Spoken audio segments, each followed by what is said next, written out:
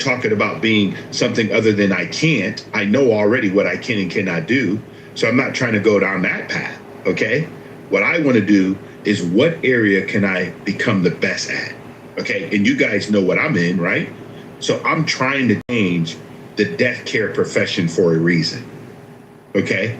And I've been doing this for 38 years, but I believe there's so many more avenues for us to help create families and opportunities. I created an app, all kinds of things to make it more efficient. Now the whole profession around the world is getting a hold of it. Why? Because I'm going to be the best I can be in the lane I'm in. Okay, so if anybody else want to look at the title, I'm going to read it again for you. Okay, if you guys look at the banner, fault lines, the value of work and skill. Confidence isn't something you wait to feel, it's something you build through work. On Clubhouse, one of our biggest cultural fault lines is the difference between talking about success and developing the skills required to actually achieve it. Real quick, Edward, if you don't mind. Go ahead. Remember our conversation earlier before I got kicked down to the audience? I don't remember, but go ahead. I had asked you a question about property tax subsidies for cemeteries. Yes. And you made the claim that those don't exist. No, I didn't say they don't exist. It's called endowment care. A lot of the endowment care parts of cemeteries take care of that. All right. Well, I just wanted to clarify very clearly for the record that you did allude to them not existing and told me to stay in my lane. And then I looked into it. And in the state of California specifically, Article 8, Section 3G of the California Constitution, cemeteries get a 100% property tax exemption so long as it's not dual use land. Thank you. Okay, so they get 100% tax exemption, right? So are you sharing with me why are they getting a tax exemption? Do you know Florida? Well, yeah, I told you why. Because they're literally burying dead bodies. Because it's a right. You understand the right to bury someone there? That means they're not going to build something on that particular property, so there's no tax revenue. Do you understand the difference? I understand why, but you're the one that said that they didn't. Okay, all right. Hold on, I need clarification on this. Do they not have to pay property tax? Is that what this ultimately comes down to? Yes. So Florida, essentially what you're saying is a place that builds a cemetery should then have to pay. There should be some people over the hundreds of years it will be in existence that has to pay the property tax to the county. You don't think that should be waived, Florida? That wasn't, whether or not I agree with it wasn't what was in question. Actually, what was in question is whether or not Edward agreed with it, because Edward was the one. Is that really a subsidy when they're waiving the tax? Yeah, I would call that a 100% subsidy. No, subsidization is when money is injected into an industry, into a business. Subsidization is when the government picks up part of the tab. This is not, in that instance, when property tax is being waived for a cemetery, is the government injecting money into the economy. It's not a subsidy. You can make it, it's a tax break for the dead. Come on, Florida man. Yeah, we could quibble over that, but that's not what the point of this room is. But no, the whole point when we were talking subsidization, I was there. We were talking subsidies, and that is clearly not a subsidy. Okay. But what's more important than quibbling over whether it is or isn't a subsidy? It's not a subsidy. When I told Edward that there was a tax break for cemeteries. We were talking about subsidies. You can't change it. We were talking subsidization. Edward denied the tax breaks. Okay, again, Florida, I don't know why you keep missing it. We were not talking about taxes. We were talking about when the government gets involved in a business, subsidize that business. That means they're injecting revenue into a business. That's a complete subsidy. But again, if I'm waiving taxes for the particular business, that is not a subsidy. I don't know why you believe that just because you went and looked it up, that you understand. And I want to make sure you and I understand. For me, a subsidy is financial assistance from an entity other than the business making revenue from their customers. Does that make sense, Florida? Yes. That's why I said what I said, Florida. I Because understand. that's the difference. So if the government's going to give me financial assistance, which they do not, they waive the taxes on what I would get on the business. But do you know what I still have to pay taxes on? All the things we do in the cemetery. Okay. Yeah.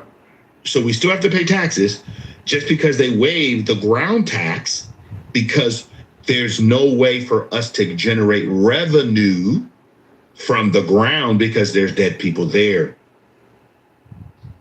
You know, my father, maybe this is just an old Jewish saying, but my father used to say, a penny saved is indeed a penny earned. Okay. So what you're essentially arguing, as a libertarian, at least one that you allude to be a libertarian, is that the money and labor is already owned by the government. And if we give a tax break, then we're subsidizing the labor, right? No, I'm sorry, what? Again, Joe, it wasn't a matter of whether or not I'm okay with it, because to be quite frank, I'm okay with cemeteries getting a property tax break. 100% okay with it. No problem with it at all. But Edward seems... we were talking about. Edward, well... We were talking about subsidized. Government subsidies. I understand. And one of the things that we talk about right now, and correct me, Florida, because I want to make sure, the value of work, right? Do you believe, Florida, that the United States government has taken away the incentives with all the programs we have in the United States?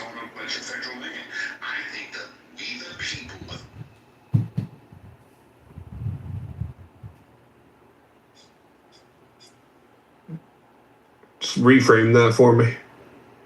Do you think that the value of work, this is what we talk about, fault line, the value of work and skill, do you believe that the United States government has taken away the incentive for people to be proud of working? No, I don't think they have. Okay, all right. Hello? Hello? Why do you think they have? As many people in America on public assistance. Huge safety net.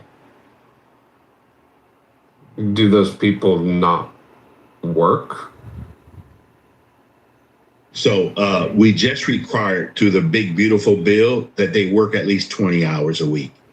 And people pushed back on that because they thought they were taking something away from them. I think the value, again, of work gives people dignity, that they've earned something in their life and is their money. To me, that's very important. Okay? But I don't see that happening on a regular basis because we have people that don't value work. It's just crazy. We're always going to have people that don't value work, but like the question is like, are they not working because they got subsidies? And for like the overwhelming majority of them, that answer is no. They're still working despite getting subsidies and federal government benefits. In fact, despite their work, they still need those government benefits and programs to be able to make ends meet. And that's not necessarily always their fault. A lot of the times it is indeed the employer's faults or the regulator's faults. They could be dead, right? They could be a dead person collecting a check. Of course they could. I just want to make sure our budget.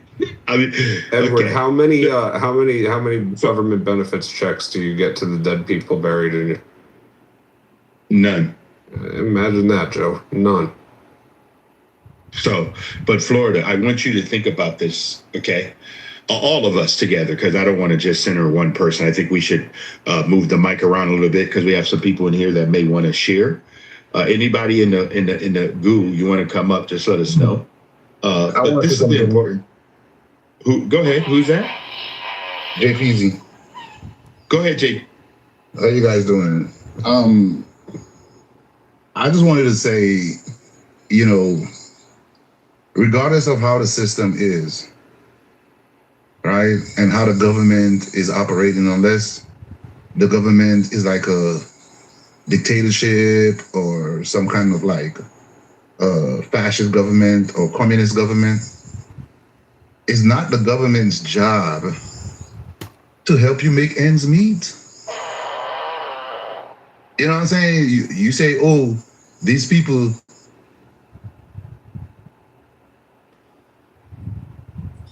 Is someone playing it?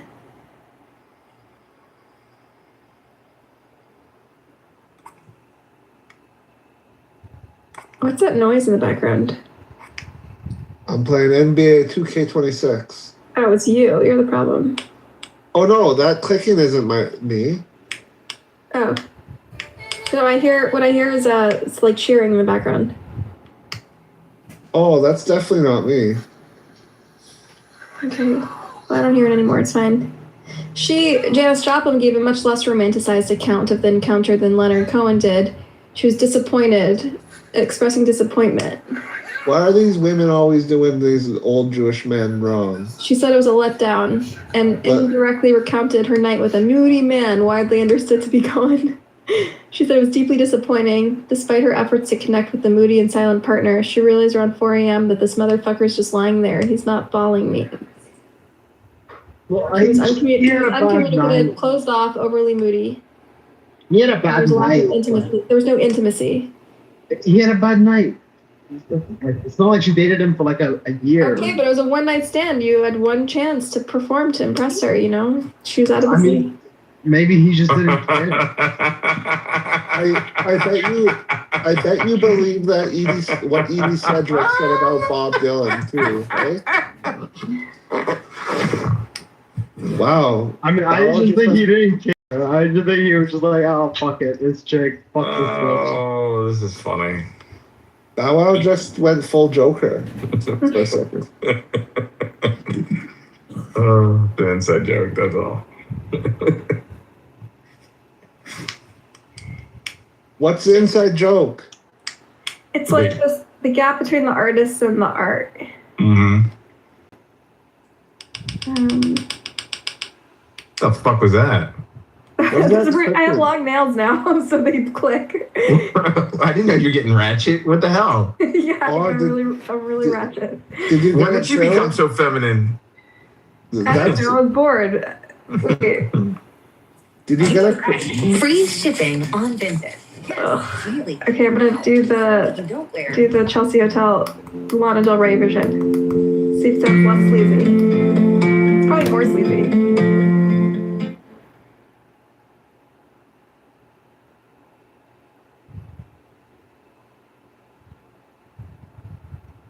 something like 51 point some odd percent tails, typically 48 point some odd percent heads, right? And the reason is for one or the other, but it's neither here nor there. Like, there's always reasons that are going to be slipping through the cracks of the quote unquote equal opportunities that we think exist in theory.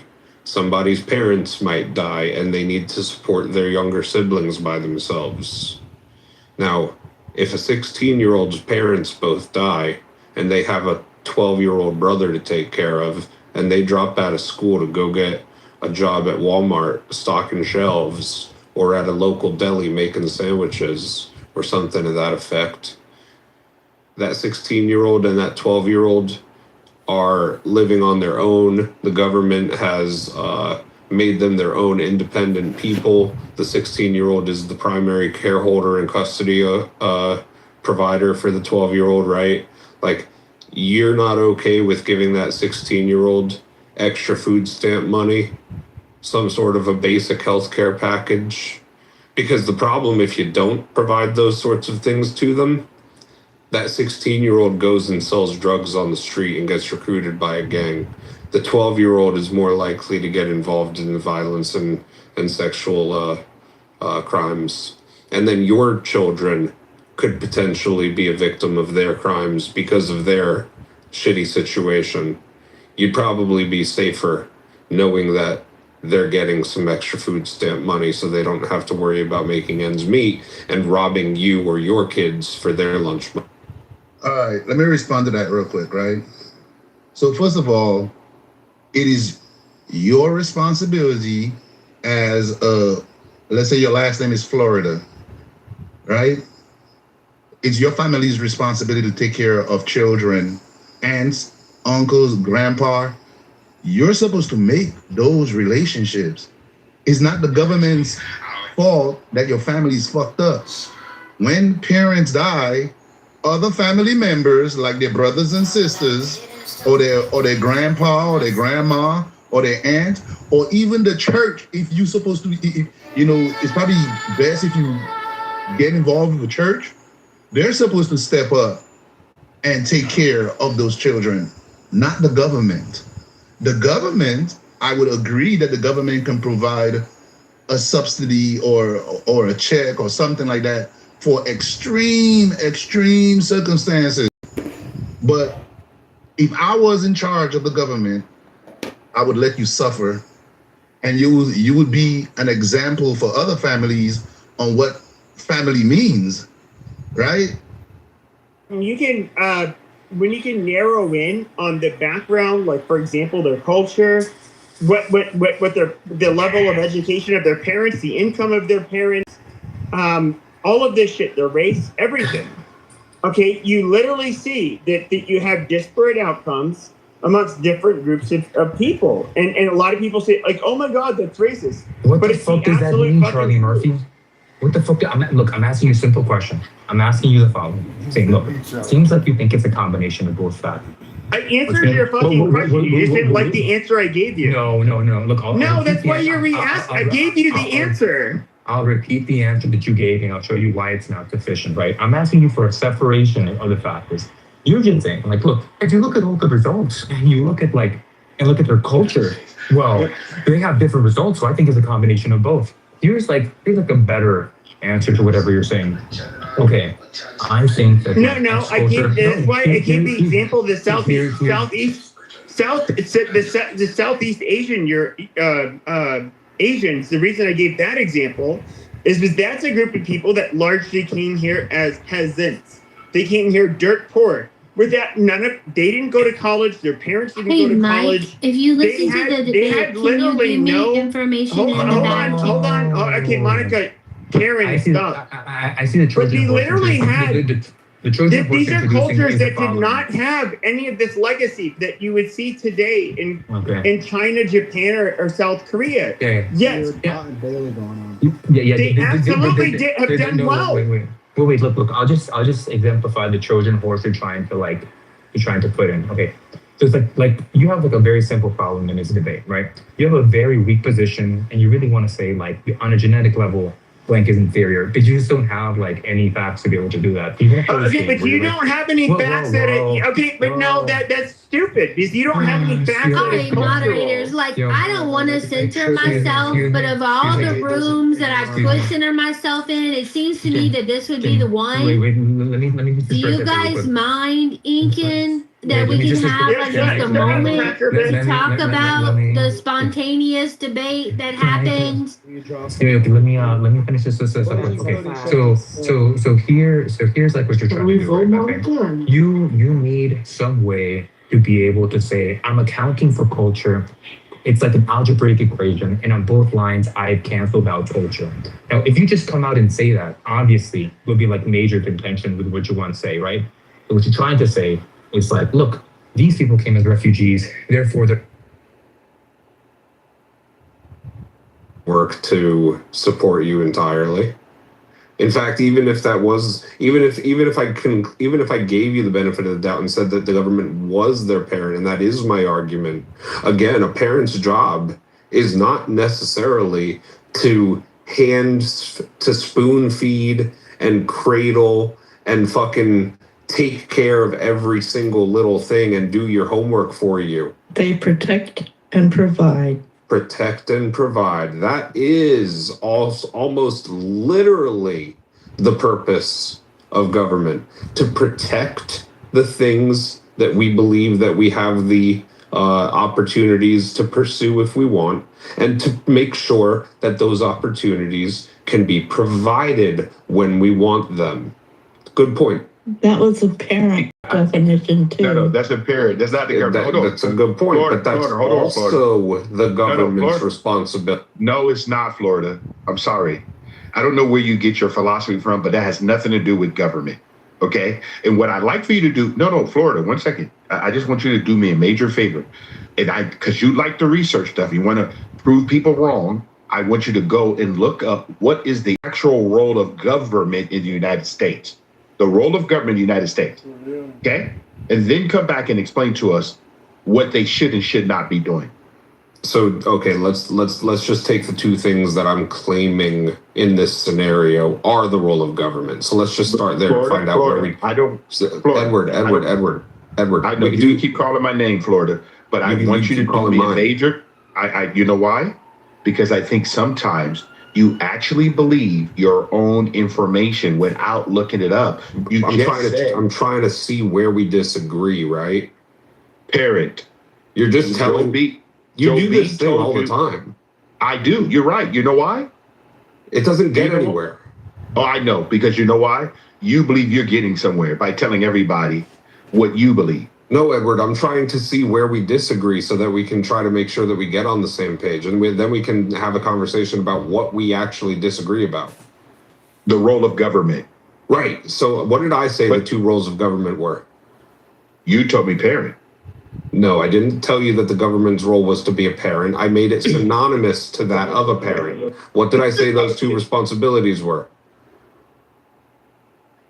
Okay, let me clarify. Let me repeat. To protect the things that we believe that we have the opportunities to pursue when we want to pursue them, to protect our safety and our and our rights, right? The ones that are granted to us in our ever beloved Constitution, the one that you reference so frequently, to protect that and also provide by making sure that the opportunities and those rights are afforded to us in a way that they're not what the Constitution infringed upon. The Constitution consists of negative rights, not positive rights. Pepe, let him finish, Pepe. Come on. Edward, do you disagree with either of those two things? And if so, why? Well, the first thing I will disagree with is the government does not provide opportunity for me. The government's supposed to, number one, ensure that the rights that are given to me by my creator are not violated. And when you tell me that the government is trying their hardest to make what you call opportunities for Edward, then the government now has got out of their role. And you can look at our Constitution. It tells you actually what the government's supposed to do. What is their actual role? We have actual documentation, the role of government and what they are supposed to do. And what they're doing right now, Florida, is not what they're supposed to be doing. The common welfare did not mean welfare. Okay? There's no way that the government should be taking care of other Americans, because you know what they're doing? They're taking money from taxpayers, people who are productive, and they're giving it to non-productive Americans. That's not the role of government. Okay, but we do agree at least that their role is in part to protect the fact that you get access to the opportunities that you want to access, correct? Oh, it's not correct. Florida, I'm a private sector person, right? I personally believe that everything that the government put their hands on, they ruin. Tell me one thing that you believe right now, Florida, that the government does well. Protect the life, liberty, and happiness for every man and woman in the country. That didn't used to be the case, though, pre-1980s, pre-1860s, did it? I have no idea. What would you say it wasn't? Okay, so you believe can I offer a contrast to that answer? Go ahead. Yeah. So the federal government's role in protection is to protect the general population from invasion. And that's what it clearly states. Now, if you really were clever, Florida, you would say, based on the Constitution, that the government would provide for the general welfare, right? But that's been hotly debated. What does that actually mean? The general welfare is a subjective term. But I just gave you two gimmies right there. That's how you answer those questions. Thanks, Joe. Appreciate you having my back. But anyways,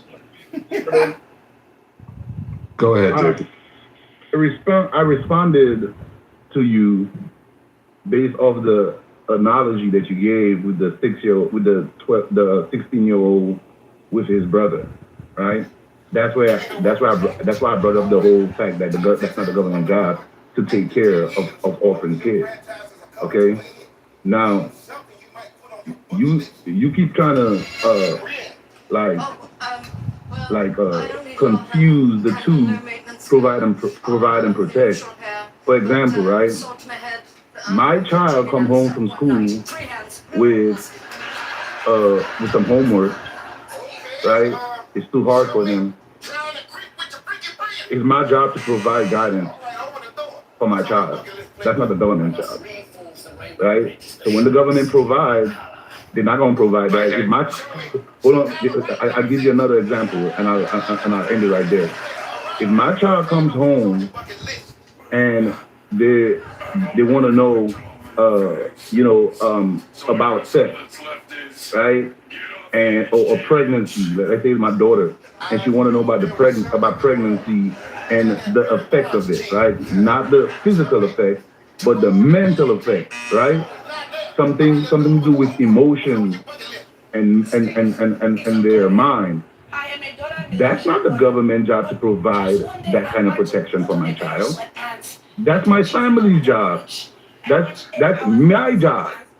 You see, what you're doing is you're inviting the government into your parenting by saying that the government is supposed to provide for your child. You're supposed to provide for your child, right? If you're in an area where there are certain types of jobs, it's your job, it's your responsibility to gain the skills to get that job. The government is not supposed to give you a job or give you any money, right? No, not right.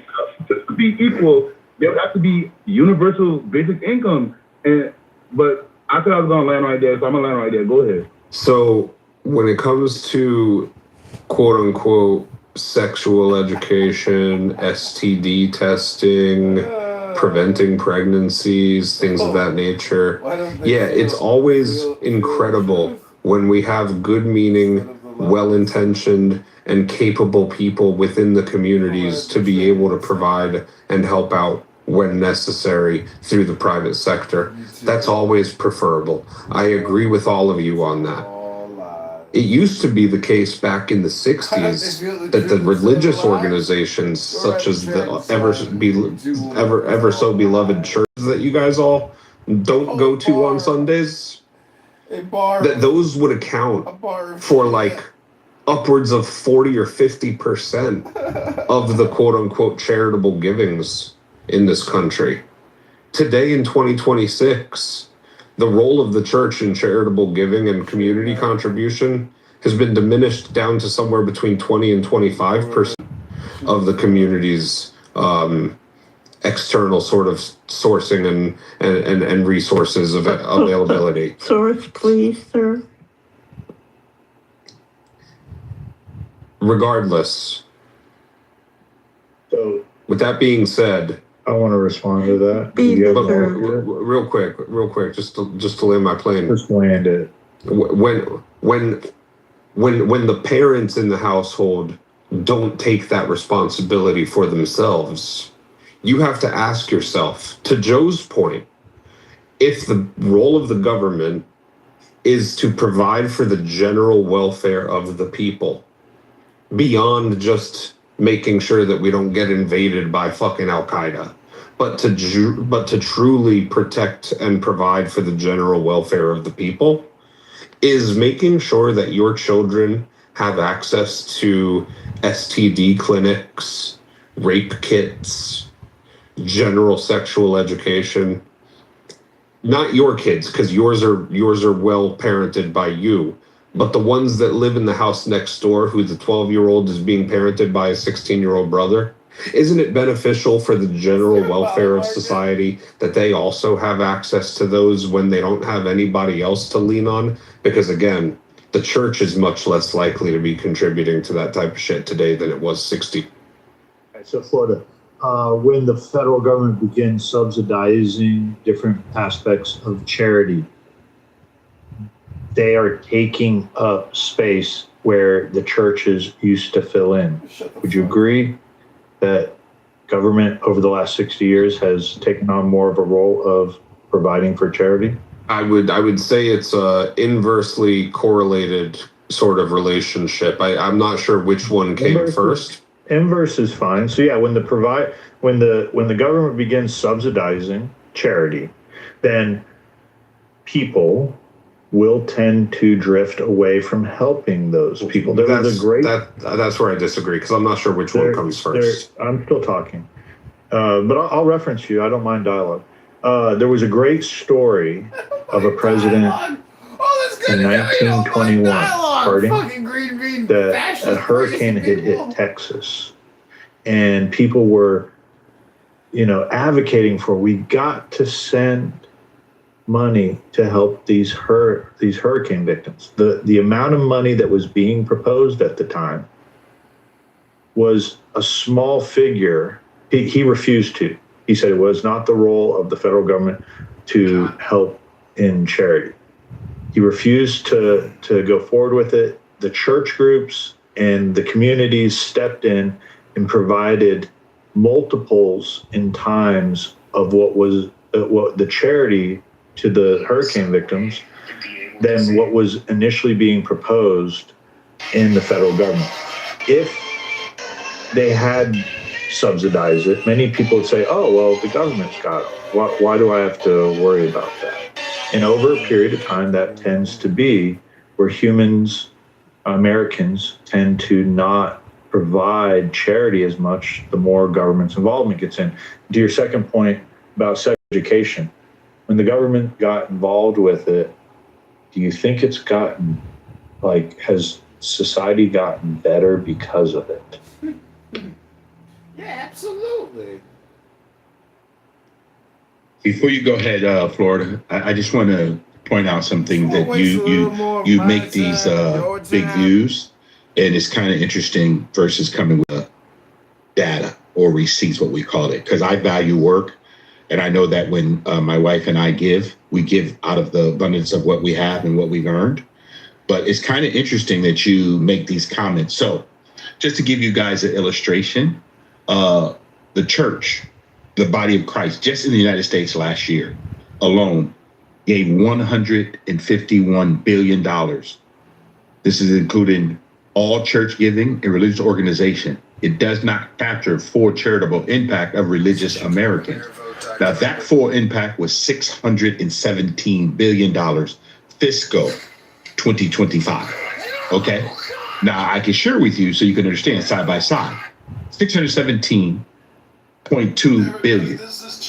Medicaid last year was 618 billion federal spending, taxpayers. SNAP, 112 billion. Okay, Social Security, 1.4 trillion, because we have so many baby boomers. 870 billion on Medicare. So when you make these comments and statements, there is so much value of the working population, the actual producers of the United States of America, is absolutely laughable, because most people today do not realize what religious organizations actually do, because you know why? They're charitable in a way that you don't see how many people they feed, how many people they house, how many people they clothe. They do so much more than the federal government could ever do. So I don't know why you would come on a platform and publicly say, well, the church is not giving the same way, when you yourself have, I don't know what kind of church you go to, but I've been involved in the body of Christ for 47 years. And for someone to come and speak out of turn makes me laugh. It's just laughable. Okay. And everything is documented. Okay. And I'm going to go back to the title, the value of work and skill. And because I get up every day and I give 10% and I give more to charity, and my wife and I volunteer, we do whatever we can. We have different projects that we give to. You know why? Not just because we can, because we know that there are people out there that sometimes are just made some bad decisions. They're down on whatever that happened. And I want to be able to give a hand up, not a handout.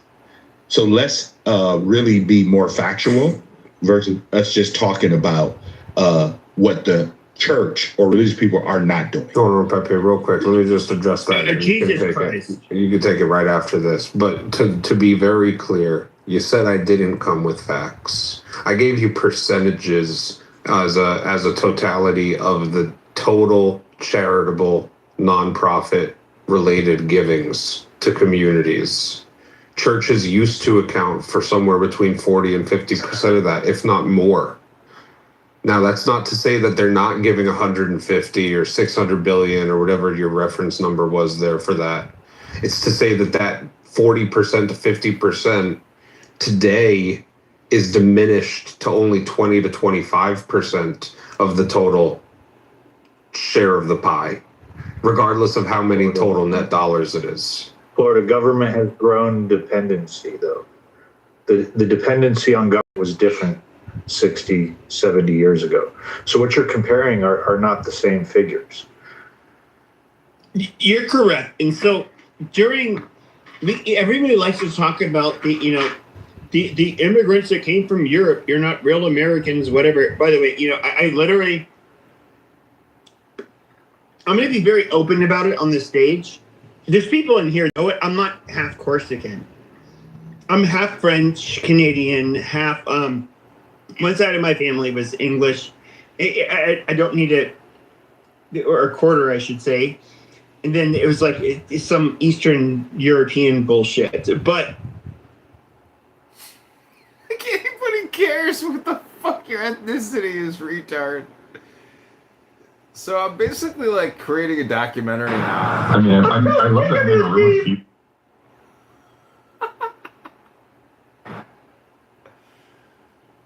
I've basically moved on. And it's like a dictatorship. Let's get to the music.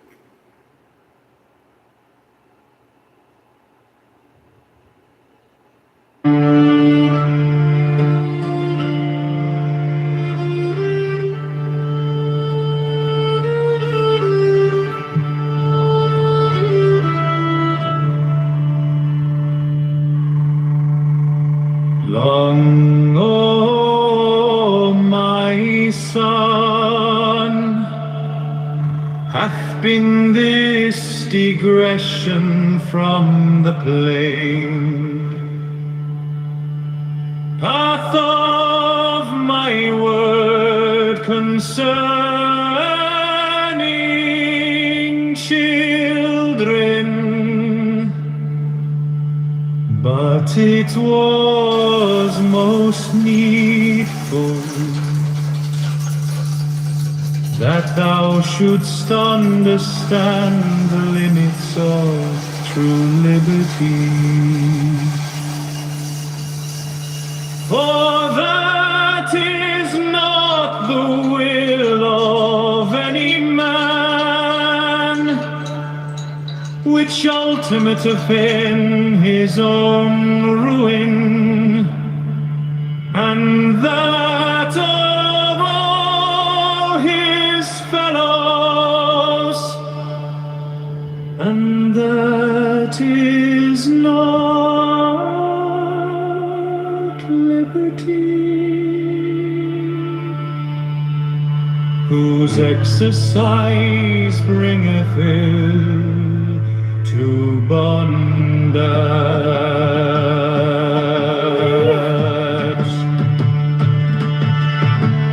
Thou mayst therefore assume that it is always an essential part of the will of any child to grow to manhood or to womanhood in health, and his guardians may therefore prevent him from ignorantly acting in opposition thereunto.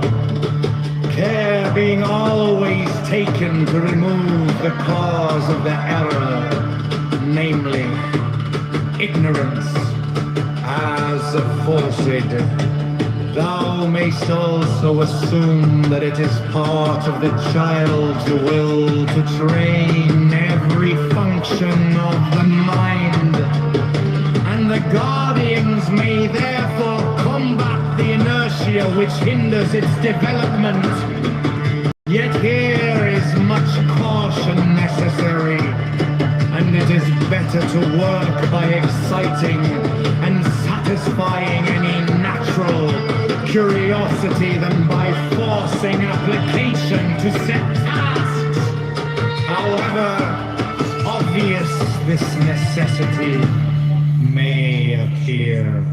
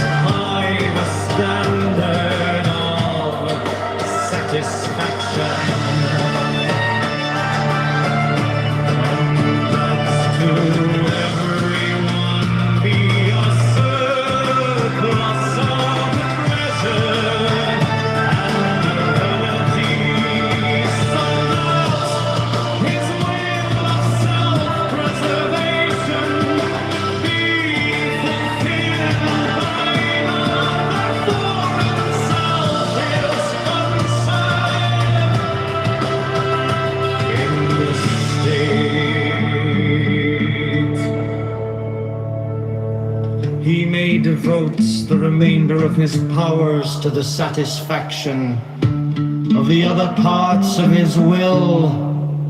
And because the people are oft times unlearned, not understanding pleasure, let them be instructed in the art of life, to prepare food palatable and wholesome, each to his own taste, to make clothes according to fancy, with variety of individuality, and to practice the supervision, right? They need somebody to always tell them what to do, right? If you tell them A and C, they're not gonna figure out B on their own, right? And so there's this idea that everybody is a genius and everybody deserves this and everybody. No, they don't. No, they don't. There's generational curses that are following some people, right? Their great-grandfather was a drug dealer. Because of that, he went to jail, and now the family's suffering because his income is not there, so they didn't get proper nutrition. So while you're in school learning well because your mommy and daddy's providing you with proper food, he's generational curse. He's in there hungry. That's not your fault. That's not your cross or your burden to carry, right? If his last name is James, that's the James's burden to carry, man. You got your kids to worry about. You got your family to worry about. And if you give them the proper, I'm gonna land right here. If you give them the proper upbringing, I ain't saying that it's gonna work 100%, but on a balance of probabilities, your child is gonna be okay. I'm in right there. I noticed what the difference is. Hold on, like, hold on, Cordell. 1 second. Let me just run it so you guys, because I want to move, because I want everybody to go through and make sure that everybody gets a chance. But JP, one thing I want to say, thank you for your service. I've been in 54 countries. I'm grateful that we have an all-volunteer military, and thank you for your 20 years. I do not take that lightly, brother. I promise you. My dad was in the Air Force, and I'm very grateful for those who decided. Now, my dad was drafted back in the day, but I'm very fortunate. Okay, Mr. Florida, please keep it brief so we can get other people. JP, are you a religious man?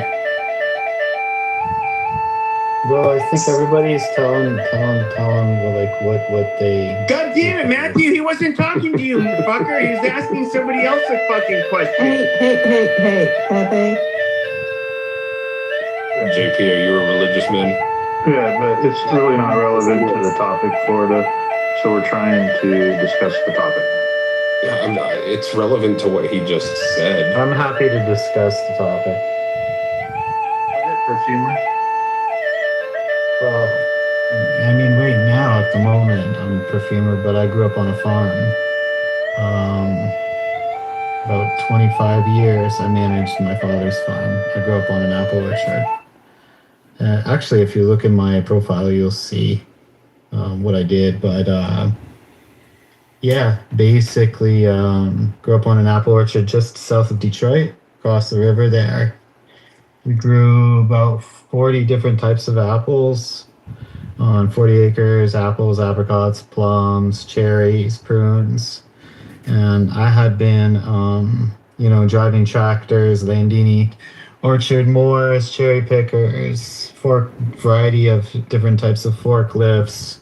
I've got a class 1 driver's license, commercial license with air brakes. I was a machine operator for the city. The point? I was also a machine operator. Hold on, Matthew. Pepe, come on, bro. Pepe, this is not going to be a crash out room, man. This is not what we're trying to do. Okay? Let the man just speak. Okay? If you want to share what you do. You grew up on a farm. Like, that's cool. Okay, Pepe, what you just peace. Wow, go ahead, Matthew. Cotton Eye Joe, I'm in there from a long time ago. Where did you come from? Where did you? Right. So a lot of people, Edward Lynn, this is why I'm saying it, because a lot of people mistake me for being like a city kid and like a perfumer or artistic sort of guy. I have been shooting guns. My family's got probably about 25 different guns since I was like 4 years old, chopping and hunting. I can repair a variety of different types of engines, 2-stroke, 4-stroke, fucking all sorts of different things, right? And also I'm blessed, right? Because I think life is work and work is life. Like, it is true that I'm a self-taught perfumer. I'm one of like 2 self-taught perfumers that has a professional license in North America, because I had to memorize 4,000 materials.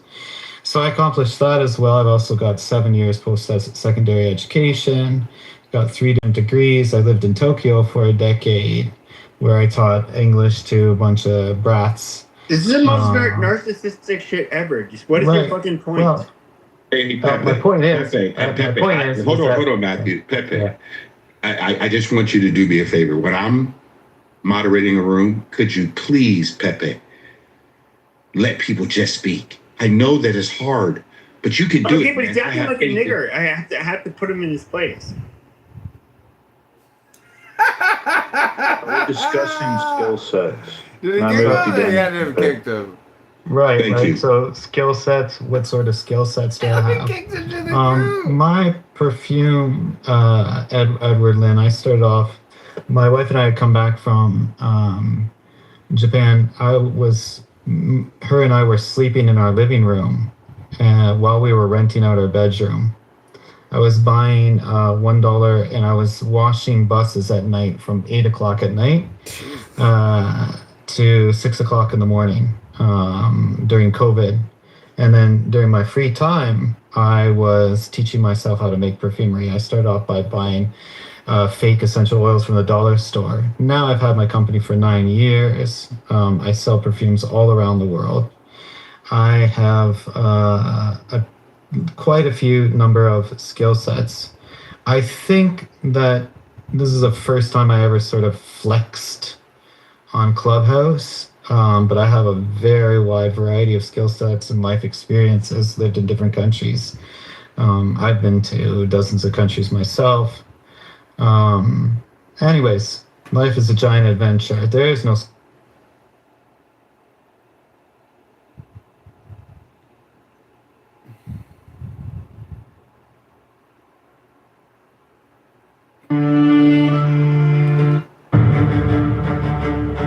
Consider the bond or a cold climate, how it maketh man a slave. He must have shelter and food with fierce toil, yet thereby he becomes strong against the elements, and his moral force waxeth, so that he is master of such men as live in lands of sun, where bodily needs are satisfied without struggle. Consider also him that willeth to excel in speed or in battle, how he denieth himself the food he craveth, and all pleasures natural to him, putting himself under the harsh order of a trainer, so by this bondage he hath, at the last, his will. Now then, the one by natural, and the other by voluntary restriction have come each to greater liberty. This is also a general law of biology, for all development is structuralization, that is, a limitation and specialization of an originally indeterminate protoplasm, which latter may therefore be called free in the definition of a pedant. They shall be no property in human flesh. Every man and every woman have rights in their feasible to give the money for the enjoyment of any other.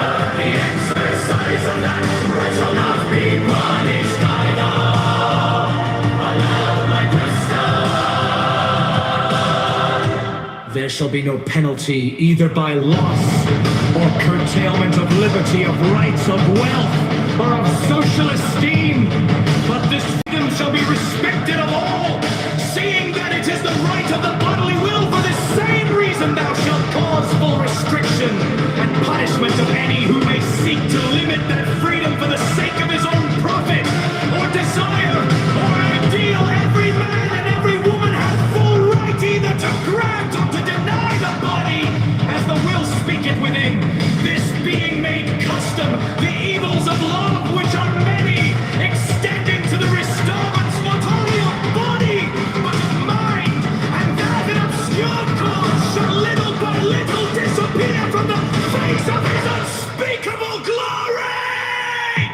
This is transparency in human halls.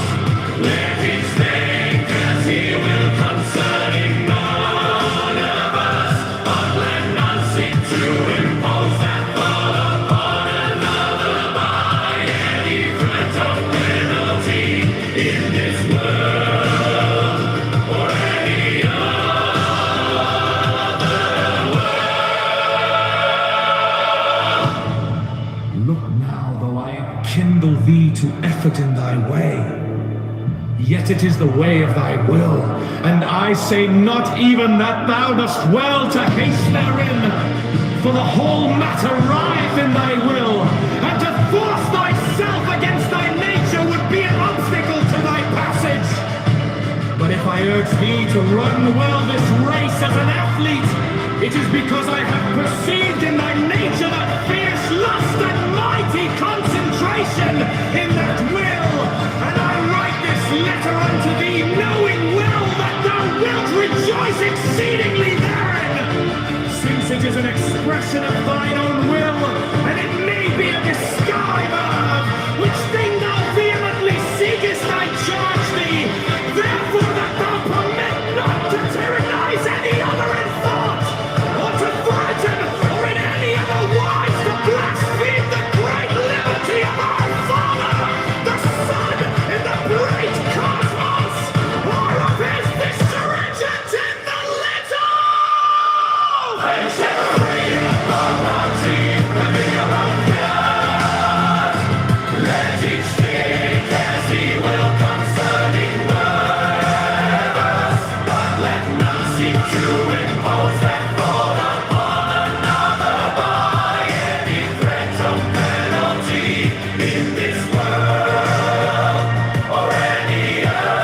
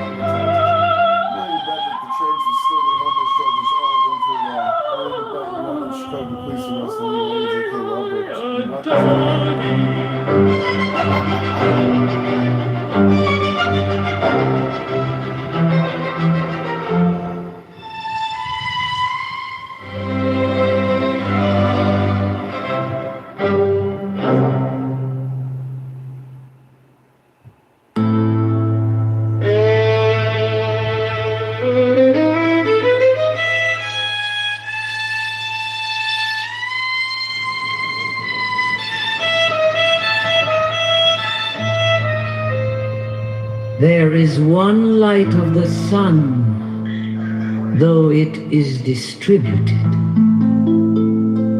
Over walls, mountains, and other things infinite there. There is one common substance, though it is distributed among countless bodies which have their several qualities. There is one soul, though it is distributed among infinite natures and circumspections. There is one intelligent soul, though it seems to be divided now in the things which have been mentioned, all the other parts, such as those which are air and substance, are without sensation and have no fellowship. And yet even these parts, the intelligent principle holds together and the gravitating towards the same. But intellect in a peculiar manner tends to that which is of the same kin and combines with it, and the feeling for communion is not interrupted. Man, thou hast been a citizen in this great state. What difference does it make to thee whether for 5 years? For that which is conformable to the laws is just for all.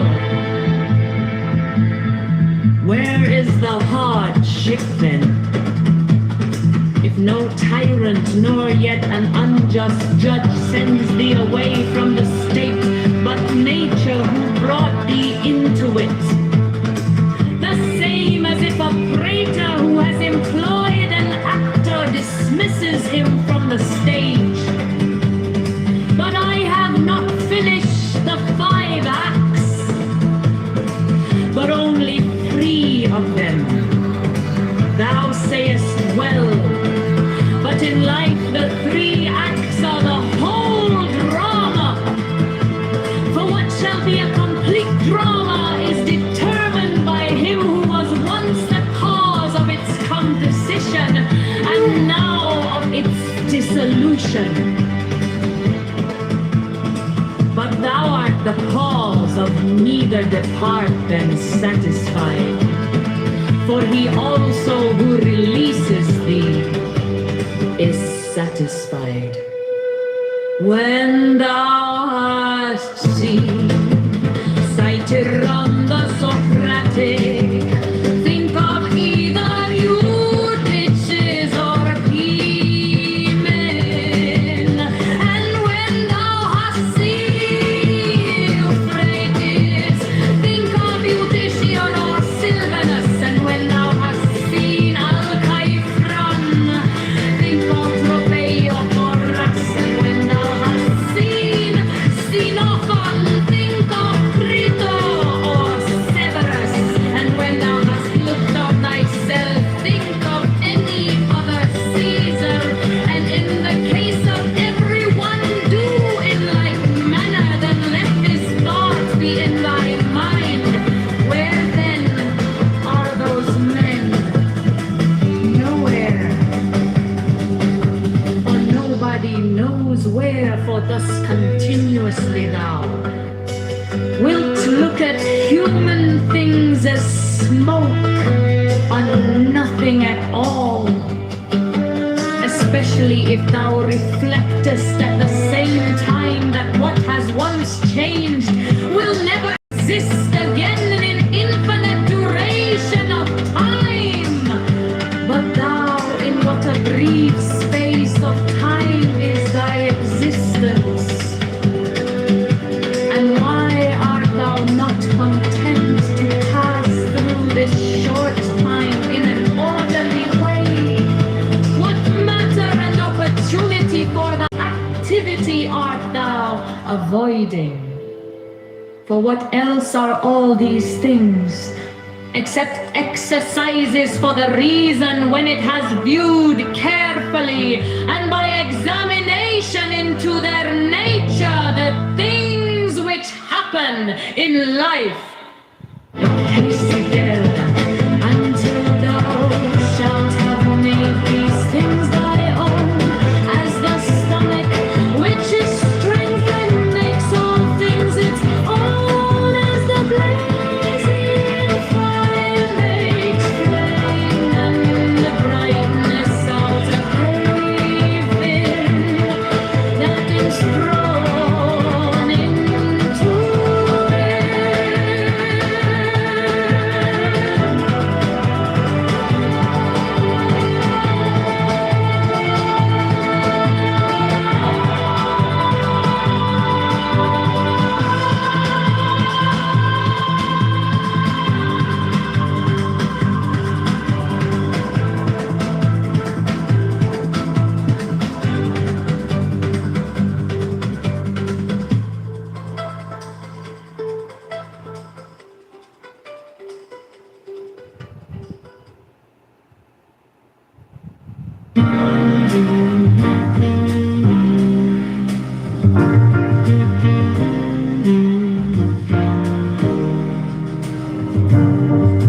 There are 7 keys to the great gate, being 8 in 1 and 1 in 8. First let the body of thee be still, bound by the cerements of will. Corpse rigid, thus thou mayst abort the fidget babes that tease the thought. Next let the breath rhythm be low, easy, regular, and slow, so that thy being be in tune with the great sea's Pacific swoon. Third, let thy life be pure and calm, swayed softly as a windless palm. Fourth, let the will to live be bound to the one love of the profound. Fifth, let the thought divinely free from sense observe its entity. Watch every thought that springs, enhance hour after hour thy vigilance, intense and keen, turned inward miss. No atom of analysis. Sixth, on one thought securely pinned, still every whisper of the wind. So like a flame, straight and unstirred, burn up thy being in one word. Next, still that ecstasy prolong, thy meditation steep and strong. Slaying even God, should he distract thy attention from the chosen act. Last, all these things in one o'erpowered, timed at the midnight blossom flowered. The oneness is yet even in this, my son, thou shalt not do amiss. If thou restrain the expression, shew thy glance to rapture's darkling root. Discarding name, form, sight, and stress, even of this high consciousness. Pierce to the heart, I leave thee here. Thou art the master I revere, thy radiance that rolls afar. Oh, brother, belly.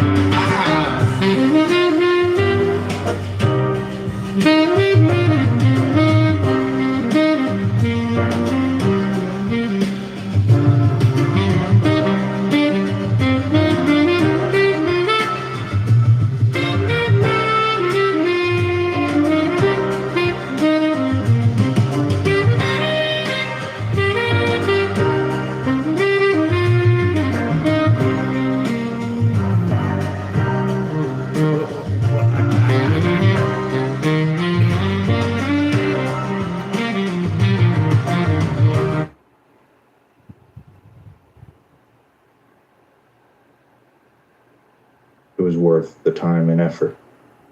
I don't know so much today. I think the landscape's changed a lot.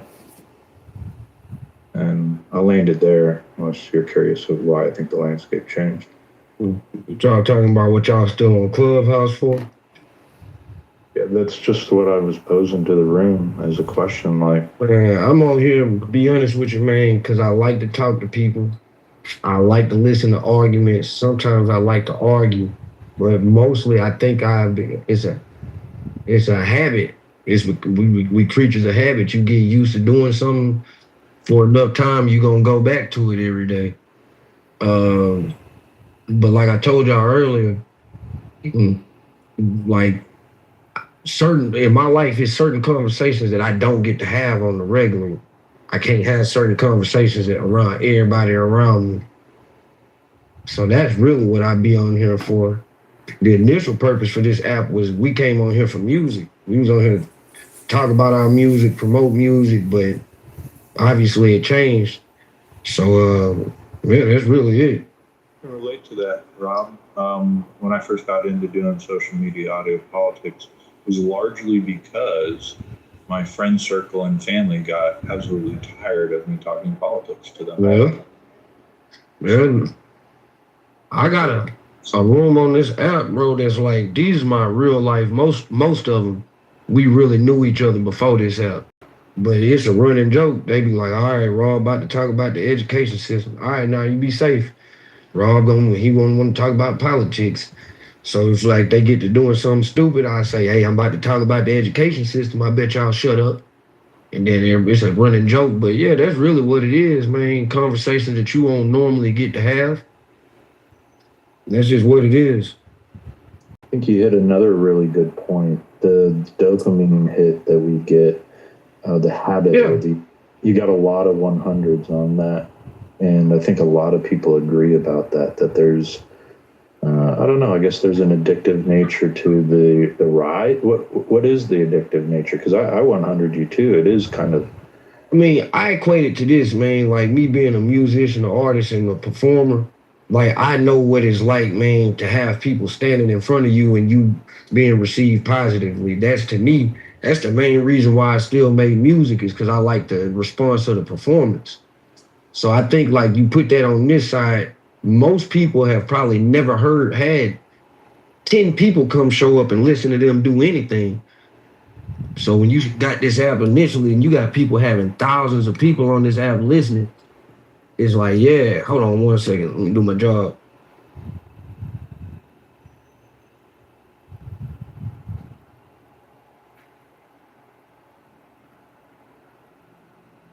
Do you know what draws you to this app?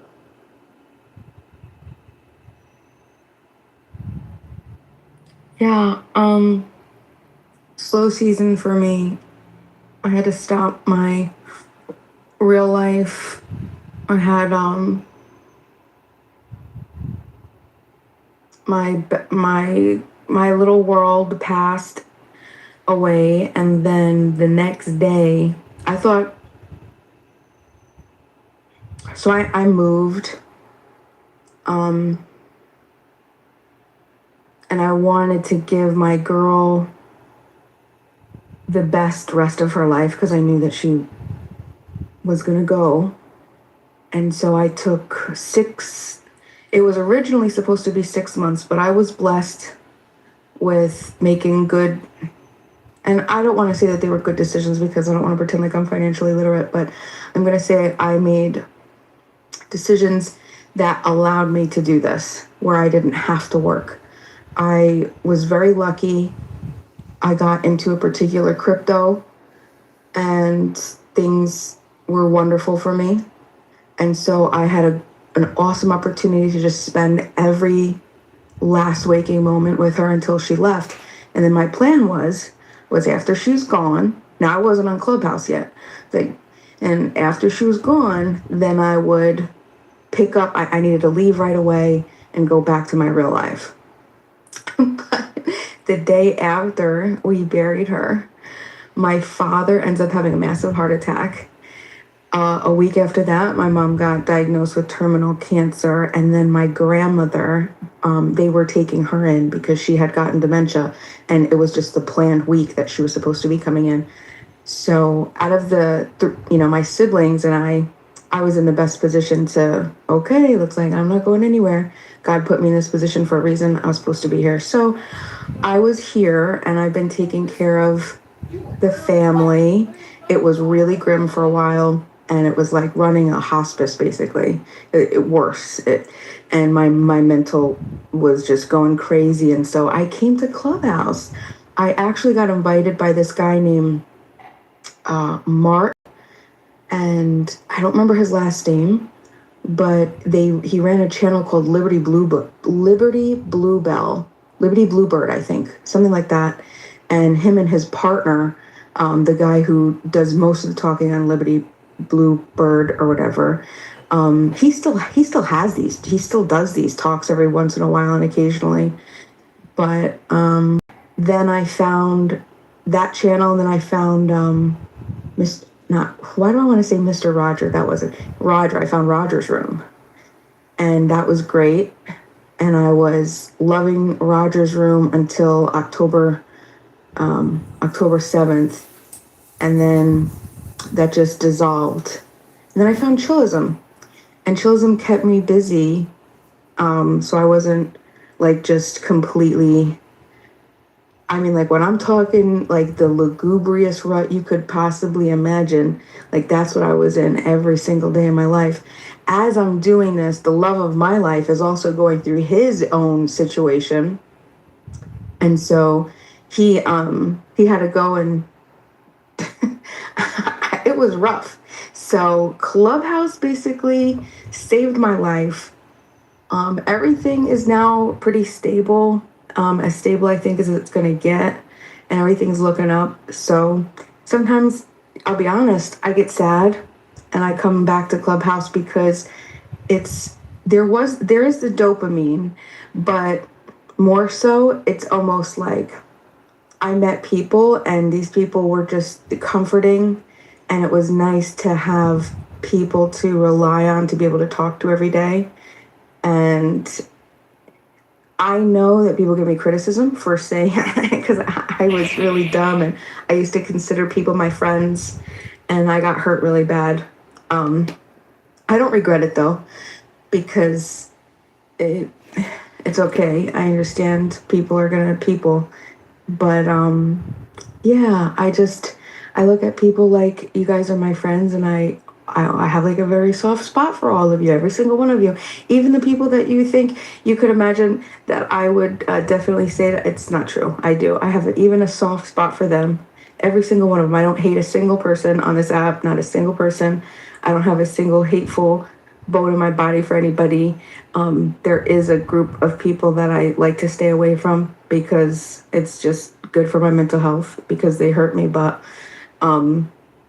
yeah, so Clubhouse, the dopamine addiction, to go what Rob said, that was insane at one point, because after I got hurt by this group of these people who I thought were my friends, I had to step away from the app, but I gotta tell you, I was suffering from it.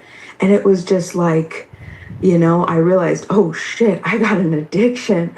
I got a bad addiction. This is bad. But then that helped, like the time away from the app helped me. And so, yeah, I come back. Slowly, my time has been getting longer and longer away and away and away.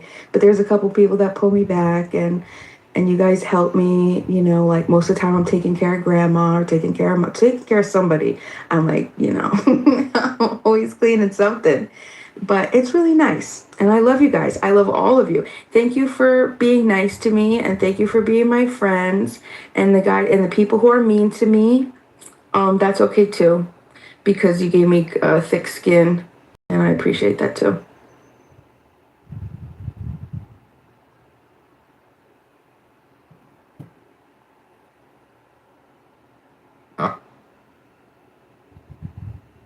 Found he had repeatedly lied about his charitable fundraising and his publisher self-editing his online biography to remove false claims and tone down claims about his fundraising. Anyway, let's see what else I can find. Well, the important part is his real issue.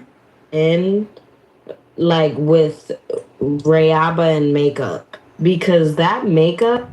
There's some pushback. He did get caught on a hot mic saying he could grab women by the pussy. And you also understand that he lost a civil suit of this woman. He's got to pay. No, let me finish. He had to pay her multi-millions of dollars because he sexually assaulted her in a dressing room. So the fact that you are sitting here saying this is good for his image and good for his clicks on Instagram, you're delusional. Yeah, but that's not what I'm saying. Listen, when people date, what do they do? Bro. I'm asking you a question. When people date, what do they do? But I'm trying to respond to her to show her like how there's a incompatibility in what we're talking about, right?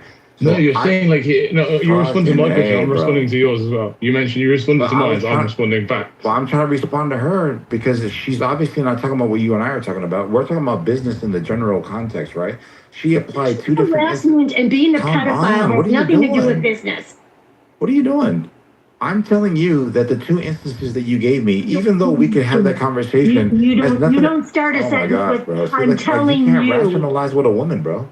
This is horrible stuff. You know why? Because I am a woman that was very insulted by everything that he said. I just so said until you live in the skin of a woman, you don't get to understand how offensive he is. I'm saying that you and I are not talking about the same thing. Okay, I'll go on mute. Maybe you're the same kind. I'm saying that you and I are not talking about the same thing. I'm only pointing out a mismatch in commitments in what the conversation or the dialogue is composed of, okay? We're not talking about the same thing.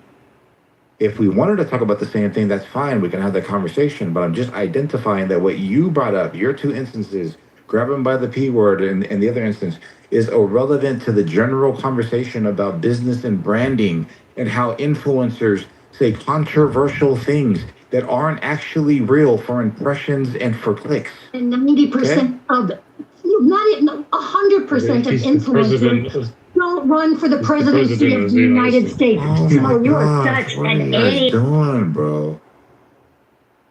This is crazy. I just parsed out what she was talking about and the general conversation about business. Yeah, but hold on. But if it's good for branding, things like that, why is he not doing other things that Like other what? entertainers and I don't know, like going out skydiving or doing some crazy shit, like I don't know, partying? Brother, because he's 80 years old. And you don't think those people drink and shit, bro? Like, come on, what are you talking about? No, brother, Being seen with, according to him, he hasn't had one drop of alcohol. You don't think he has a social life? Like, we've seen his like social life, like him on yachts and him like sunbathing and him just doing things like with little girls, bro. Honestly, but no, what I'm saying is like it's an excuse because it's entertainment. It's good for business. Guys, listen to what you're saying. You're saying that when he was a private citizen, we were able to watch him on The Apprentice. We were able to watch him on like. Why is he not doing all of these same things?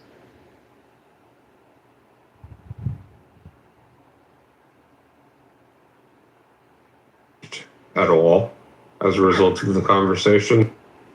Over 12 years of doing social media audio, no, I actually think more people have come my way in that period of time.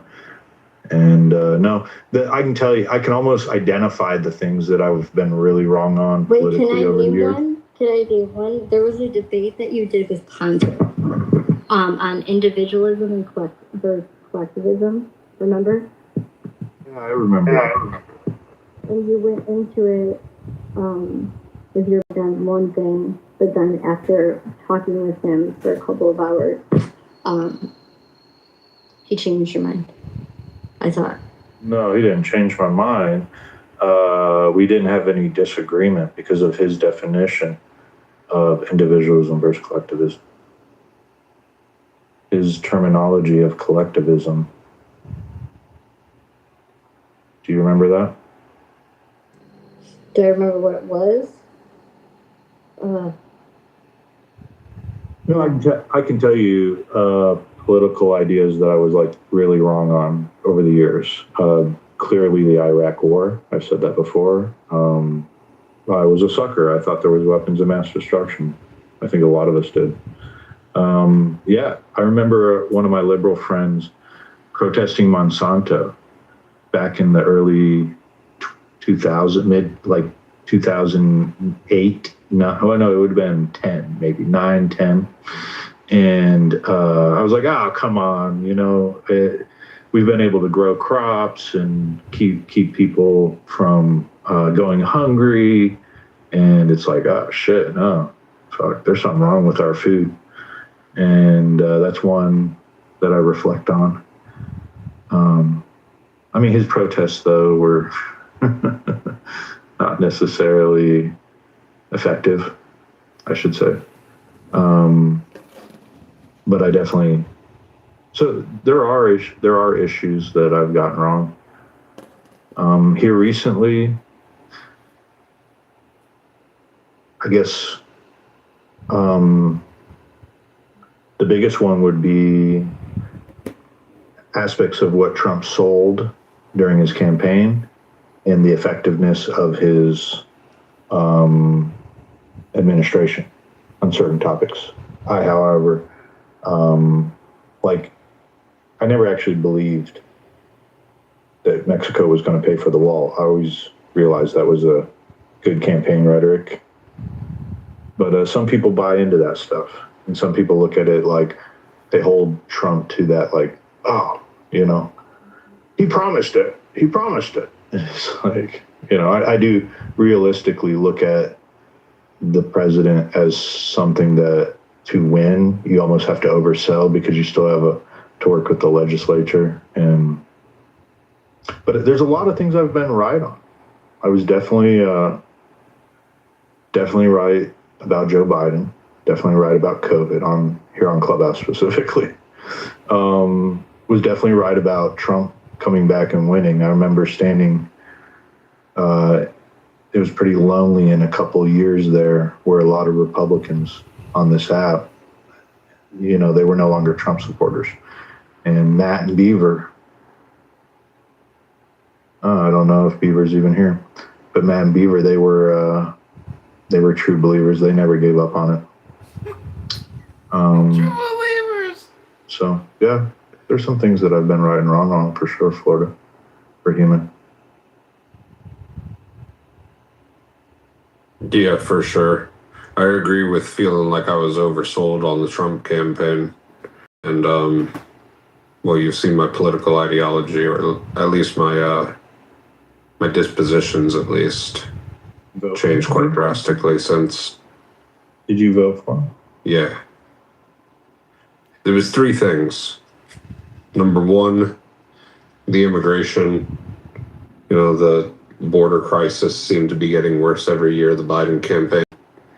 Number 2, the LGBT rhetoric seemed to be getting pretty fucking extreme and pretty wild and wacky on the leftist side.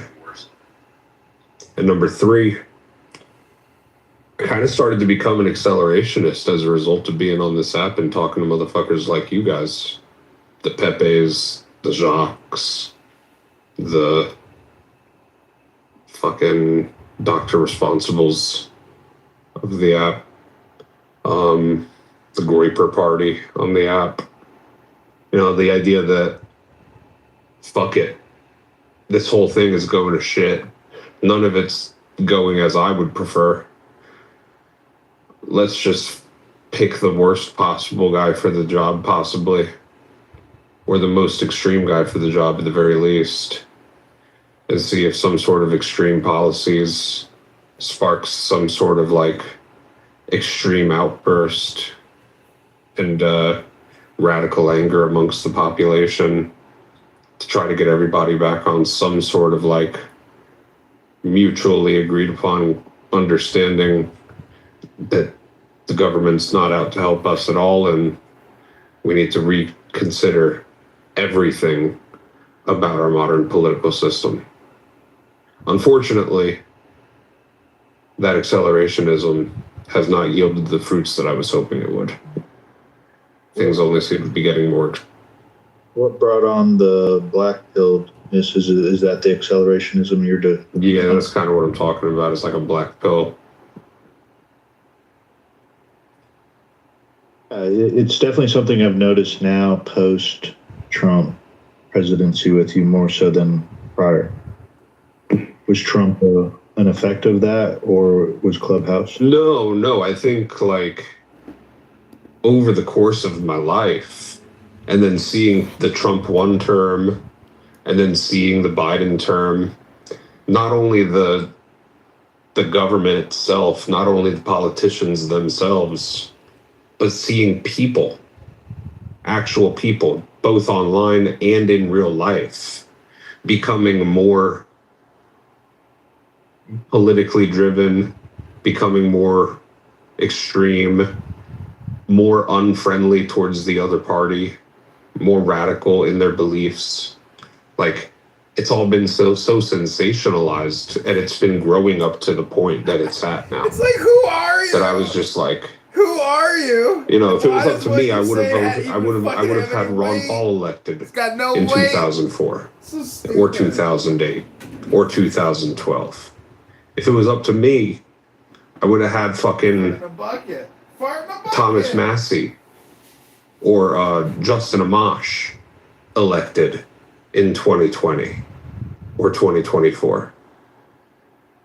But apparently my style of politics don't lend well to the general populace, or at least the donor class who's able to convince the populace that those types of politicians aren't worth the weight their fucking names are signed on, of the paper that their names are signed on. And so I just said, fuck it. People are crazy.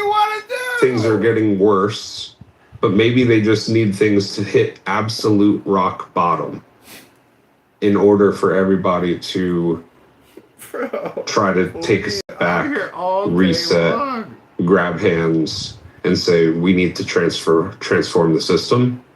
And Joe, I thought maybe Trump is the guy. If he's not the worst for the job, he was definitely the most extreme and the most polarizing for the job. So I said, fuck it.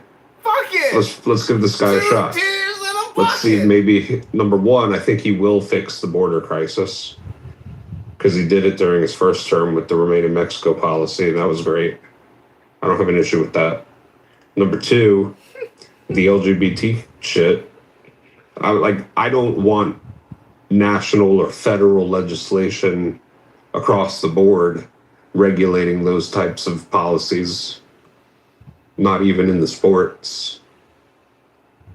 But it was certain to me that it was about to get to the point where there would have been like federal protections included in Title IX, specifically for transgenders in women's sports, if we had let another term of the Democrats go by so easily, because they were damn close. Yeah, I just figured, fuck it, let's just throw the hands against the wall, let's see where the shit goes, and the accelerationism side of it, bro. I'm not an accelerationist anymore, because clearly this shit ain't working. We're accelerated, bro. We're all the way there. We're at batshit crazy. We are at fucking midnight on the doomsday clock, on the Civil War clock. I'll offer that where my difference of perspective is when it especially comes to politics. If you click on my profile, I have a little slogan, and we exchange ideas. All my political social media apps have the same thing. Years ago, and I was trying to think about where I learned it from. Someone definitely taught it to me, though. It wasn't a brilliant idea. like most political ideas. They're passed on from generations before us. Is that to put your faith in the idea and not the man, because the man will always disappoint you. So I look at it as ideas, moving ideas on the, I mean, most people have talked about it before, are familiar with the Overton window, but look at it like a field, like you're competing on, like a football field, and you're moving your idea down the football field. And there's one end that's extreme, or the other end that's extreme. And like immigration is something that's one of my top issues, right? Abortion is one of my top issues. The economy is one of my top issues, and how we want to affect the economy. And I look at these politicians as they're a jockey on the horse of that idea. That horse is an idea, and they're just moving it along. And it's like a relay race, and they move it, and we take so many steps forward. Then sometimes the other party gets power and they move those ideas back the other direction. And I'm just hoping I get one of my ideas that I support to take off and it run the direction I want it to and cross the finish line. However, I do realize that men will fail. Men are fallible. They're not perfect in any sense. And then over a period of time too, they change. They become the power brokers when they were the ones fighting the power brokers. And then, we don't get to see in the campaign when an outsider comes running up, what is it going to be like when he actually wins the field? And how is the old guard going to treat him with that? So those were things that were interesting to see with Trump. Was I always knew that the old guard Republican Party, which I've largely been against for the last 20 years, I guess, maybe post George Bush, what would that be, 17 years? And I've always seen, it used to be Boehner and different ones. And I joined the Tea Party and I saw, it was like the Republican Party, literally when I got involved with politics, was all old white men. It has definitely changed more so now, but the meme was correct, especially when Obama won. And I remember going to one of the Republican leadership conferences, and one of the plans was like, look, we have to change the way our party and the optics of it, the way it looks. We have to get new blood in there. Well, what was interesting was watching how old guard Republicans, while they spoke a good game of wanting to get new blood, they didn't really want new blood in the party. And they do everything they can to destroy new blood coming into the party. So I think, to see that while power is the goal throughout politics, the gift that we receive is the advancement of our ideas. So if there's any wisdom to take on, is it's kind of like, I'll leave you on this thought right here. Trump mentioned one time, right? Bessent's mentioned it. I don't think it's got a lot of traction at the federal government level, but first time I ever heard a sitting president say anything about, well, we want to replace the income tax with tariffs. It's literally a moon, out of the park, space cadet kind of idea that used to only be prevalent on the internet, right? We're going to get rid of income tax. However, I never heard people in the highest positions of power say things like that. Now, will Trump be able to deliver on that? No, he's not. But would I rather him try and fail and advance that idea and get that message out there? Because rather than being in some 4chan forum being discussed, now it's being discussed at a greater scale because more and more people are involved. And hopefully maybe the next president or president 2 or 3 down the line gets rid of the income tax and replaces it with some other form of taxation on Replace us. it. And Trump is more or less just carrying that idea, even though he doesn't. He under delivers on it. I don't know. Take it as you want. Yeah, I'm less ideologically driven, I guess. I'm more open to like being shown that the ideas that I think like utopia-ish about, I'm more open to those being proven wrong if they're wrong, and if they're just bad ideas, then I'm fine with that. And I hold no like pride or sense of ego about like knowing that I had the right idea the whole time and watching it come to fruition. I just really want to see things fucking get better and see things turn around and see the fucking national debt decrease. I used to be some sort of like laissez-faire free market capitalist sort of libertarian, right? I used to be very much in the camp that Bima's in. Oh, really? But what I've seen over the course of the last decade or so is like legitimately the monopolistic tendencies of free market laissez-faire capitalism kind of coming true before our eyes. And but between that and crony capitalism as well, don't forget the crony part with all the government handouts, the socialism for corporations, you know, the grant money, the public buyouts, the public safety nets, the bailout money. You know, we're creating little fucking oligarchs and technocrats and trillionaires. Oh, look. Through all of these things. Also, grand utopian. And utopia. It's just not working the way that I once thought it did. So I'm much less excited about that sort of like free market capitalism anymore. I know Ron Paul hasn't changed much, but that's okay. Ron Paul's an old fucking man. He doesn't have to, right? But like, it's not working the same as I thought.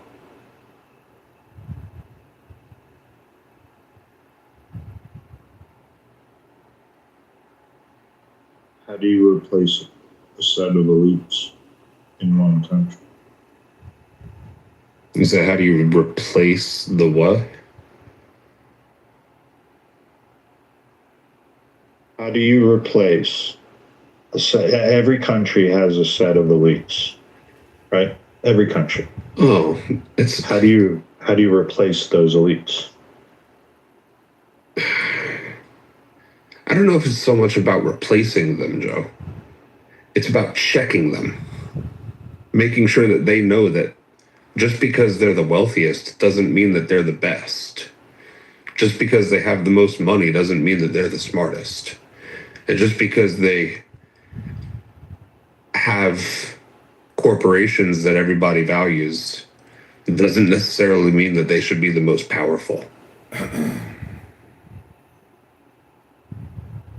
I don't know what checking them means. Like, do you want to have like a conversation with them, or like what do you mean checking them? Like knock them down a peg? What would that look like?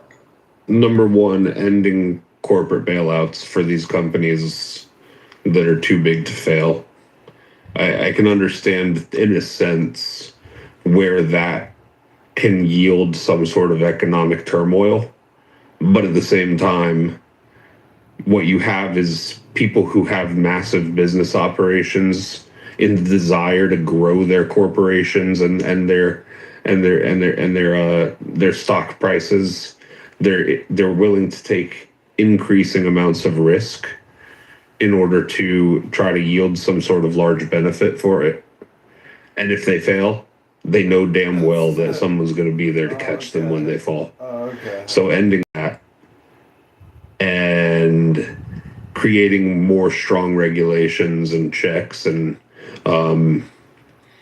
investigations into anti-money laundering,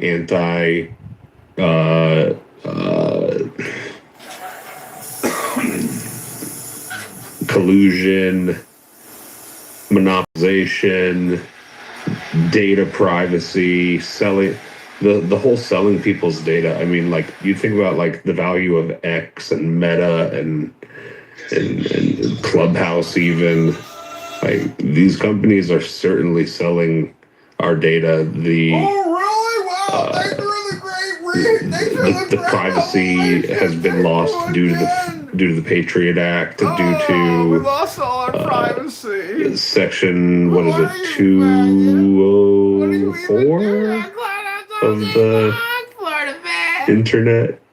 Something. Help me out, Joe. Yeah, whatever, you know.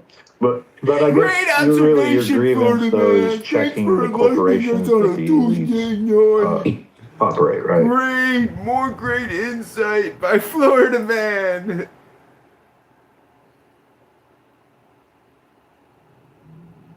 Not just like the Iran stuff, but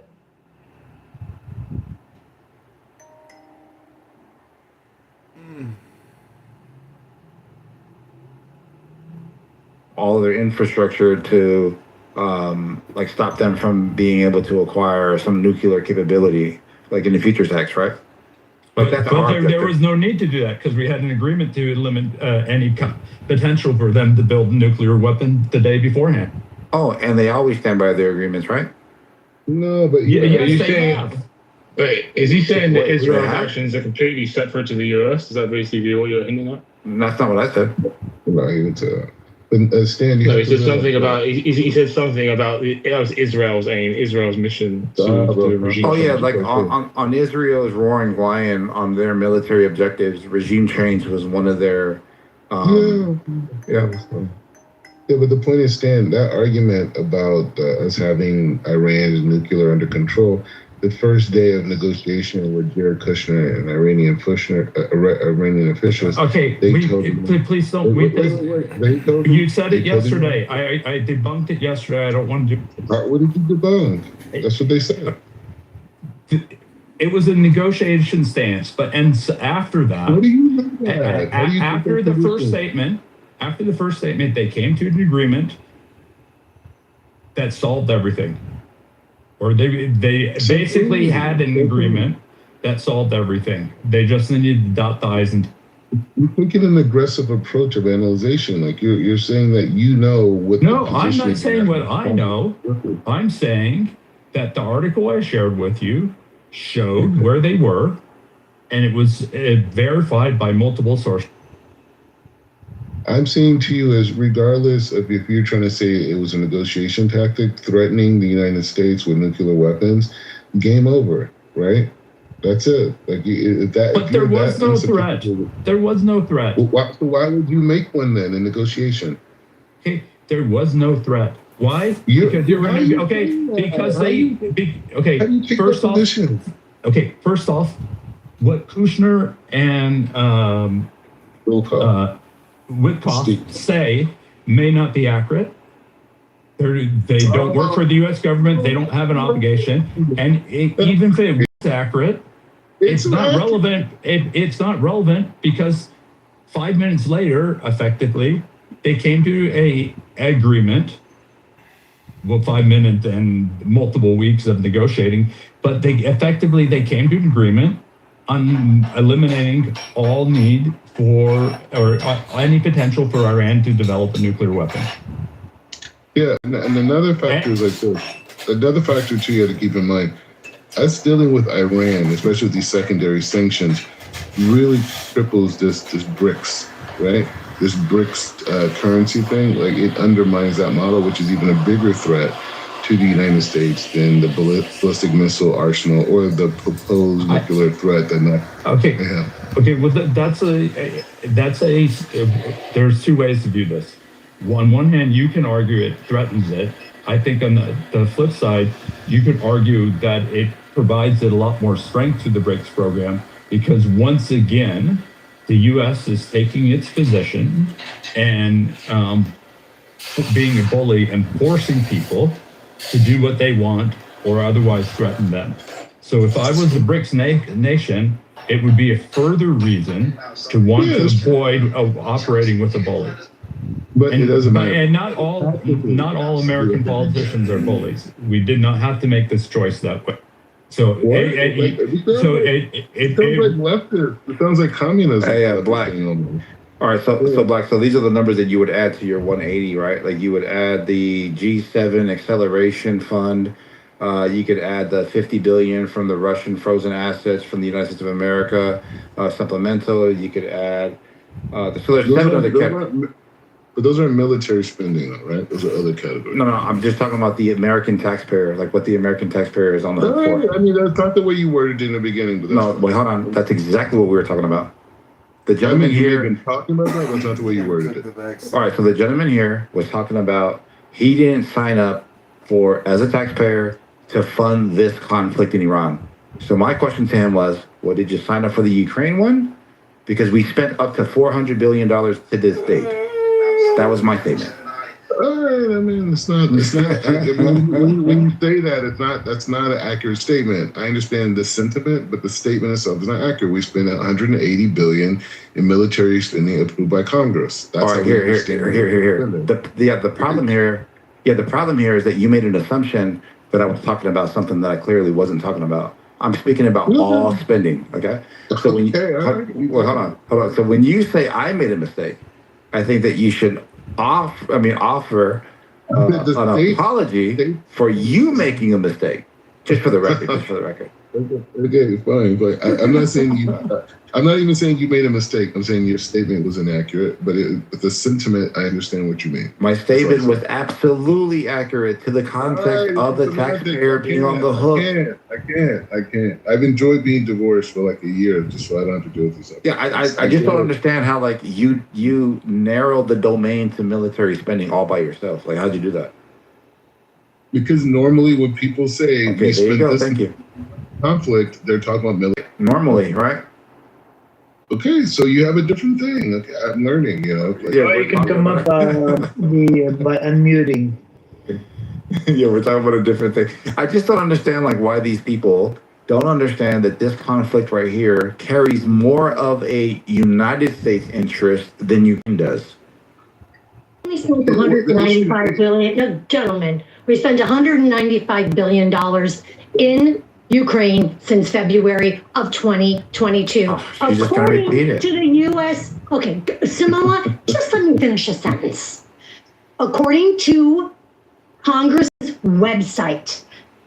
So you can say that, and we've spent 37.5 billion since we've been in Iran as of July 26th, 2026. So we're on track because this is going to be a 5-year war in Iran, or at least a 3-year or 4-year until our next president. Oh my God! Until our next president comes into office, we are not. Samoa, you know what? You are just like you remind me of my 4-year-old grandson that has no self-control with his mouth. None. You need to learn to listen, not listen to respond. Discipline us. Good. Get him. She said it's going to be a 3-year war, bro. Crazy. Donald Trump, your boyfriend, Donald Trump, said that we would be out of there in 60 days. How long have we been there? So we're not. For the next generation after us to have a more perfect union. Next generation. That's my opinion. Oh, the next generation is gonna go have a more perfect union. Are you kidding me? These fucking people are fucked.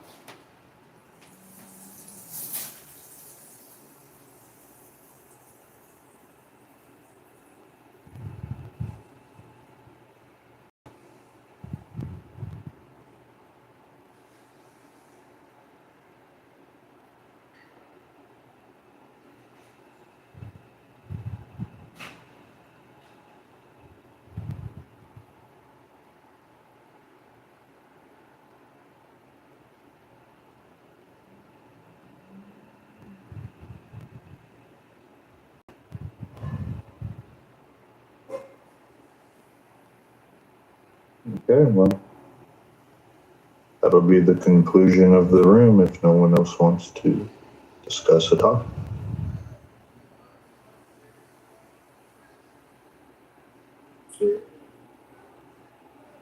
What's up, Joe? Dr. Adams. What's up? I gotta say, I've been impressed with your trolling skills lately. You're You're one of the top-notch ones on here. You know, I'm a little disappointed in you, Joe. A big part of American history died tonight. You know, we lost a few patriots tonight. We really did. Dolly Parton and her tits. That's a whole group right there. And I feel like, you know, you guys just kind of glazed over that. She's done a lot for this country. We love Dolly Parton. Even the president, he's going to have the flags, you know, lowered to half mast for Dolly Parton. God bless Dolly Parton.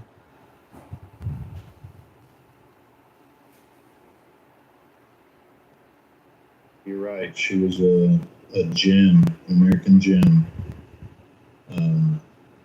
Are you familiar with her story when she got in place, when she first hit the scene and stuff like that?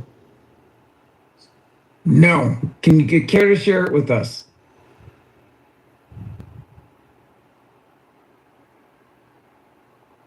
And what's that song you like? Which one? So much?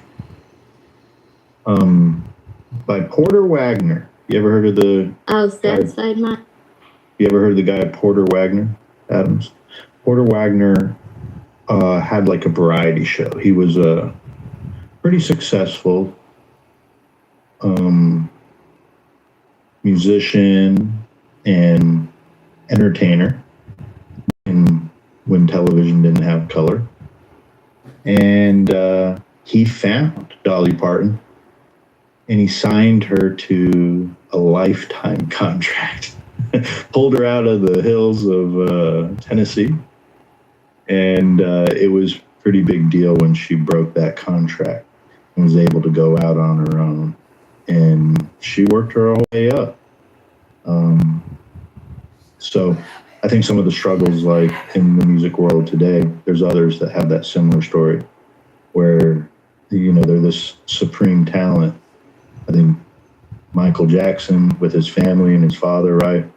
I don't know, I'm not familiar with it as much, but maybe Justin Bieber, when he was younger and he got older, had to do something similar. I think there's other musicians that have had to go through that. And these are like your mega stars, where they have to like break away from that awful contract.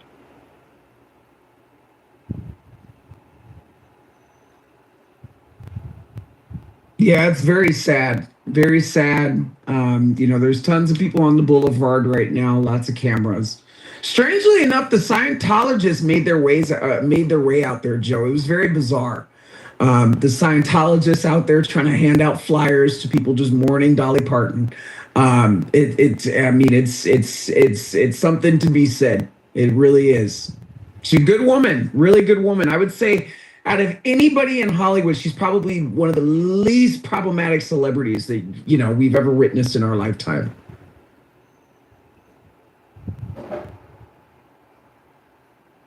Yeah, I'd have to agree.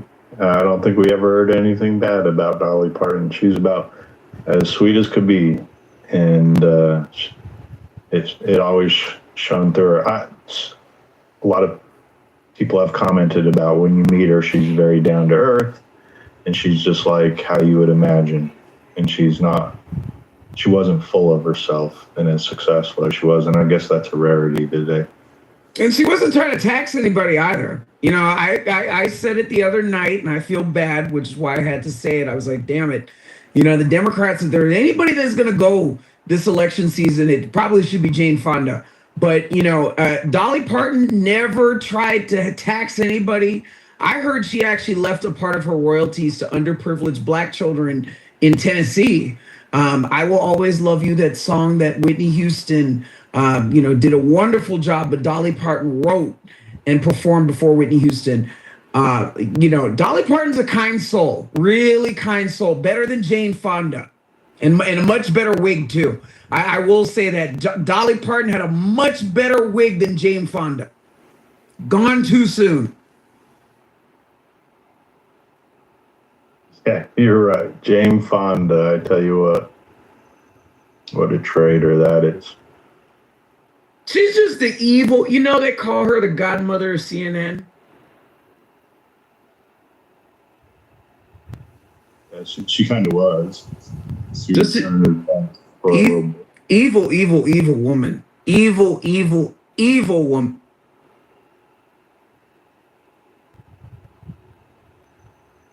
I always imagined that it was Jane Fonda and Ted Turner that constructed the Georgia Guidestones that have now been taken down. Are you familiar with what the Guidestones said? Do you remember that, internet?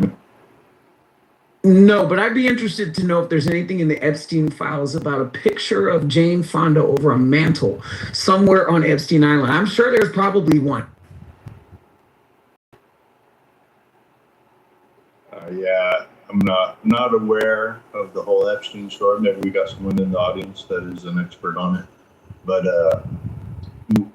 essentially, what the Georgia Guidestones were about were depopulation of the entire world, wanting to slim the population down to around 500,000 people. And this was the type of rhetoric that was going on back in the 60s and 70s by some of these more extreme left-wing antagonists. I'll see if I can find the old story on the Georgia.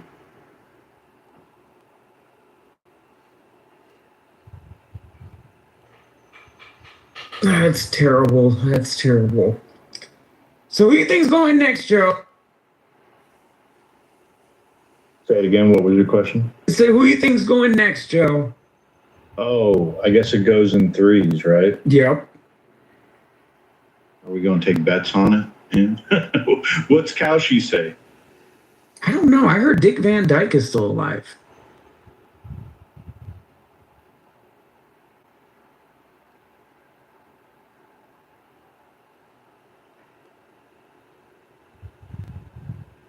Yeah, he's 100. That's getting up there. I couldn't imagine living to 100 years. I don't think I'll make it.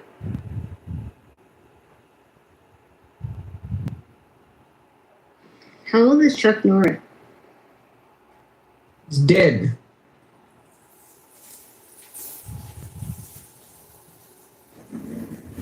That was recent, wasn't it?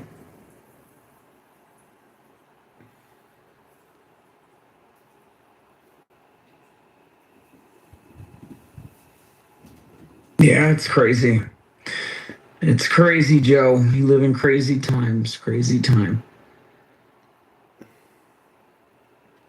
I don't know. Do you think they're any crazier than they used to be? I don't think it's crazier than it used to be. I think, there's just a lot more cameras and a lot more noise. I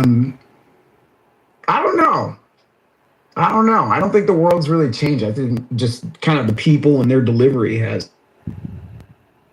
That's a great take.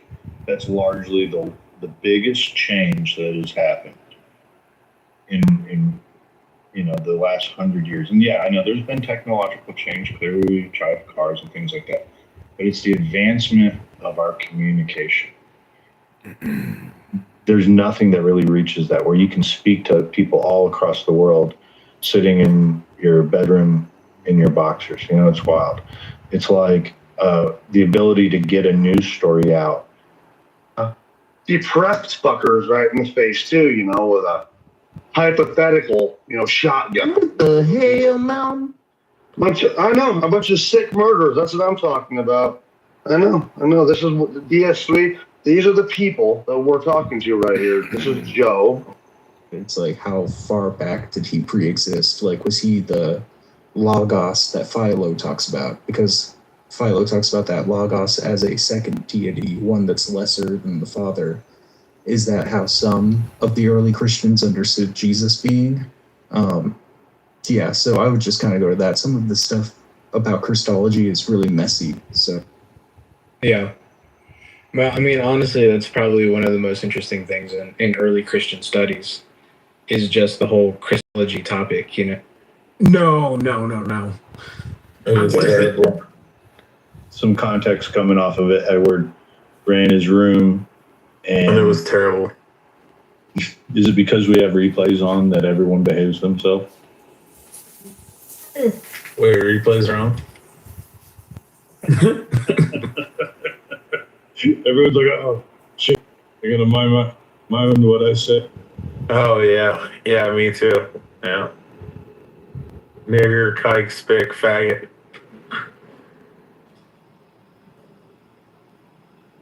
I heard Joe Biden was not doing good. Hopefully he dies soon. What did he get? That terminal for cancer? Hopefully he dies. That's a good bet there, Han. That No, man, it's not more deservative. If you don't vote for me, you ain't black. They're super predators. There's a criminal jungle. Or what did he say? Something about jungle or something, Ann? I don't know. I just remember An urban jungle, yeah, I urban just jungle. remember the kids in the pool feeling like Harry like. Urban jungle out there. Will the Democrats ever give us better candidates to mock than Hillary Clinton, Joe Biden, and Kamala Harris? I mean, we couldn't have gotten any better during the era of social media to get these three as who we get to talk shit about. I mean, Joe, does the it ever feel content like after content after content. Joe, does it ever feel like we're living in a simulation and none of this is real? This is a construct of one of our imaginations. Like Donald Trump is president twice. Simulation theory. Yeah. Yeah. I always think that, like, like maybe you guys are like part of my personality and you're constructs of my personality and my subconscious mind. And then in actuality, like I'm in a comatose state. I'm just laying in a fucking hospital bed on a ventilator and shit. He's on a ventilator. I had like a car accident like 10 years ago. This whole like past decade and a half is all just a construct of my imagination. Or your imagination, or whoever's, brain in a vat. It would make sense. I wonder if that's what Martin Luther King's going to cover with his first interview at a hiding with Gayle King. I really can Young imagine. Dolph comes Yes, out with a new album. I'm telling you, I imagine. When Young Dolph comes out with a new album, I'm gonna buy it. Sorry, a little too black there. A little too blackety black. Oh, for reference, Young Dolph's dead. Beamer's probably the only one that knew that.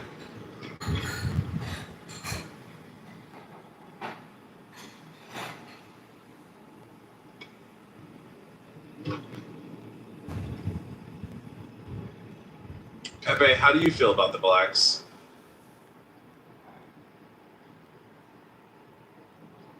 No? Mole crickets from you, Pepe? Or moon crickets?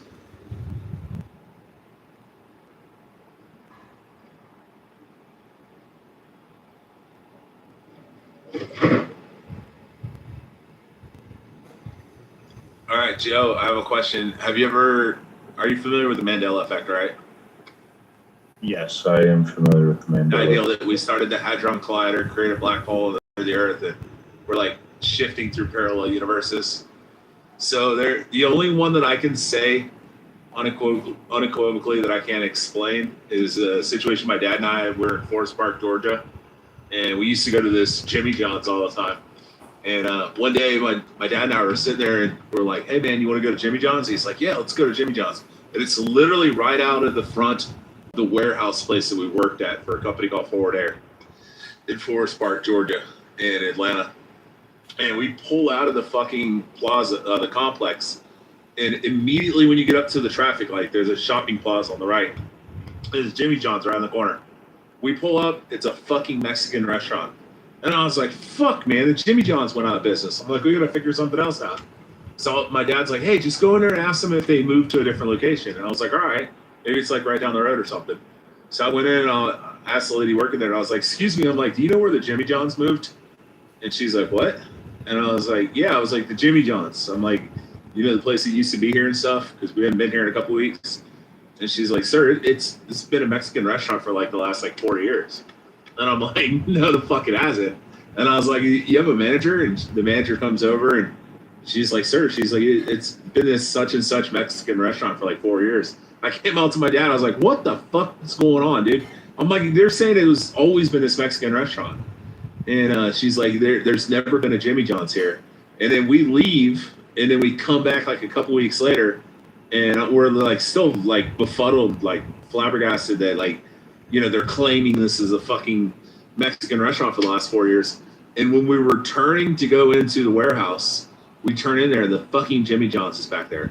So we immediately stopped, and we came back out there, and I went in, ran inside the Jimmy John's, and I was like, dude, fuck's going on? I'm like, dude, this place is a Jimmy John's, now then it was a Mexican restaurant, and now it's a Jimmy John's again. And he's like, what are you talking about? And I was like, dude, we were just here like 2 weeks ago as a Mexican restaurant. And he's like, sir, we've been here for like, you know, multiple years or whatever. And I was like, dude, I'm telling you, I'm like, we fucking came in here and literally walked inside, and it was like a fucking Mexican like sit down restaurant. And he's like, sir, I don't know what you're talking about. And my dad and I are just looking at each other, and we're like, what the fuck just happened? That was like some Twilight shit. So that's the only like thing. And I used to be like against the whole fucking Mandela effect. It's stupid, you know, it's fucking retarded. Until I went into a Jimmy John's and it became a Mexican restaurant, and then back to a Jimmy John's again. But the most plausible explanation is that I'm in a comatose state, and you guys are all real.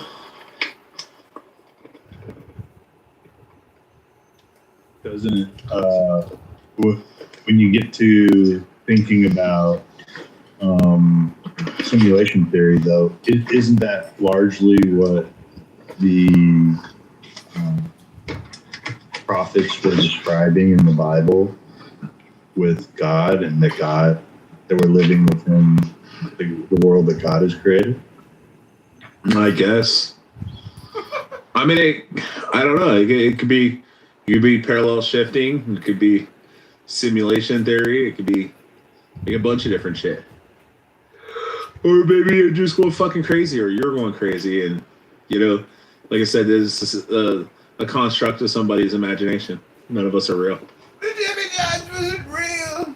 And that would be related to we were created in His image. Bro, imagine how bad it would suck to be Adams, though, if this is all like a simulation. All the like anxiety and depression and homosexuality and fighting his gayness. Oh my God! Look at her. Fucking bad. Oh my God! Imagine being a big fat black woman too, a big back. Oh man, it sucks for you, William. You were like destined to eat that bloody pussy.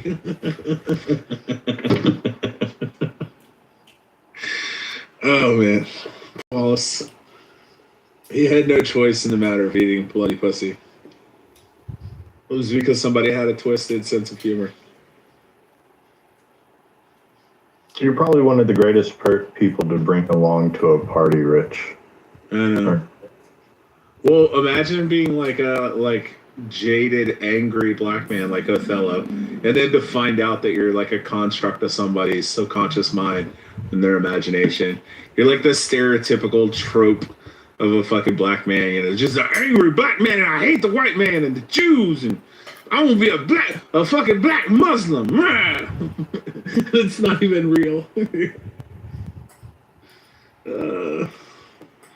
You're every stereotypical black man from TV shows that I watched as a child. I constructed you, Othello, in my mind.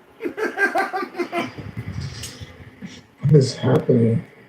What? We were talking about simulation theory, and then we were talking about if this is all like a Mandela effect and simulation theory. Oh, imagine being Ray. Real conversation. Imagine being Ray, a black. No, I'm just being dead ass. I mean, why are you giving a mic to this fucking retard named Rich? Like, Rich is like the dumbest motherfucker that's in this room, that comes on this stage, brings nothing to the table, has nothing intellectual to say. He gets destroyed every single time. He got a phallic symbol in his goddamn PTR. Like, he is a fucking retard. Yeah, and we know. Yeah, and we know why you're doing it that way. We know that you're a degenerate. You dig what I'm saying? You're nothing more than a degenerate fucking motherfucker who sits up here and says, "Oh, It's a snake for the jungle. It's you." It's a I big just black woke jungle up, man. snake. Is that really a snake? Right, yes. What the It's a fuck is big- that, man? Timothy, it's You know a what I'm big saying? black jungle snake. See, I told you he's a fag. Told you he's a fag. Somebody had this in their PTR, and I was like, "What?"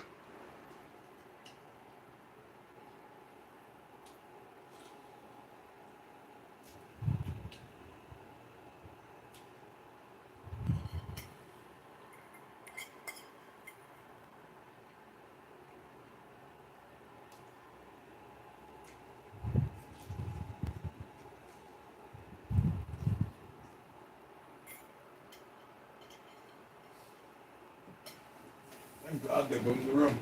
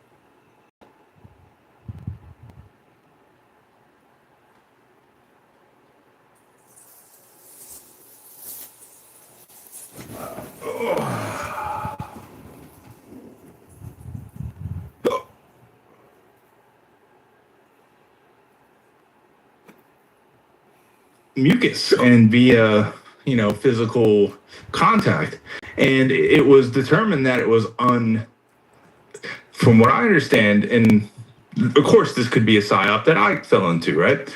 But it was determined that pathogens don't spread that way through mucus as much as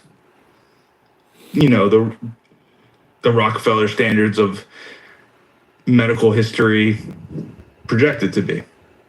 So, without going too much deeper, I mean, this can get really deep really quick. Yeah, maybe look into terrain theory. Let me look up terrain theory so I can see if we're I've attended lectures from people like Dr. Andrew Kaufman, and there's some questions to be had. The fact that it's questions. I think terrain theory is that's pretty mundane. It's probably why it didn't come to mind. It's just saying that the body plays a role, the topography of the body plays a role as well. And, all right, so I'll sum it up like this: when you were first introduced to the idea of a virus, what was the most basic definition of a virus that you remember? Dude, when I was first introduced, wait, you mean like I'm talking about like first grade, like your first grade indoctrination to the concept of viruses. Yeah, I got you. Yeah, it's literally just the definition of a pathogen itself, right? There's no distinction. It's a small virus thing particularly you can't see that makes you sick.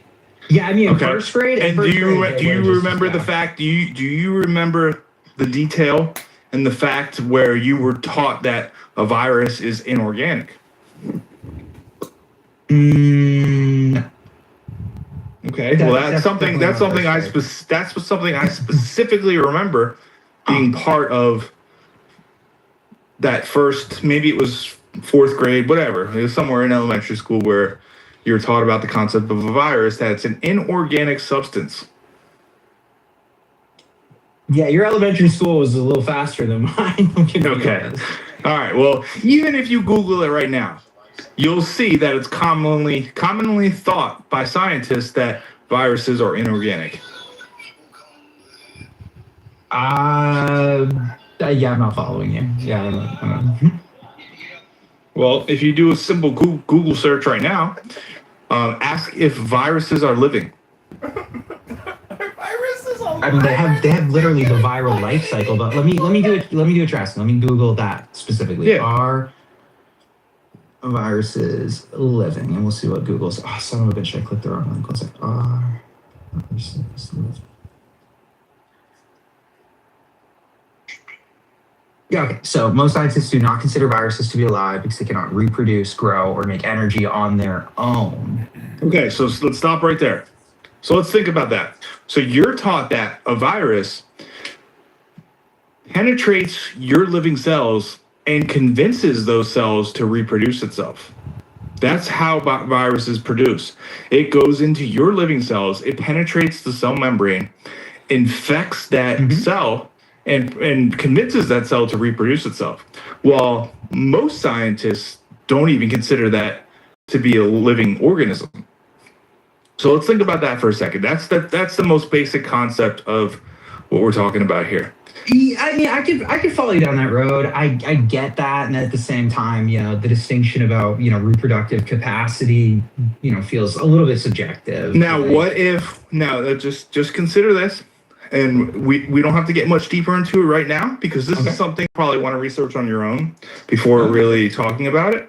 Yeah. But what if a virus was actually produced internally from your cells? What if it was a cleaning mechanism that your body produces, and every time you've had the flu, it's been the same exact process, right? You start off with the nasal cavities, you'll get congestion. It works its way down to your throat. You start to get scratchy throat, and then finally it ends up in the lungs, and you start coughing up the green stuff, right? Every single time you've been sick, it's been the same process.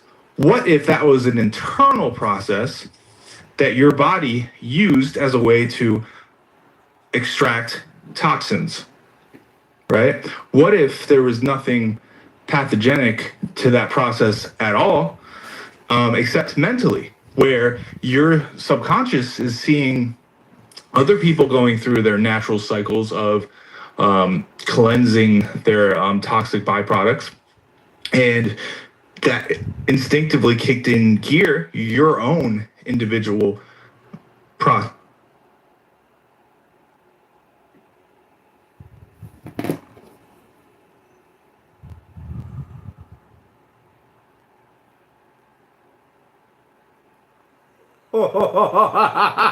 That pussy black.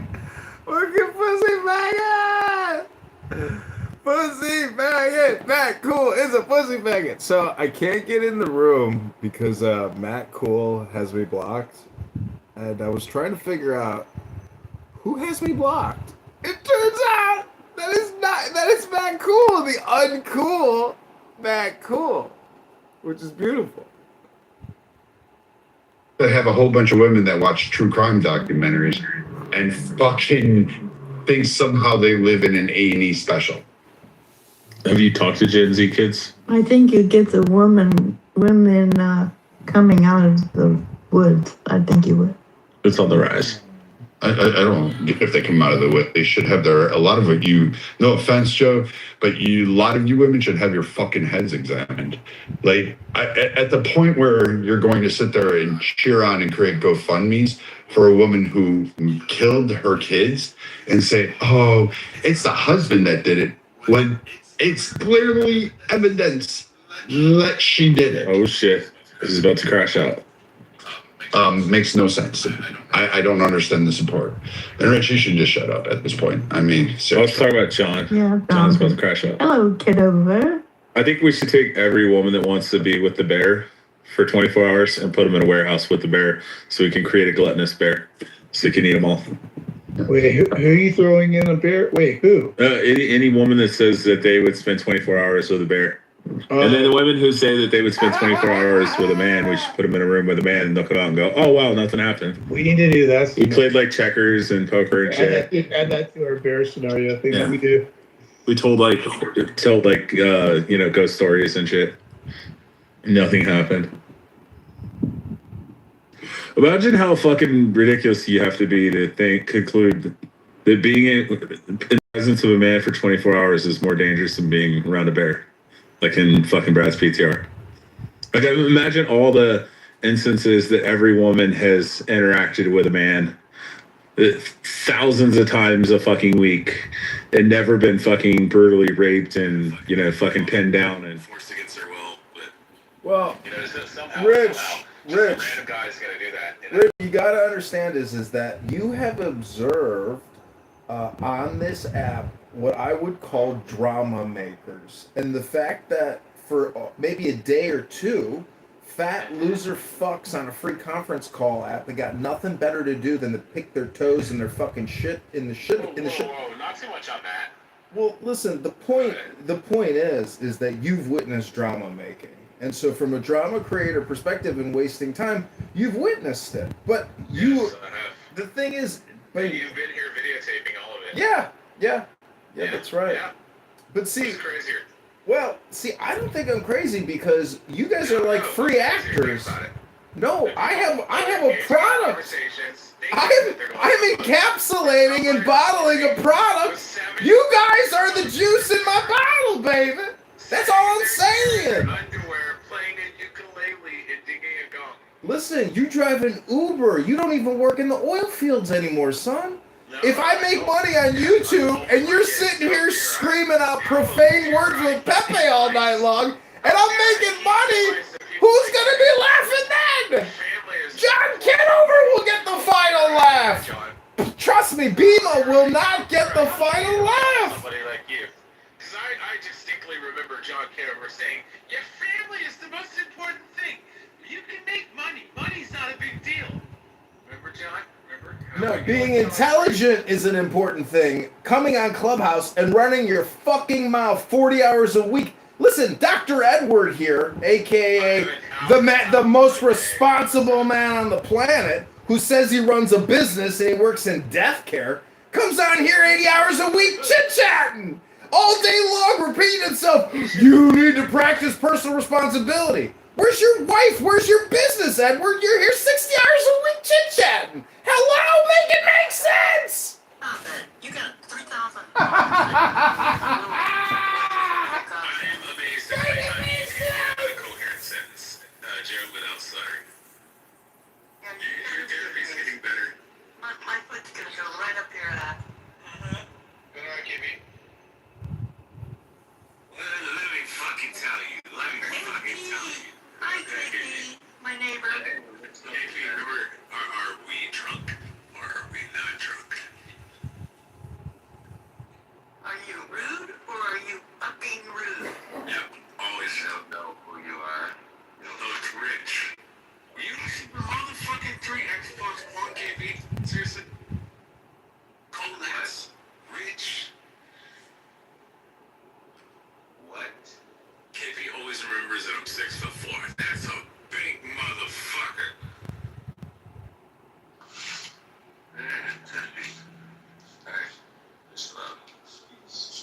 Where's the faggot said, KB? You should watch the video of the woman where after she does do the candle wax on her kids and then sets the house on fire, she does a TikTok dance and twerks to like literally what's going on. It's online. KP, where's the faggot sick? This is crazy shit. I also want to say, Himothy has me blocked, so I haven't been able to come in these rooms. Yeah,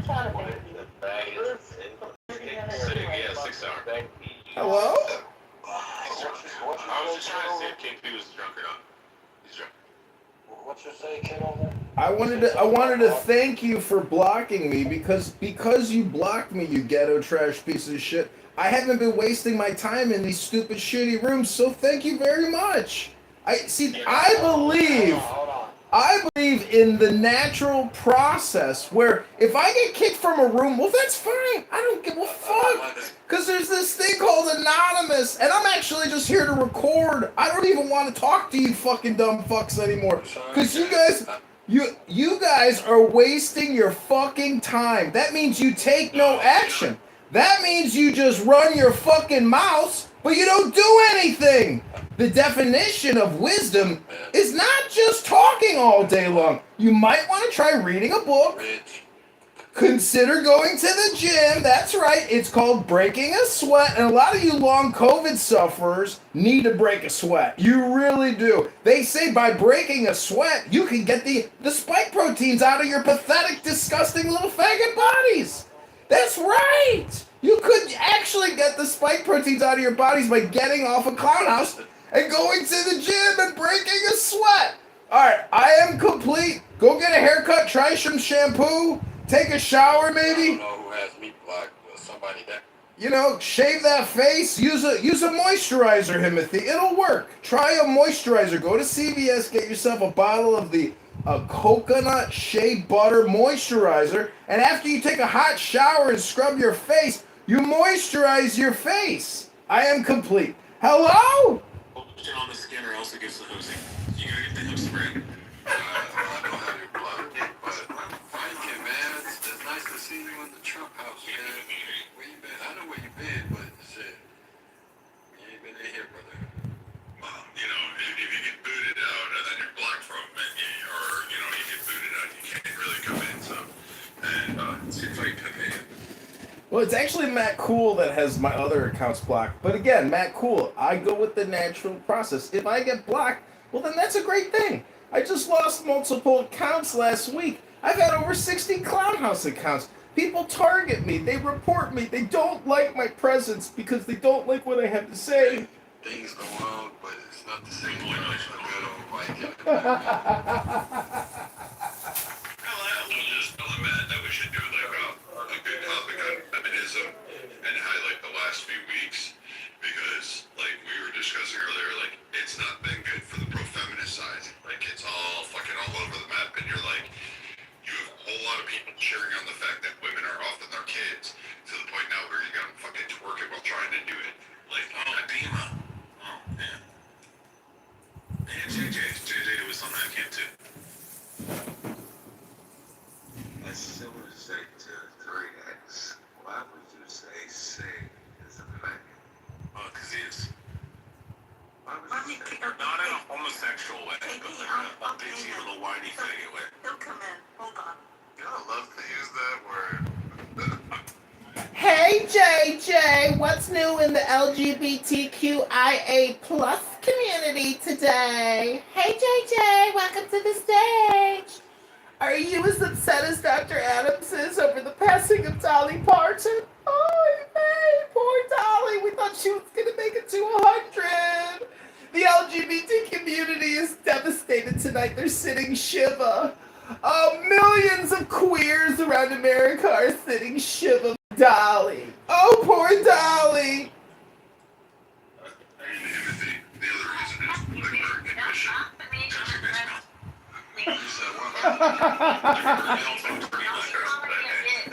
You're inferior to me. You can't address me like that. You can't address. Fight rich, black girl. Fight. Never let rich get one over on you. Never. Always speak up, black girl. Always. Do it for your daughter. Your fatherless daughter. Do it for your daughter.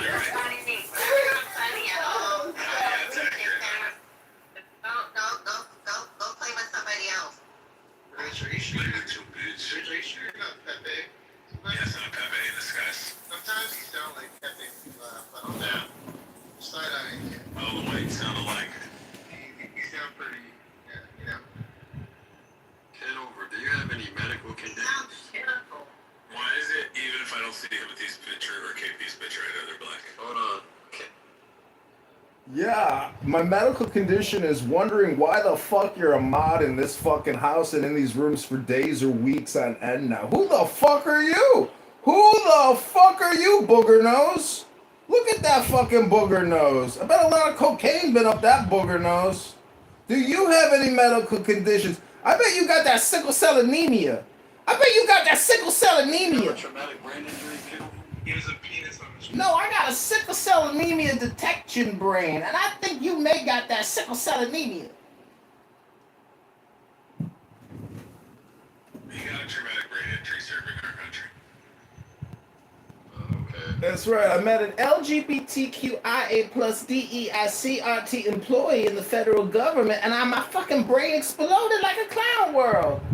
I do think that Rich is actually correct, that it's possible I'm living in a coma. Rich, you get this. This is the parallel. This is, Rich, listen to this. You know how you said you thought you were in an amnesia state in a hospital laying in a stretcher and you're just imagining all these personalities? I think that's what's happening to me, Rich. I think I served this country. I'm sitting in a hospital at Walter Reed Hospital, imagining all of this. It's impossible that clown world exists, isn't it?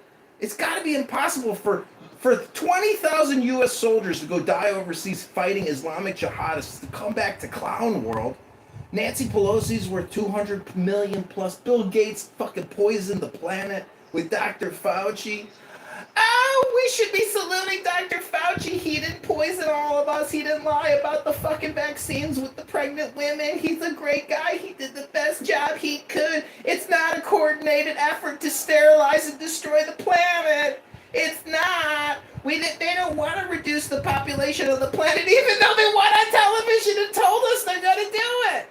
We live in fucking clown world. Oh, the mother of clown world is here. Bima, the horsewoman, whose depression, Bima cured her depression through Clown House by talking on chillism all day long. Oh, that's great therapy, Bima. I'm sure it's working out great for you. Congratulations, and guess what? You're back! You're back! Imagine disparaging a veteran Who has a traumatic brain injury from being in service. It's crazy. Yeah, but what you said, 3X, like, I'm not gonna like let that shit go. You had to chimp out start saying, while he was talking. No, it's not chipping out. It's calling it. It's being truthful. Yeah, you could have waited till he was done with his submission and spoke. I did. But I did. But like, I came in here all of a sudden. Hold it. No, that's what you say whenever you want to remove yourself from accountability. No, you did. Are you gonna? No, I came in Darren's here. Japanese. He's like, when Darren comes in the room, he's really calm. He's like submissive. When you blacks come in the room, you champ out. You blacks? Yeah, whenever somebody says, well, Bima, it's accurate. When somebody says the N-word, all blacks lost their microphone. Weird. You can literally have a whole entire group. Who's this white boy just said okay. No. That's how you think about it. I can't argue with you. You angry. Leave me alone. I'm happy. Leave me alone. You angry. I can't argue with you. Leave me alone. You angry. I can't argue with you. Leave me alone. I'm happy. I'm going home. Hello? Hello? Like free range would say that. Free range would be like, hey, man, you know, that's not cool. But, you know, you uncultured blacks just start screaming and yelling. No. John Kitover started talking about, like, the Democrats, and you start jumping out. People. Yeah, John Kitover was talking about the Democrats, and you started deciding. Let's really find out if JJ's even gay. What is the AI plus and LGBTQIA plus? What is the I and the A and the plus stand for? Especially the plus. What is the plus? We should all know what the plus means, right? Everybody here should know what the plus means. The plus means to infinity and beyond, motherfucker. That's what it fucking means. No, it doesn't, you gay bitch. That's not what it means. It means indigenous populations shift sexual roles in the family as needed. You don't even know the history of LGBTQIA+. I looked it up. You don't even know your own history. You don't know the history of your people. You and Dr. Adams don't know the history of your people.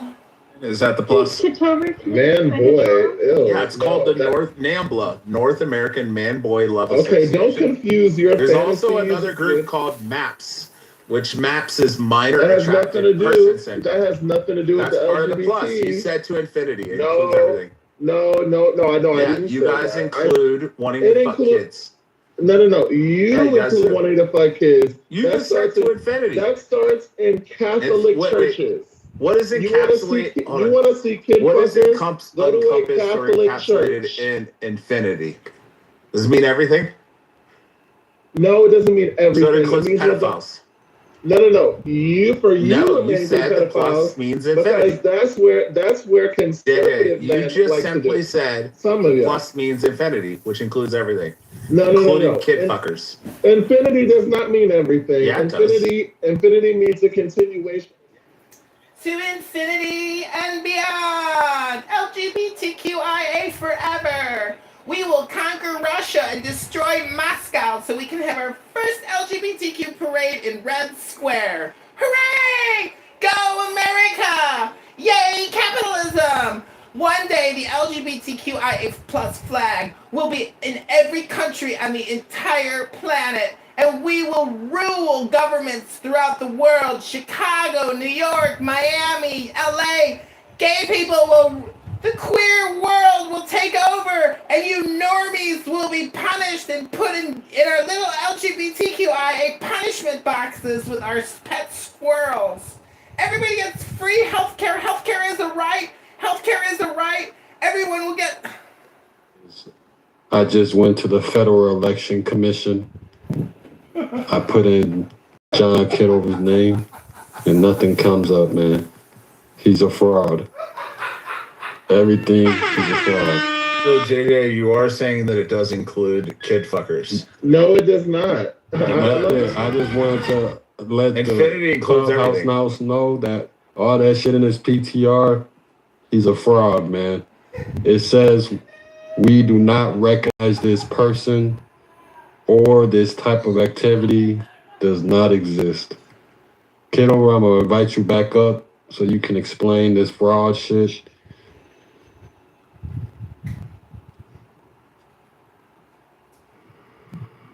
Infinity, a concept that describes something without any Shut up, bound Rich. within. I want Chicago.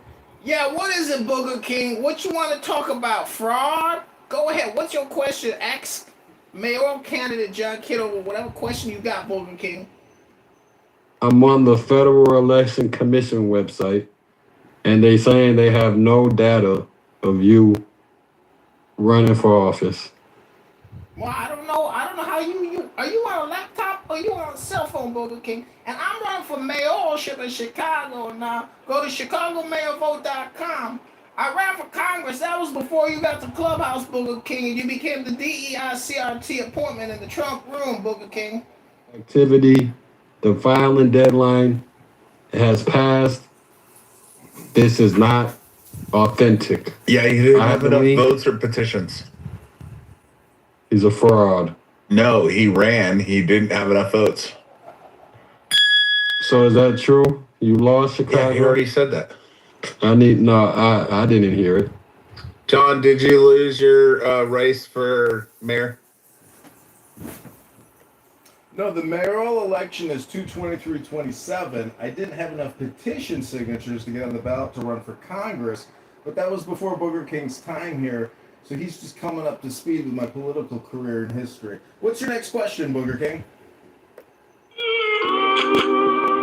Jared, why are the Japanese so submissive, but the blacks are so aggressive? Shut up, Rich. And by the way, stop putting pedophilia on fucking gay people. Listen, it's a statistical fact that pedophiles and the LGBTQ and homosexual activity in the Catholic Church and in other organizations, there's a correlation between pedophilia and men that practice homosexual acts with other men.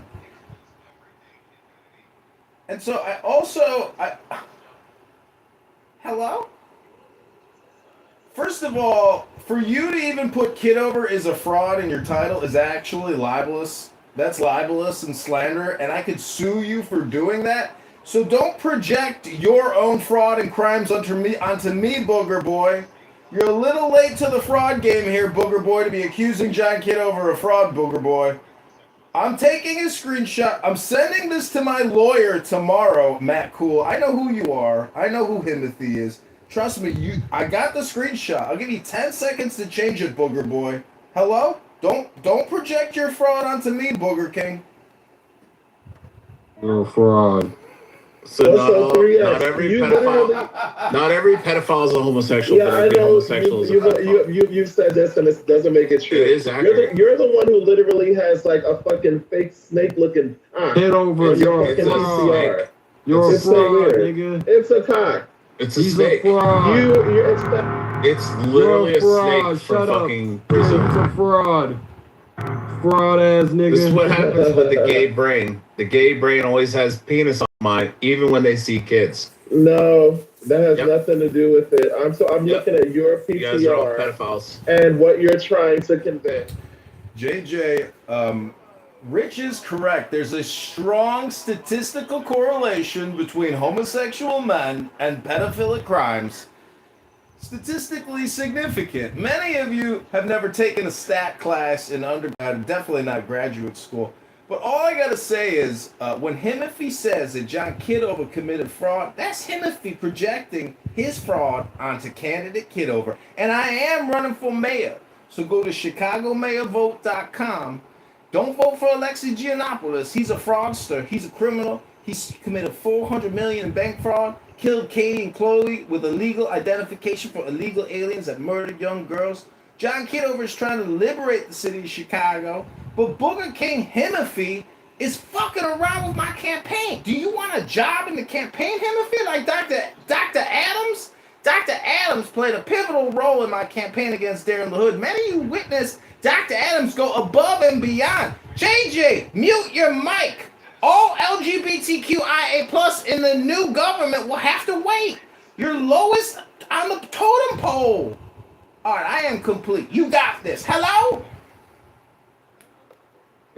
Kitover45.com. It says that your website is under maintenance. I know it's under maintenance because Meta, aka Manus, migrated, and I had to back it up now. I gotta re-upload my backup. Be patient now. The victory is coming. You're a fraud tonight, man. After tonight, I won't give a fuck about you. You're a fraud tonight.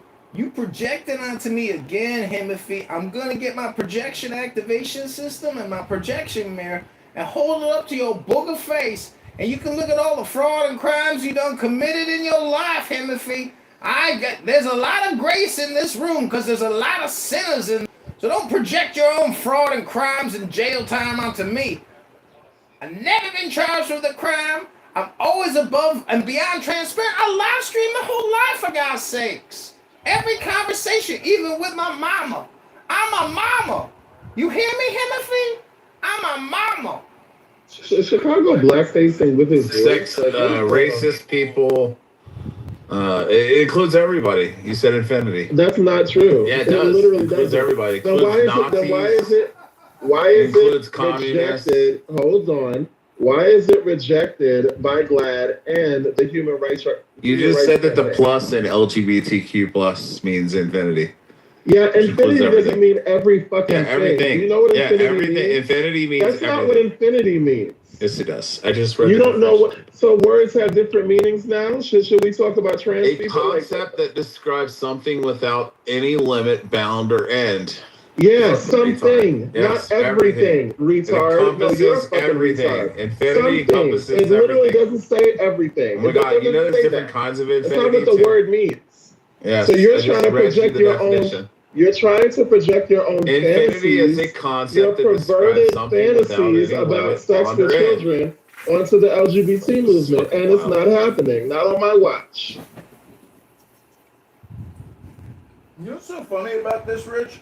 Is that you're lying in a stretcher in a hospital projecting this whole conversation. So, Rich, are you actually gay on the inside? No, JJ is like the stereotypical fucking leftist gay that I constructed in my subconscious What? mind. Smart, intelligent, No, paid, gays are not smart. good looking. Like what the fuck? You guys are Of course. sodomites. You guys fuck each So, other. yeah, in the you ass. can use that term And if you you fuck want each other to. in the mouth. It doesn't make us any less That doesn't amazing. make you smart. That It makes you does. dumb. No. What Joe, are makes you me smart here, is the fact Joe? that I'm well educated. It makes you hedonistic. Okay. Hedonistic animals that can't control themselves. We're gonna go to the topic. As you know, Dolly Parton is. Thank God. Did you say thank God? He's a Yeah, sketchy. she was Thank pro God she's- LGBT. Oh my God. Well, man. He just said thank God right she's now. dead, Slow man. down. I just Yeah, have she's a in quick hell. question for Joe. Yeah, go ahead. Go ahead. Joe, are you there? Yo. Is that you and Ann's PTR? Of course it is. That's me in the Oh, that's you in real life. Yeah, I exist. Oh, I'm a okay, real yeah. I was just curious, man. I kind of figured, but I had to just ask to confirm. Did our last name give it away? Nah, it's just it's like just look like the cartoon. Your PTR, Was it you the know, looks like sunglasses? It was the sunglasses, was it? the sunglasses with the beard. It's a caricature of me from social media that was drawn of from my previous spot. Oh, so y'all know each other in real. Let's get back on topic here. Matt said, let's talk about Dolly. And the fact is, Matt Cool accused me of not taking this room or this house seriously earlier with Edward and his incredible moderation and entertaining positive vibrations, quite frankly. And he put Pepe in his place today when he Tourette worded out and said the N-word. And so Dolly had great tits. She really did, and she was so hot when she was young. And her songs are very, mimetic and also hypnotic. We lost a great American treasure, and it was probably because of Dr. Fauci and Bill Gates. She probably died from the COVID-19 vaccine. She died from the COVID-19 vaccine. Everybody knows she took the new flu shot booster from Moderna.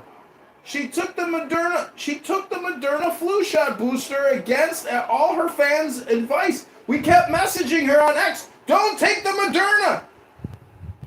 Oh. No, I can't say it. We clearly can't have a room with those two here. What's that, Dina? What were we going to say? Oh, I was going to tell Joe. Joe, I was very disappointed in your head shape because I was expecting something exciting like your PTR, and then it was just so symmetrical. And the hell did you expect his head to be? it did look like what his PTR was like. That's wild, man. I'm not used to being the center of the room. You gave yourself some hair, Joe. That's what it is. Are you blushing, Joe? I was. Are you blushing over there being the center of the... This is too much attention for a white man in the Trump room. All right. Who wants to kick off their thoughts on Dolly Parton? I do. So shout out to Dolly Parton.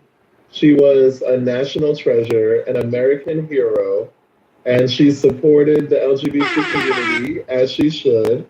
So yeah, you know what? She had a lovely everything, not just her tits being gross and whatever. But she did have a nice physique, and more importantly, she had a nice heart and a nice soul.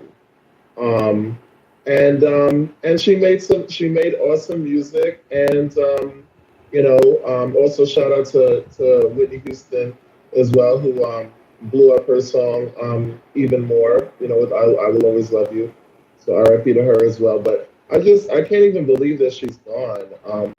She was just such a light, and she's one of those people that, whatever side of the political aisle you're on, or whoever you were, she was like, she just brought joy to everybody. So I can't even believe that she's gone. I had to do like a double, triple take when I saw this. But RIP, rest forever. And it's interesting. There's one of the few people where you don't have like everybody's kind of like on board. You know what I mean? It's like not one side like ripping her down or whatever. So it's kind of different. You never see that often. I mean, it just goes to show just what an icon, she ended up being. And, people go, well, what is like the American culture? What is America? Like, it's kind of like Dolly Parton at the end of the day in a lot of ways, from her humble upbringing, and then to where all the stuff that she did, like JJ was mentioning. So I don't know. It's pretty interesting to read up on her. It's been a while since I had, so. Demon, what are your thoughts? You guys I'm are good. Chris. I can tell you It's just good. my true thoughts, and I'm happy to hear what JJ said because I wanted to get. I wasn't too particular. I didn't know that much about Dolly. I remember this one interview, and I just found a little piece of it. If you guys want me to play it, I could play it, but I always liked just this little piece of the interview. But besides that, I was always intrigued by how she just didn't seem to age. And so then, this is my real raw thoughts, real time. Forgive me, this is just the truth. And so today when she had passed, or when I found out, I was thinking like, I wonder how old she was. Like, how old was she really? Was she like 105? Was she, because I mean, she just didn't seem to age.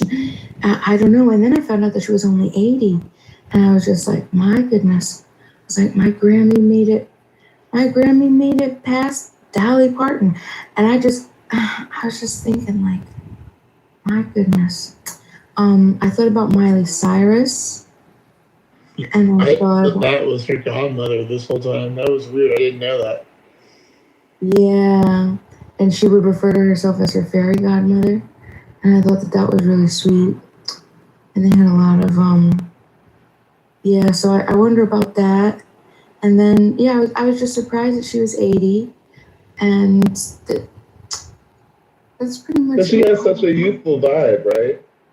She has such a youthful vibe and a youthful spirit. And I wanted to read a couple of her really awesome, my favorite quotes. She said, I quote, "I know who I am, and I don't try to be anybody else." She, of course, everybody, well, usually a lot of people know it costs a lot of money to look this cheap. It's hard to be a diamond in a rhinestone world. And my favorite one, the way I see it, if you want the rainbow, you got to put up with the rain. Shout out to her for being a light and a supporter of my community and a beacon of hope for so many people, you know. So, we love you, Dolly. Rest in paradise. Sure.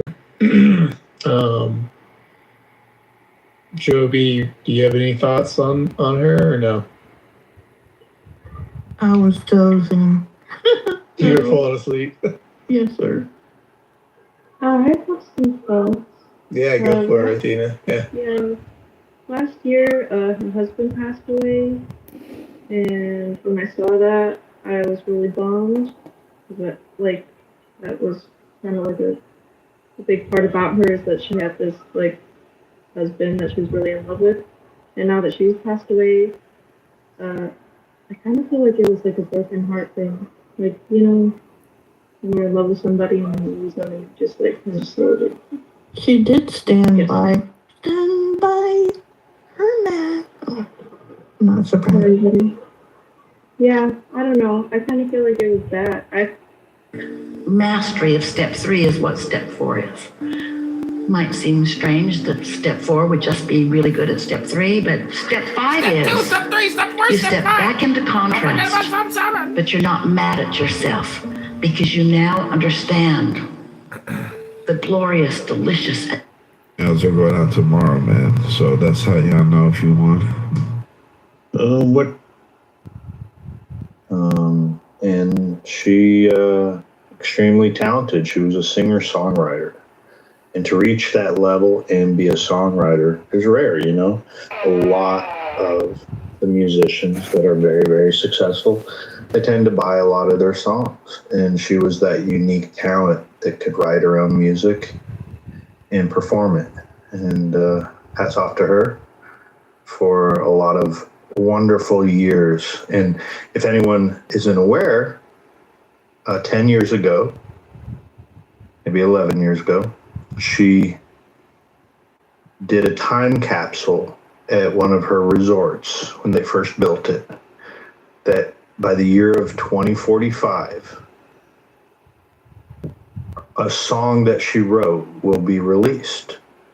And she'll be in or around at that time It would be her 100th birthday. And it'll also be the 30th year of the resort where they left the time capsule. So she left us one more gift of a song to hear. But we'll have to wait for 20 more years to hear it. Oh, wow. Thanks for sharing that. Is that cool, Bima? Yeah. She's like, she planned it all out for that event, for that to happen. Like, that's like a pretty cool thing, I think. I didn't know that Elvis Presley, I don't know if you guys caught that he wanted to buy, like, I don't know if it was like all her publishing, half of her publishings, or one of the songs that she did. I don't know if, and like she said no to Elvis Presley. That's kind of a weird kind of little factoid. Like, who says no to Elvis Presley? It's kind of strange, but it makes sense because like that's the way she is. I mean, she obviously had a very strong business sense, and then she went on to do all this, philanthropic work, and I didn't even know about all the stuff that she did in terms of that respect. So, and you probably all know that the song that Whitney Houston sang, she got the right or the money from that, the residuals, a lot of it, she put it back into the Black community. So there's like a lot of stuff going on. And I gotta ask, what do you think? You're up here. Oh, well, I think Joe said it best. She's an icon, and I like the fact that she went her entire career in Hollywood, and you never heard her talk poor or badly about anybody. Her faith is with God, and no one ever spoke bad about her. And that says something. Like, everyone's got enemies, right? But I don't know of anybody that didn't like Dolly Parton. And one of my favorite movies of all time was Steel Magnolias. I really, really loved that movie. Growing up, I loved that movie. It's a great movie. It's a really good movie. You guys know how many siblings she had? 11. I was just looking that up. That shit is wild. Wait, she had 11 brothers and sisters? I didn't know that. 11. Holy shit. She had 8 that were younger than her.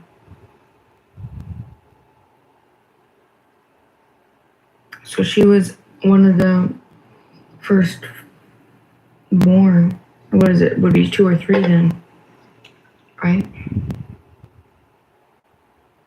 I'd have been third born. Mm-hmm. I also love that she was respectful of my queen, the one and only Mariah Carey. And like in 2002, she said, when an interviewer suggested that she might be a new contender for the Queen of Christmas, she said, "I'm not going to compete with Mariah. You think of Christmas, you think of Mariah. I'm happy to be second in line to her."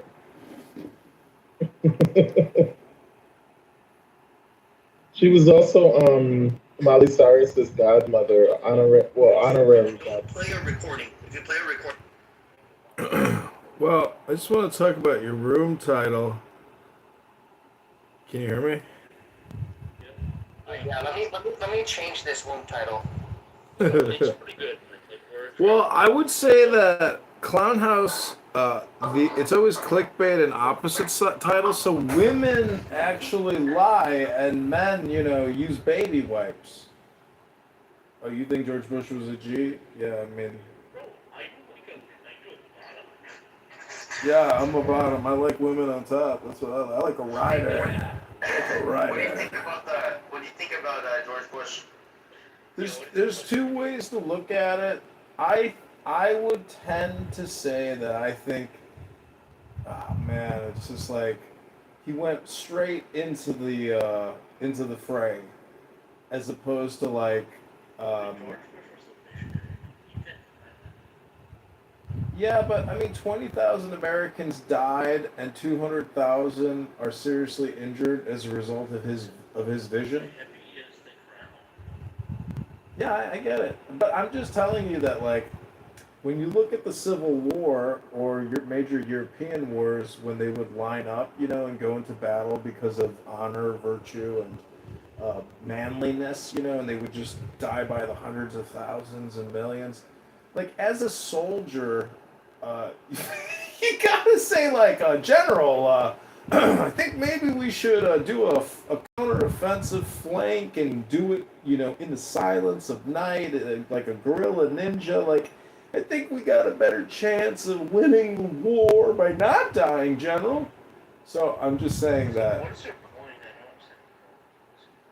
My point is, George Bush wasted a lot of money, which, you know, you could say it's like the greatest scam of all time. Well, it's part of it, but the other part is the safety mechanism known as the Federal Reserve, which is the bank and the house of all. So,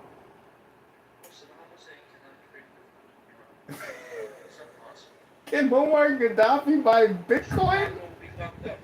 Can Muammar Gaddafi buy Bitcoin? No, because Hillary Clinton stuck a fucking pole up his ass.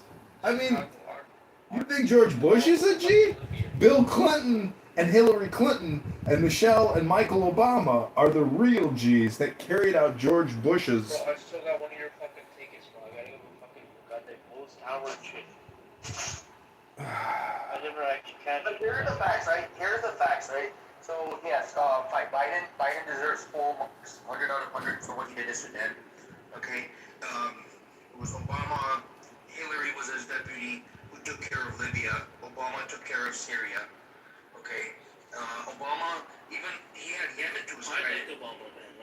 Obama did some good work he did some good work in Pakistan too with the drone strikes. But hear me out. All these presidents, they built upon the foundational framework that was put forth in place by George Bush Jr. Without George Bush Jr.'s foundational work, none of these presidents, they were basically standing on the shoulder of a giant. Right? You know, George Bush even took care of Lebanon. We didn't hear much about it at the time. George Bush cleaned up Lebanon. Okay, he cleaned that country up. And it was through George Bush's intimidation tactics. The U.S. would say, Saudi Arabia, jump. Saudi Arabia would say, yes sir, how high? Subservient to American military. You know, the U.S. said, okay, we're going to set up a base in Qatar, in Kuwait, in UAE. Okay, and import liquor and pork for our soldiers. Our soldiers are going to have liquor and pork on those bases.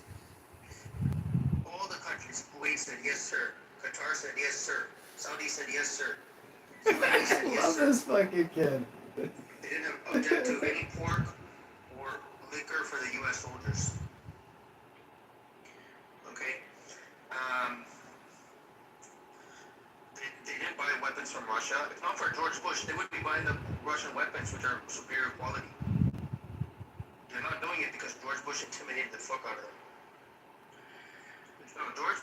Yeah, but that relationship goes all the way back to the grandparents, and the king is still alive.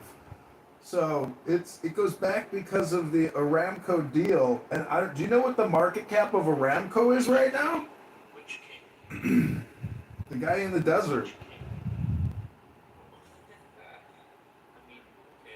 Which king? Is it Faisal? But Saudi Aramco is worth $2 trillion. And that business deal, the Bushes, the British companies, you know, all the original infrastructure.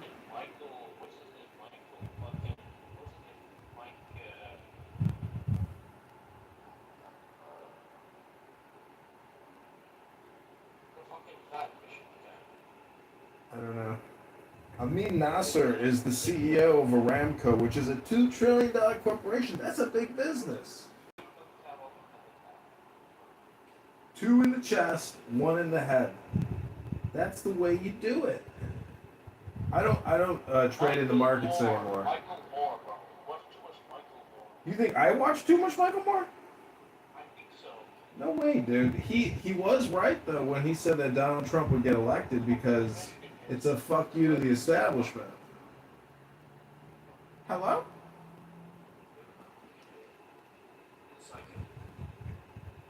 I'm just being facetious. No, I mean I like Hodel. I know the speaker. He's very funny, very very funny. I mean your hadith readings of the Bukhari and the this and that, like that shit is gold content. It's very funny because uh, you know what I think it is though. I think it's like the gossip magazine of like their early. It's basically like Scandal Mag shit that they would put out, but it was accurate, you know? And so, but they were still giggling and reading it, you know, and legitimizing their behavior. So, George Bush, you know, do you know when Trump goes to Saudi Arabia, do you know they put a Freemasonic necklace around his, you know, lapel? Like he wears a Masonic Lodge necklace in Saudi Arabia.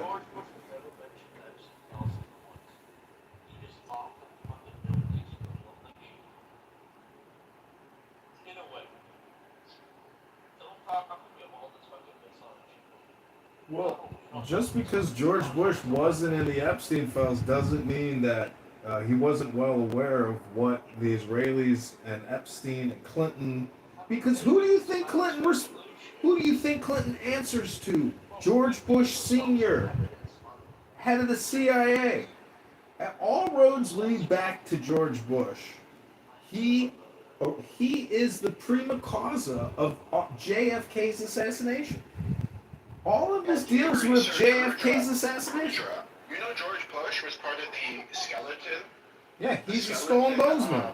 He's a skull and bones Skull man. and bones, bro. Rudra, you gotta Google that shit. Hello? Trust me. Yeah, they're all skull and bones men. They organize assassinations. They run businesses. They own islands. They have hundreds of billions in assets. And people Look at who's in there. and people get out. You know what? There are people. Shit they have to do. Bindu. Dari mani bos banchot sotinas hoget kute. Bindu. Hi, Bindu.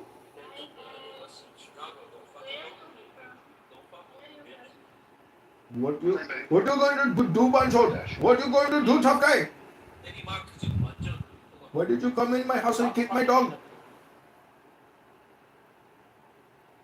You know damn right. You know damn right. He's kind of an asshole. You know damn right.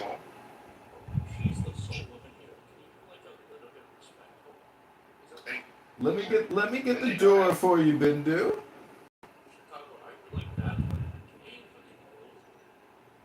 Yes, I am gay. I am retarded. I am bald. My testicles are shriveled. I have to take gas station. Go ahead, Bindu G.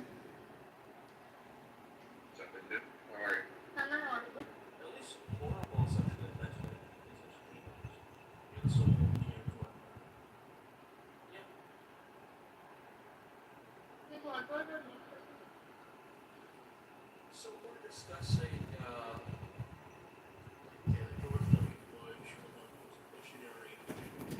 I cannot compete with you, Julie. He talks about swimming in sleep, but there's nothing I can do. Do your thing here. You know, we're just talking about George Bush. His contributions to America as a president. You know, he would always put on this demeanor that he's clueless, he doesn't know what's going on. But in reality, he was an extremely brilliant guy. Right? He was a Yale undergrad. He was a Harvard MBA. Okay, he was academically gifted, and he had a strategic vision for the United States, which was not a short-term vision. He was the one president who who had a foreign policy which was not a short-term foreign policy.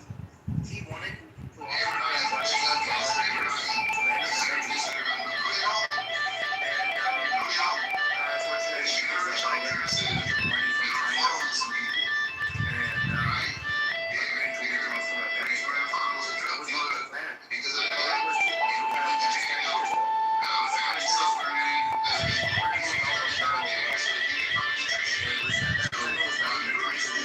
It was running $10 billion of oil at least. Afghanistan is one of the most mineral countries in the world. Maybe after Congo, it's the most mineral dense region in the world. And China is threatening Donald Trump saying, we're going to cut off the rare earth supply. We're going to cut off rare earth exports.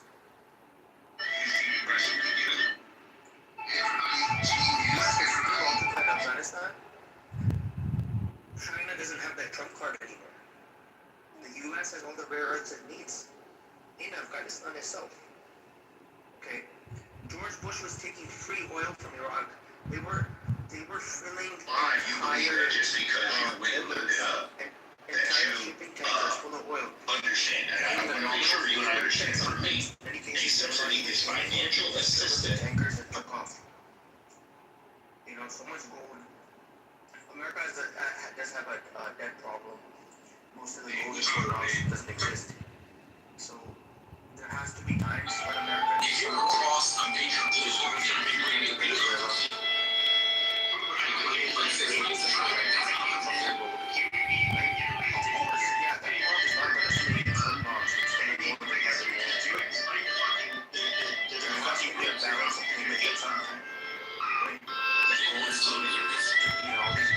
so much money short in the gold over the years.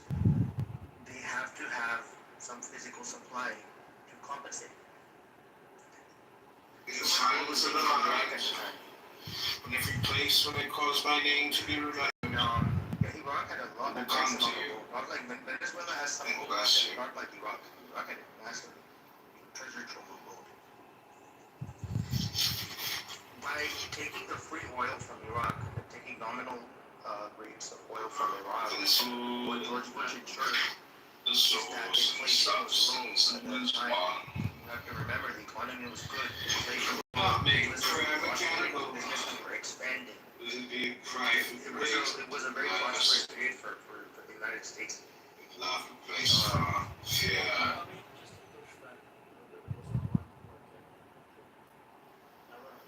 Give what is just, because it is just. Shimon ben Gamliel said, I grew up among the sages all my life.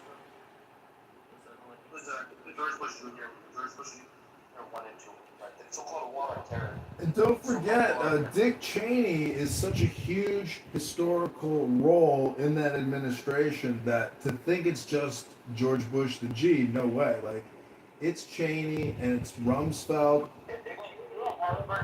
Cheney was a legend. Come on, stop. So he made a point. He made a good point. What's going on in this area? Instead of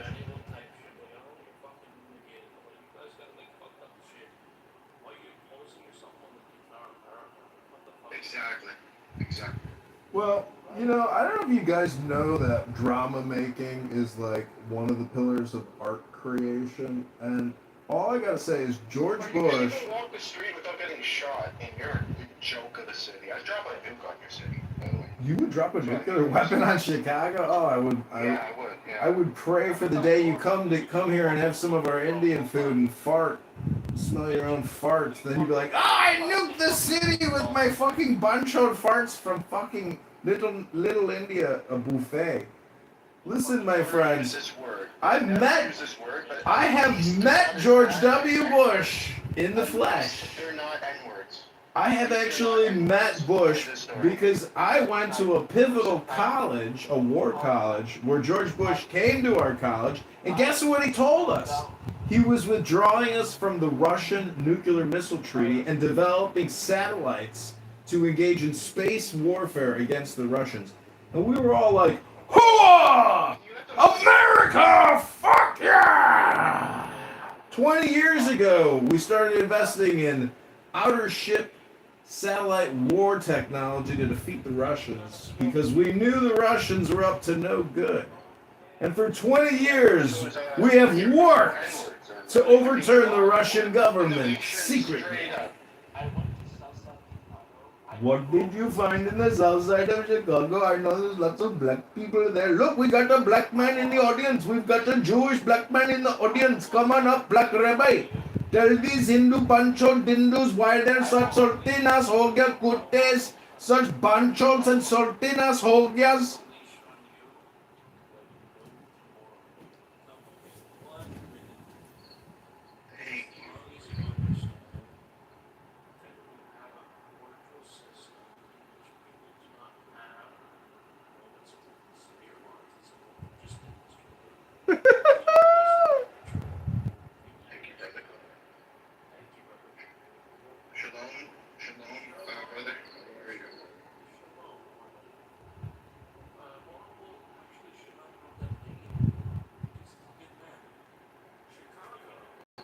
Chicago's a good town. Chicago.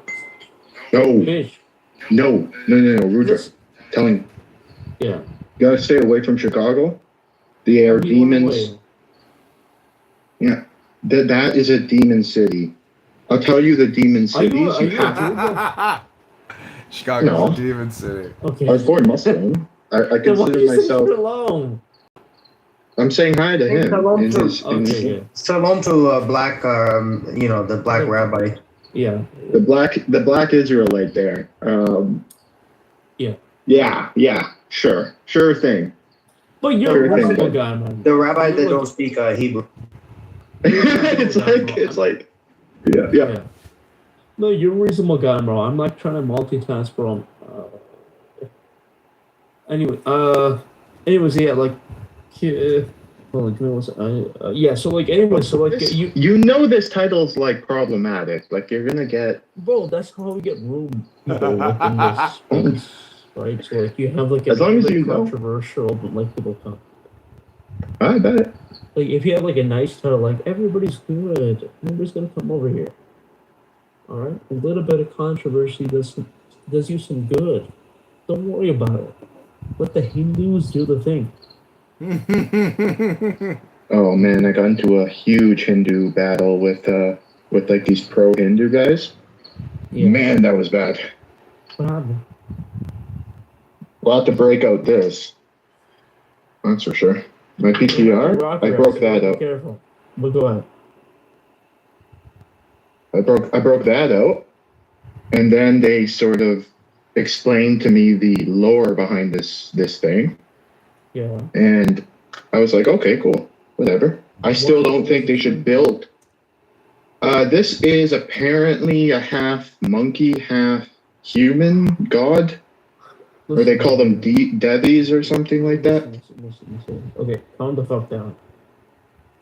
So in our itihasas, there's something called Hanuman. Where's the purpose of Hanuman? Is that God can... Yeah, Hanuman is this guy. Hanuman can go... There's no half human. There's no half human. It doesn't... God can manifest himself in even the most unusual form. So you're a monotheist. You only believe in Brahma, and Brahma is like everything or something. Like I don't get it. Listen, I'm not a monotheist. Brahma's only role was creation. Beyond that, he has no role. 100%. As far as his role was creation. 100%. Okay, he birthed what were known as the great rishis, the 7 great rishis, the Sapta rishis. Right. He was born, the 7 rishis who brought the divine knowledge to mankind were birthed from him. Right? Brahma is universal creation, so he's all-knowing. He knows everything about the universe. He's knowledge. Brahma is knowledge. Listen, he's all-knowing? Would you say he's all-powerful? Listen, Haro, this is why I preach Vedancha to these Malaysia, because when they... Yeah, what does that mean in your language? Have you heard of the Big Bang? Have you heard of the Big Bang? I'm not going to say unless I have permission from my brothers. This You guy, called me this guy is like, the I don't Hindu want you to version of a talk to- kafir? Hey, Rudy, I don't want you to talk too much because this thing is being streamed on YouTube because of this faggot in the audience.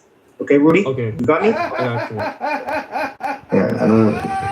You know who's autistic. Listen, now. all I said was this: I love Hinduism, but I don't need to know about the lore and all this sort of stuff. And they've been harassing me. They've been harassing me. I just don't want to be around that sort of environment. I'm in a lot of machine learning Discord rooms with some of the smartest Indians, primarily South Indians, that don't, spell their ideology on me all the One of the time. smartest are Bengali. Bengalis are like one of the smartest people you could ever meet. I am literally about to marry a Bengali, by the way. So Bengalis are like, I mean, USB. Is she from Dhaka? Is she from Dhaka? Yeah, she actually was born there, 7 years. Hey brother, আপনাদের কি খবর? আপনারা কি বাংলা বলতে পারেন? সবাই বলে বাংলা এখানে। কিন্তু this is the English room. Yeah, English only. No tribal languages here. Hello, बंगला नहीं समझ सकते तो जिससे हमारे जो मलेश के साथ तो हमारी जो भाषा है उस हिसाब से बोलना तो ये हमारे पास जो है एक भाई है Oh, hey, HAI? That means what in Hindi? समझे भाई अमित भाई एकदम सोच समझ से चलना है अभी एकदम सोच समझ से So Bindi, welcome back. Can you explain what you think George Bush? Who was he? Why was he?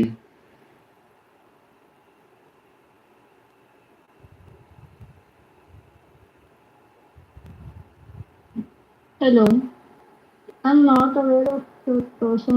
I'm from India, and whatever that HOD explained earlier, I'm not aware.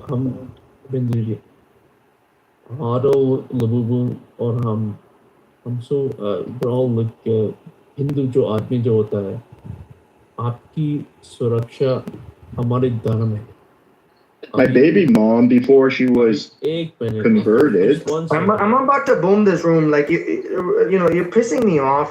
I told you, don't act like an Abrahamic. That's Abrahamic. Look, Abrahamics act this way. You know, try religion, pushing their religion onto other people. That's how Abrahamics act. I told you, stop it then. Okay, excuse me, my PTR. Do you not think that's pushing your religion? You build a fucking huge statue in the middle. Okay, then don't go there. Don't go to the statue. That's not pushing their religion.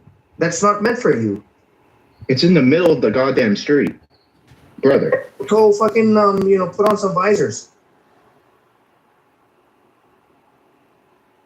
Do you think your Dhaka fiance doesn't push her religion? They fucking rape Christian girls in our country. Christian girls can't go to school in our country because they rape the shit out of them. Okay? Dhaka girlfriend's not going to tell you this. Your fiance is not going to tell you. I'm pretty sure I know stories. And by the way, she went to Christian post-secondary and Christian Why high the school. fuck do we care, dude? You're coming up here trying to shit talk Indians. Go the fuck back to Europe, dude. Why did you Holocaust thing? Yeah, I just saw I love Boys that we're to not fighting Men. today, Abby, by the way. No, Like, isn't it nice? it's nice. On Saturday night, I saw Boys to Men. I love They played in Vegas, and they did some of their music videos. And I didn't realize she was in the music video with them. Mariah? Yes. Yeah. They did this Beautiful song. They did that. So the funny thing with they were both writing separate songs, and then I guess their management got them together, and they decided to bridge those songs together and make One Sweet Day, and that ended up being one of Mariah's 19 #1 Billboard Top 100 hit. It was beautiful. The video of it, the energy that you saw between them was great. And I mean, they still sound, if you ever get to see them, if they come into your town, it's a great show. She got robbed at the Grammys that year, though. It's so ridiculous. Did she? But she ultimately won a Grammy, no? Yeah, she won 5 Grammys. Tell me, how do we live in a world where she's literally the best-selling female artist of all time, and she has 5 Grammys, and Beyonce has like 25 or something, like the most female in history? Like, make that make sense. Yeah, those two just they don't compare. But Angel, remember when she did the song with Whitney? Like that was her the only time actually. Like fun fact, as a Mariah stan as a lamb, um, Whitney Houston was the only female solo artist that she ever recorded a duet with. Isn't that something? Mm-hmm. Mm-hmm. People don't know Whitney was so versatile. Yeah. I mean, Whitney, when she was in her sobriety, she was phenomenal. Yeah. The rooms that she sat in and the things that people had planned for her voice, boy, I really wish that was a possibility for her, because one thing I'm telling you, she would outshine Beyonce today. She was still. Oh yeah, of course. Absolutely. Because she had such a natural ability, and she had such a a pure tone and the soul and cadence in kind of her like vocals. It was the cadence in her vocals. You know what I mean? Yeah. It's like it soothed you, and you fell in love, like it. Oh, I can't. What's your favorite Whitney song? Of course, I Will Always Love You. Yeah, I will always. I used to sing that actually. I Will Always Love You. Yes. I think it's great that Mariah Carey's top song is the Christmas song. That's her. That's her spirit for real. Because she's just. I know. I love that about her. Yeah. And it's her. Well, I guess probably will be her last number one, which is kind of wild. And it's such a full circle moment because she literally came out with the song like 25 years ago. But what you call it? Damn it! What was I gonna say? Oh, I was just listening to "I'm Your Baby Tonight" yesterday, like going off on that. Yeah. That's I love that video too. And the way that I remember she like came in the studio and just banged that out like real quick. Real quick. Because she had dinner reservations or something, and she just killed that. Right, but that was her though, because she can open up her mouth and she didn't need preparation for her vocals to be ready. That was the thing about Whitney, is that she can be put even those hard days, those hard times watching her, battle. Bobby Christina. Oh my God. I know those big Bobby. Her and who's the other one? Amy. Those Winehouse. Watching them in the depths of their addiction, but still coming out to perform, there's something about that there. There's something that just really speaks about the artist, like the soul behind the artist. I mean, and I know that's what is a show they call the soul behind. What's that show called on BET? That's where I watched it. Behind the Train? No. Behind the music, yes. Okay. Yes. It really, I love how they captured the soul behind the artist, Yeah. There did some really good ones. With that one, yeah. I just remember, it's so sad though, because when I think about her, I remember her performing for Michael Jackson. Oh, don't break my heart. I know, and it's like she looked like a skeleton.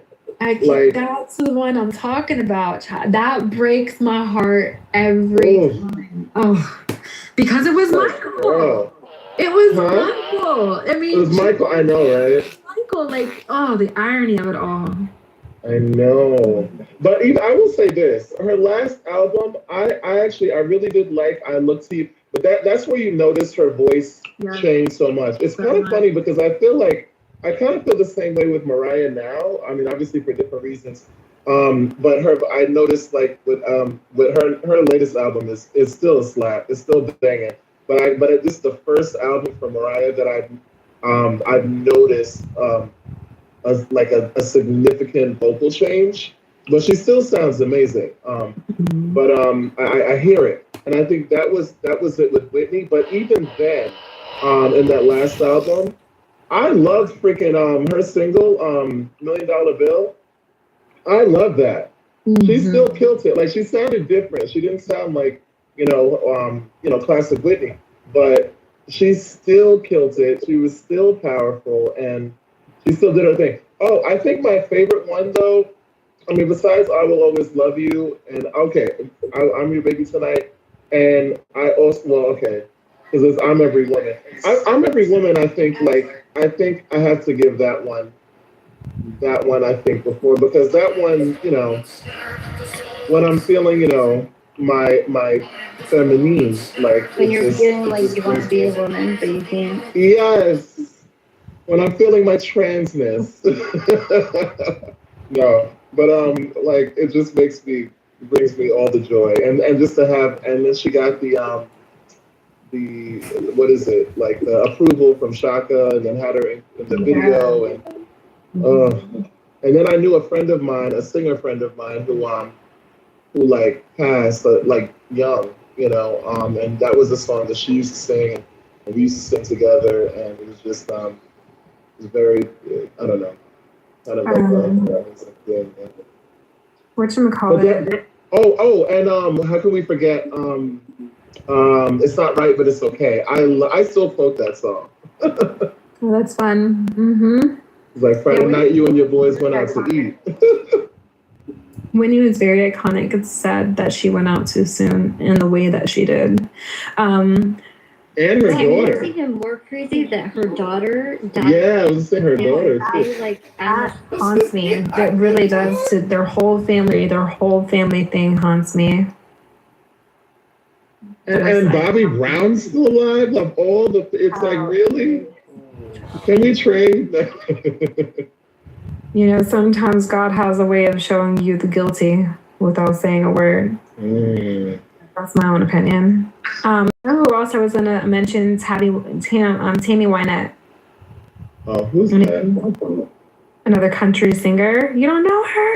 No, I will say I'm not the biggest. Like I know about 5 country singers. If you count, I love her. Carrie Underwood.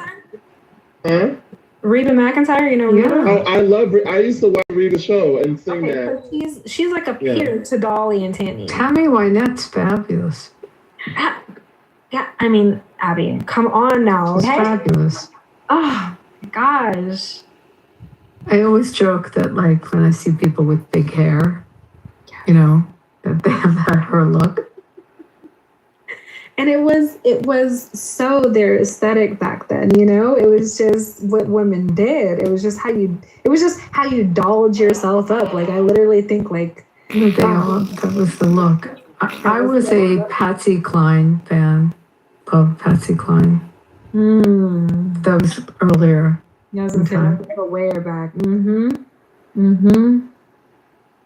Oh, I'm so sad about Dolly. And yes, Darren, I know Billy. No one's brought up Tanya Tucker. Joe. Oh, she's amazing too, honey. Oh, and Leanne Rimes. I love Leanne Rimes. I wasn't never really a big fan, but she's all right. Yeah. Well, that song, the song that she did, that apparently she was like 15 or something crazy young when she sang it, and I was just watching like that story because it was like a whole back side to that song because then her and this other singer released that at the same time, and then it was up for like the same award. It was crazy. Does anyone else agree that the country music that's being played today is just not the same? It's just, it's not like the old hee-haw music. It's definitely different. Come on, but Brooks. Yeah, I've seen he plays in Vegas a lot, and he's good. But it's different. It's not. It's more like I don't know. I'm going to see Who do I have coming up next week? Darius Rucker is going to be in an outdoor concert. I think it's evolved. It's a little less country, a little more pop. Unless you hear somewhat like a real super traditional one. There's not that many. Come on, we used to the devil went down to Georgia, used to come on the radio.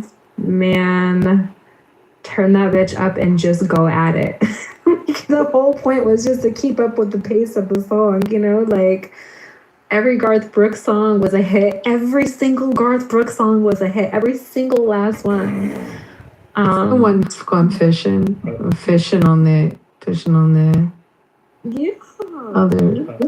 I'll put a link in the chat in a minute. Fishing on the other side or something.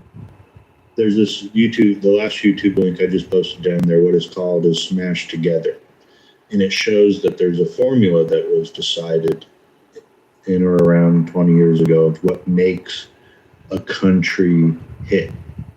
And that a lot of the songs are the same songs, just interchanged with the choruses and stuff like that. And you'll see they can smash together 7 modern country songs, and they all are the same song.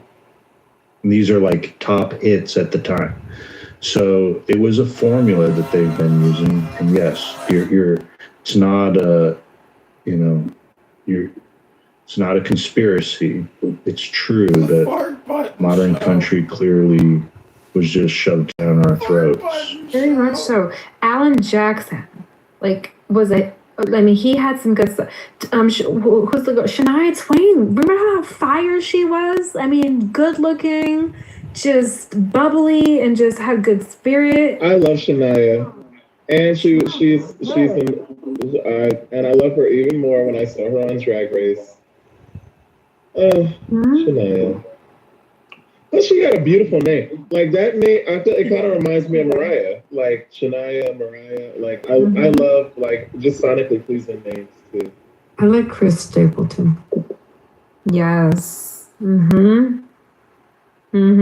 wish I would have grown up on more like different. Because I grew up, we didn't listen to like country or really anything like where besides I think pop kind of but.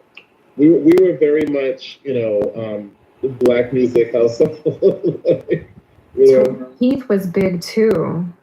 Tim McGraw. Oh my God. Tim McGraw was great. Tim was so fine. I saw him at the Phillies baseball game. It was the 2008 game. His father, Tug, had played the 1980 World Series, and he came back and was a Phillies fan, and he sang that year. Taylor Swift sang Star Spangled Banner, and he sang America the Beautiful. It was pretty wild. But what about the Chief? Eric, what's his name? Eric. They called him the Chief. Eric Church. Eric Church was good. I didn't hear him. I heard those two. That was just one of the games.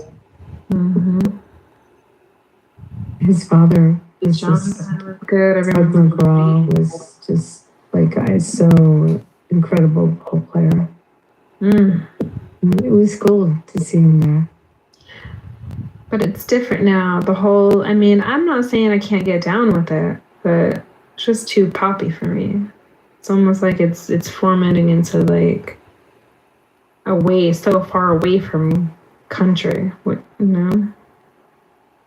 Starting to come back, but you got to know. I agree. Well, everybody's into line dancing now, as a whole swag, and the whole country boots, the cowboy boots and country vibe, is a... Okay, I gotta ask you this, Angel, because what do you think about Beyonce doing Cowboy Carter and kind of breaking into the the country world. Mm-hmm.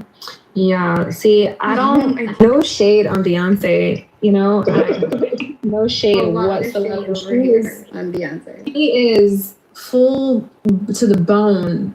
You know, from Texas. You know, and I get it. I honestly get it, but it's not her. You know, and I think because country is so heavy in Texas the way it is, and she's originally from there, and she has been able to receive the acknowledgement that she has in the music industry, I think, in my opinion, she just feels like she can make space there for her, but I don't think she fits.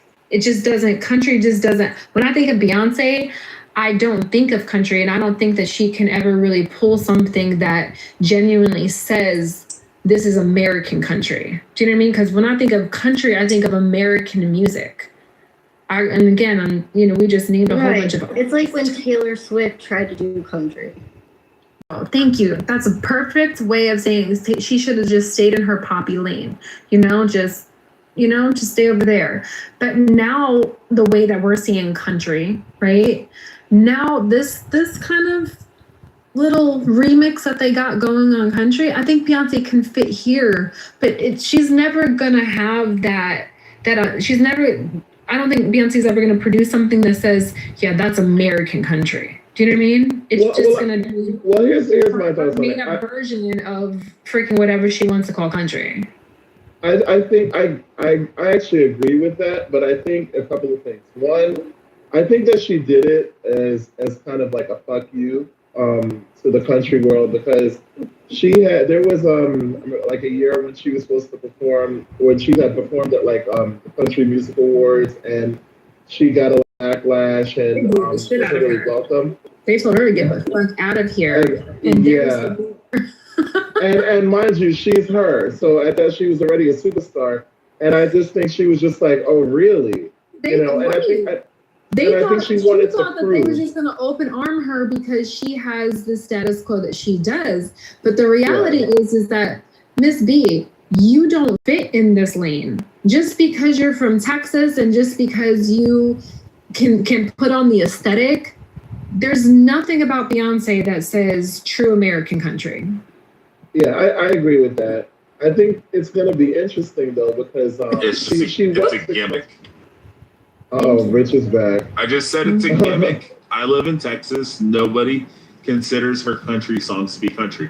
Well, never. No self-respecting person that listens to country music unless they're like some fucking airhead, vapid fucking, schoolgirl type that listens to Beyonce in the first place. That's the only people who want to listen to her country songs.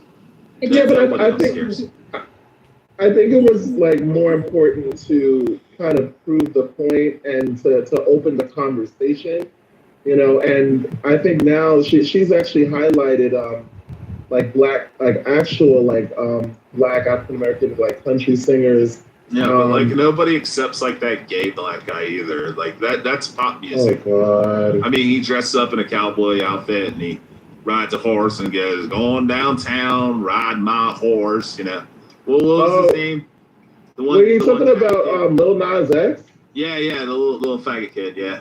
Oh my God! Shut up! The one that dressed up as Satan. Yeah, that one. Well, he did that to fuck you for all of the evangelical fake ass religious people. Nobody who listens to country music listens to his shit. Just pop music. Well, he made a whole lot of money. Got a #1 hit off of it. Yeah, he's a one-hit wonder. I agree.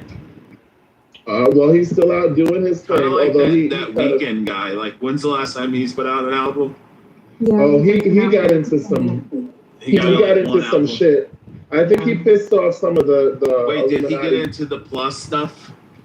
What did he get into? No, I don't think it was that. I think he pissed off the Illuminati though, because he got into some shit with the Grammys, and no, for real, because he had the biggest song. He's actually like the biggest song on Spotify or something with the lights something song. Yeah, but everybody knew when those guys did their songs that they were just gonna be one-hit wonders. Like nobody looked at them, wow, these guys I bet are gonna have like 30 albums. No, but you don't. Well, I mean, 30 albums. There's very few artists. There's I'm major just artists saying, out like, there. nobody thought they were going to go down as, like, legends of music and, like, anybody's going to talk about them other than, they're going to be on the jukebox, like, 10 years from now type shit where you're like, oh, yeah, that's that song I remember when, like, I was in high school or college, like, Well, to be fair, there's one-hit wonder guy. There's not that many artists, like, days that are, like, major super. I think that the age of, like, the super Future, duper Little stars. Boosie, Oh, Lord. 2 Chainz, Waka Flocka. Don't listen to this. Started in Hold on. Waka 1999 or Flocka. 2000. Don't be shitting on Waka Flocka because he's one of the conservatives now. 2 So Chainz started in like 2004. a lot of those rappers are Future started conservative. in like 2008. It's only been 18 years of like #1 songs nonstop. A lot of those rappers are conservative. But I'm still And Trump waiting on. supporters. I'm still waiting on Young Dolph's new album to drop so I can buy it. Oh gosh. You are a mess, Rich. Play with your bitch. Oh my god. But what you call it? What the heck was I gonna say? Oh yeah, like we're over the age of I think super duper stars. I just think like I just named like 4 of them. those are not super. Future. Future's not a Future's superstar. not a superstar. No. Okay. Can I Wait a say minute. something? Okay. Wouldn't you count Taylor Swift as a superstar right now? Like, I mean, she literally had people mortgaging houses to go to a concert. Yeah, I think she's probably the last one because I remember when they were comparing Sabrina her Carpenter's to. hot. Ugh. So yeah, That bitch. oh my gosh, I'm she gonna would say never something that's gonna be give you the time of controversial. day. Go ahead, Angel. Okay, all right. So here it goes. A good, clean white woman. All right. She's So not white. Sabrina Carpenter. all right. So Yeah, as I we were knew talking she about wasn't Beyonce, white. She's black. Go, dude. as we were talking about Beyonce, I realized something. Beyonce she has to be heavily jealous of Mickey Guyton. She is a black female in country music who's doing country music the way country music is supposed to be done. She is not trying to come in with this whole new, revamping the industry, in and around country music. She's not trying to, bring pop into it. She actually is. You ever see her videos? They're just like, the old school country music songs, like the ones that used to play on CMT. And I'm just like, I love her genuinely. I think she has a country music spirit, and I honestly think that Beyonce she's probably jealous of her and thought that she could just come up into the whole country, and be accepted, country music industry, and be accepted like how. Angel, I don't even think it was that. I think it was more of the fact that Beyonce is a petty bitch. And listen, I have a lot of qualms with Beyonce, but I actually kind of like that when it benefits, other people, because she was just basically like, y'all gave me the middle finger, at the CMT Awards. Y'all haven't welcomed me here. I'm a fucking superstar, and regardless of what you think about her, she just is. She's incredibly talented. But they're not doing this. But they're not doing this to Miki. Is my point. Yeah, because she's a genuine, right? Yeah, and that's what I'm saying. Beyonce tried to come up in there with Beyonce versus trying to fit herself into the country music industry, because that is a complete. I just want to say this, and I don't know if a lot of people know this, but the country music industry is completely separate from all the other music industries. From all the other music industries, from pop, from rap, from like pop and rap can kind of go, you know what I'm saying, a little bit side by side with each other. There's a lot of overlay there. The country music has never done that until recently. So for someone like Miki being as young and fresh and vibrant as she is and she's young to still be able to sing her songs. She's 43, so. Well, I mean, You know, that's but I mean, yeah. she has that spirit, and She does, and and she's so true. I think when I hear her songs, I'm like, yes, this is still American country. but I'll And she tell you still what I happens didn't to be like a new though. face. What I didn't like though was when all of this controversy was going on, it got made into a racial issue, and people were There you just there go. was a lot of people saying that, oh well, you know, Wait, don't you because make everything a racial issue? no, I make it a gay Yes. issue as I should. No, you make it a racial issue every time you turn around. No, well, if you're gonna be calling people like N words, like come on, this is No, crazy. just like a guy who's completely in the fucking wrong, doing something No. that's abhorrent and atrocious, and you're like, your only guys are saying that because he's black, you know, like. If he was white, it would be different. You know, it's systemic racism. Like you're the Well, there's Are a you one lot of of precedent those? for that. Exactly. JJ, are you Oh one no, of like those? when Carmelo Anthony, the What? animal, No. stabbed Austin No, Metcalf, well, let's made not it do sound like it Carmelo was a black Anthony. issue, and you know there wasn't enough black jurors, even though they were There weren't. excused. Two of them. So one There of them was weren't. excused because they said they But we don't have to couldn't go be into that. unbiased. The other two was because they were part of the school board, which was kind of included. Doesn't matter. It was a racial situation, and the boy that was killed And was Metcalf a lost racist. his. I mean, Carmelo lost his retrial, and now he's going to prison to be the big booty bandit and get fucked in the ass. Oh my god! So now we're advocating for rape. This is so. No, he deserves it. So he deserves it. No, Yes, the he guy deserves deserved to be killed. I mean, He he's was a an fucking animal. He racist. stabbed somebody in the fucking heart for. And he deserved to be stabbed. So that how about No, that? he deserves to be anally raped and penetrated and sodomized. Well, God have mercy. yeah. I mean, okay, JJ, let me ask you a question. If somebody raped a kid, should they get anally penetrated in prison? Oh my god! Nobody should get anally penetrated without consent. Like, what are we talking about? No, I just can't. As he's saying this, and then I'm looking at his PTR. It's giving. It's cringe, right? It's a snake. I fucking can't. And it's giving that so this is what's on your mind. JJ, should chomos be raped in prison? Nobody should be raped in prison. Like, what are we talking about? Men who molest children, you're saying shouldn't be raped. Why? They should be No. executed. It just should be. Yeah, I mean, I agree with the execution. Right? But Why? if they're I mean, not why gonna would be- we? But if they're not going to be executed, they should be fucking raped in prison. I just don't know why we're hyper fixated Let me on ask you a this. question, JJ. Were If you raped as a child? Hold on, no, I wasn't raped. No, I wasn't molested. Okay. Perfectly normal childhood. So, but I find it egregious Lord. and fucking disgusting. And I think we should tie a millstone around their neck and throw them in the sea. But I mean, Oh my God. I'm just saying what Jesus said. But I agree with Jesus. See, I agree with Jesus. Jesus never said that. Let me ask you a question, JJ. This is a genuine Yes, he question. did. If you He never if you said had that a daughter, pedophiles should be thrown in the sea. if you had a son or a daughter and your son or daughter was brutally raped and that person went to prison, would you not fucking figure out a way to pay somebody in prison to fucking murder them or rape them?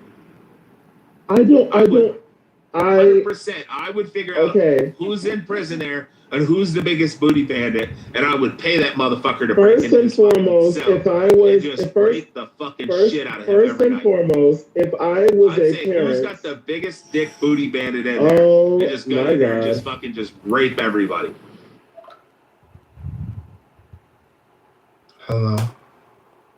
Hello. What's happening? Oh, it's the tell of the tape. You got something to say to Bunny? Bunny versus Shy. Yeah, you got something to say to Bunny, Sasha? Biting out of the red one. This woman is a martial artist. It's Bunny versus Shy next round. Civilized Forward debate. to our debate. I don't know what the fuck you want me to say. Let's see when Nate comes. Hey, did you guys see Nate's fucking PTRs of the debates? I didn't see your one. I saw the Dawn one. Yeah, She was it was very dumb. displeased That with one was bad. how she was depicted. She's like, I don't know who that lady is, but I ain't me.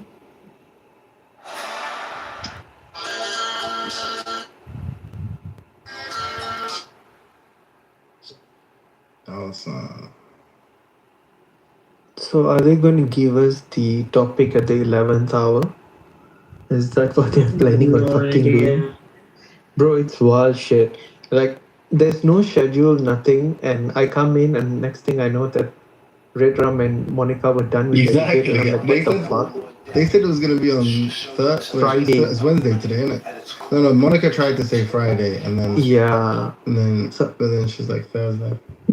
Nah, there's like 17 more debates to go, so we gotta Bro. get this through by the end of the week. Do you know what probably happened? Yeah, she tried to prolong it, and then she saw how like little there was to fear when Florida debated Dawn, and then she saw like the fact that Dawn actually won, and I think that gave her confidence. So she was like, actually, there's an opening in my schedule. No, it was Red Rum. They were gonna postpone it till tomorrow or like later on. And Red Rum's like, fuck it, let's do it right now. Oh, okay. No, I thought she said something like she could do it on Thursday or something like that. But I don't know. I'm glad we got ours done. Fuck that. Bro, she blamed it on Brad. Bro, I got out of the gym, I was driving home, and I'm over here like, fuck, when should we do it? That's why maybe you were tomorrow, maybe aggressive. Thursday. And then I was like, you know what? Now let's do it now. What did you say? That's why I was aggressive. Yeah, after the gym. Tell me, bro, what is it about that? Like, I remember, like, less so now, but, yo, I remember, especially when I'm driving back from the gym, I'm hyped for some reason. It's your T levels. Everything's just fucking through the roof, bro. All the good hormones. They say it's the endorphins, bro. Yeah, all the good hormones. Everything's just fucking on a high level. Your body's like, fuck, you feel so much. You feel taller. The blood flows better. You know what I mean? Hey, sometimes, man, like moving from a lot of weightlifting to like taking a week off and just doing like 3 days of some like calisthenics or some shit like that, you come back hella stronger. Give your body enough time to rest. To relax and recover. Yeah. Yo, Samo, you guys got fucking mosquitoes up there? Yeah. Let's see what the question is. No, because like there's no mosquitoes in the Bay here, like in San Francisco, because it's sea level and it's cold.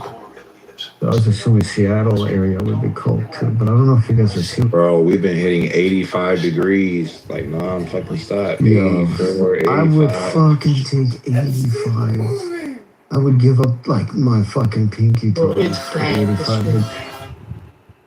Yeah, it's bad this week for us. It's fucking nasty. I didn't sleep at all last night. I was fighting a mosquito and the heat. You don't got an AC? Or fan? No, man, my building's old, so the AC makes a fuck ton of noise. Oh, shit. So I don't turn it off because my folks will wake up. Yeah, I can't either, bro. I would wake up. If I don't have the AC on, it's bad. I don't know how you guys, people can sleep in this heat. Poor. You wake up and you're like fucking drenched and shit. I have titty sweat that I need to worry about. Shasha knows what I'm talking about.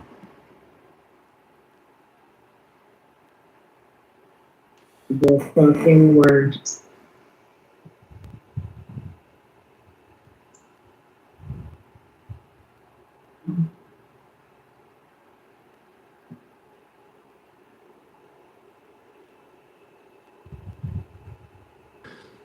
Bro, my guy Alexander was like, Red Rum failed.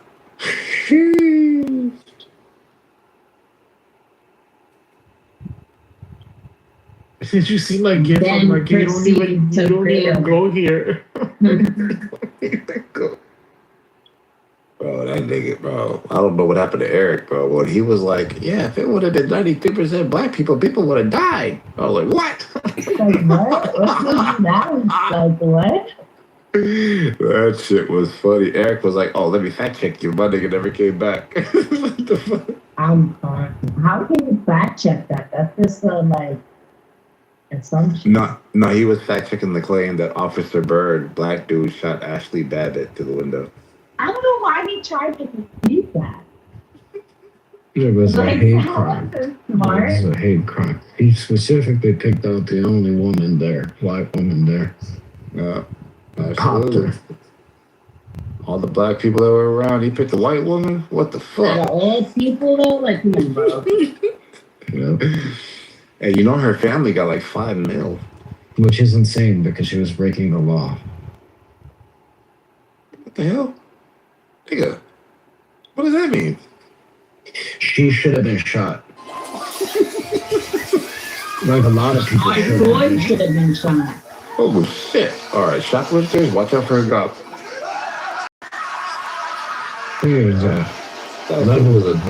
It was a trespass. That's what it was. There's levels to trespassing. Yeah, there's permitted areas and non-permitted areas. She was in a permitted area. It's where's Nancy Pelosi's office so we can cut out her hand over the trespassing. She was fake.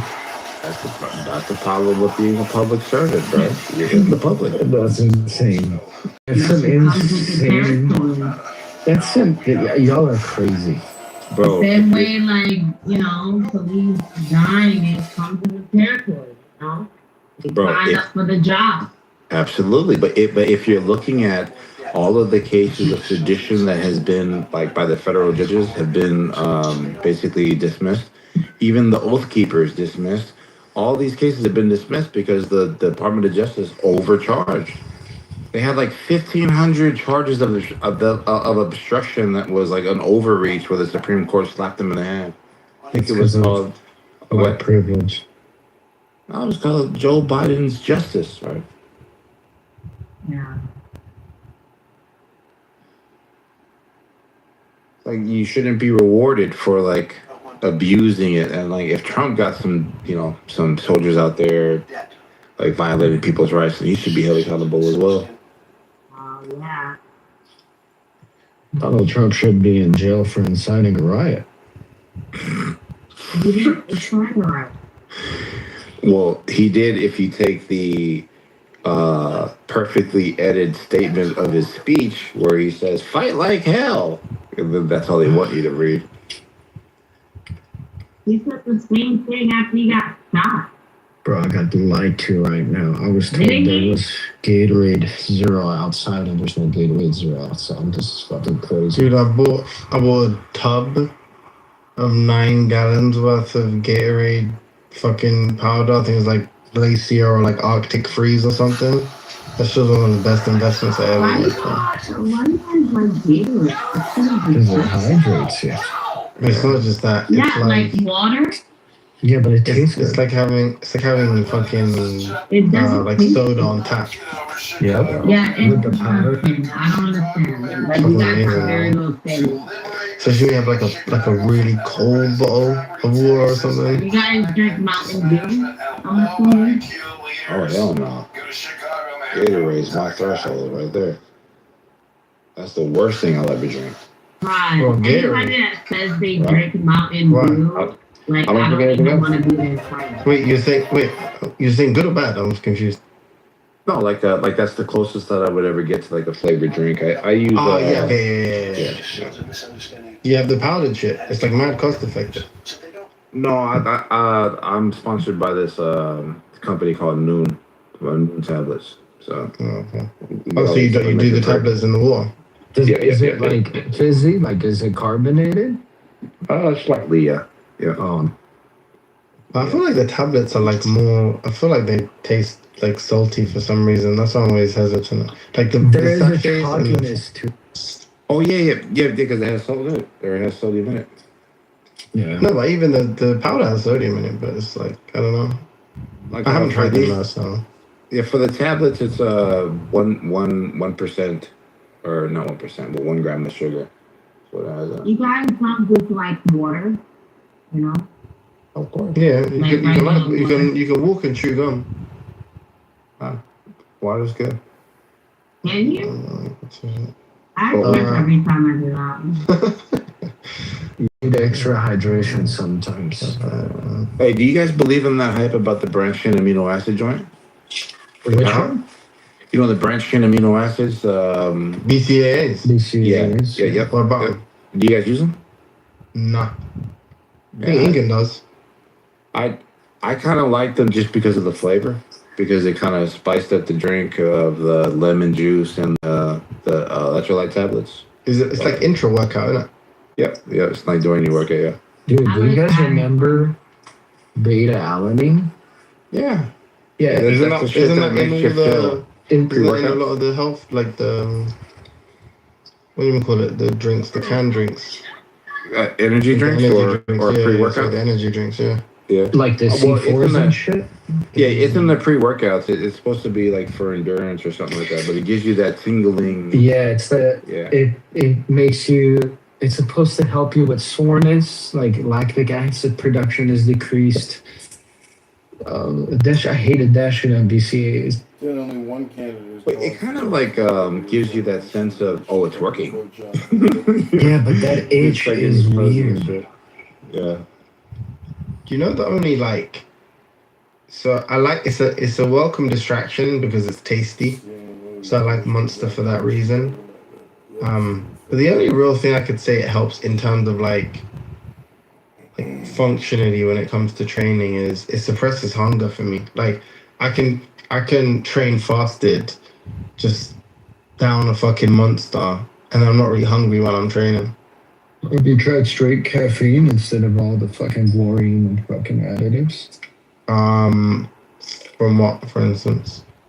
I do a quad shot right before I go lift weights or do like coffee. You mean? Yeah. I don't like coffee. No, I don't take pre-workouts and energy drinks because I drink so much coffee throughout the day that when I take the pre-workout, it just. I don't really drink coffee, so I can't do the caffeine. I can't do the caffeine, bro, because it kind of I've been kind of, you know how it's supposed to constrict your blood vessels or whatever. Mm-hmm. And I'm looking for like the nitrous oxide, like blood vessel dilation. That's what I'm looking for. What does that mean? Like like what's the reason or what like was? No, like caffeine gets me kind of hyper where I can't like calm down like before every lift. You know what I mean? Like I don't like to be rushed. I don't like my heart rate to be rushed. You know what I mean? I like to kind of go at the weights at a calm pace. Gives you like a head high for me. Caffeine does. Yeah. Oh yeah. I do 12 what did you shots say your by the max time bench I'm was? at the gym. Right now, I just. the whole time. 5:45 for 3. Damn. Jesus Christ. Yeah, bro. I was a refrigerator, bro. Massive. So you didn't one rep max. You don't know your one rep maxes or. No, like back then, like lifting that type of weight, the 1 rep max really didn't make any sense. So that's just when I stopped at that point. That was the how much heaviest did I you ever weigh? got. How much did you weigh at the time? 370. Oh damn. Like that. That's Yeah, like, my heaviest I was like at 450. 150 kilos or something. 160 kilos. Yeah, and my heaviest I was almost 450. Wait, what? Yeah, that's how much I was. I was almost 450 at my Wait, so how heaviest. much do you bench in a full 50? No, that was before I started like powerlifting and everything. Oh, okay. As in, so you were big and then you started training. Yeah, we got that at 3. And then you started. Yeah. Got that at like 3. Crazy. It's crazy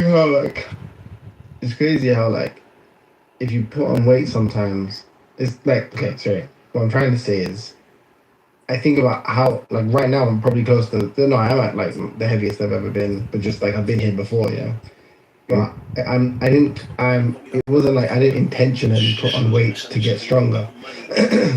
So I think technically I was as strong as I am now at like almost 17 kilos lighter than I am now, which is like, I don't know, like 30, like 40 pounds, something. Yeah. It's like imagine if imagine at the point where I was as strong as I am now, if I just intentionally put on 40 pounds of like, yeah, like a significant portion of it being muscle kind of thing. Yeah. You know what I'm saying? Fucking, I mean, you probably wouldn't have even been able to do that because the fucking would have been fucking hard as shit, but to put on that much muscle, but it's fucking annoying. I could have cheated on my diet just with the intent of being a fucking powerless, but I got to the same weight anyway.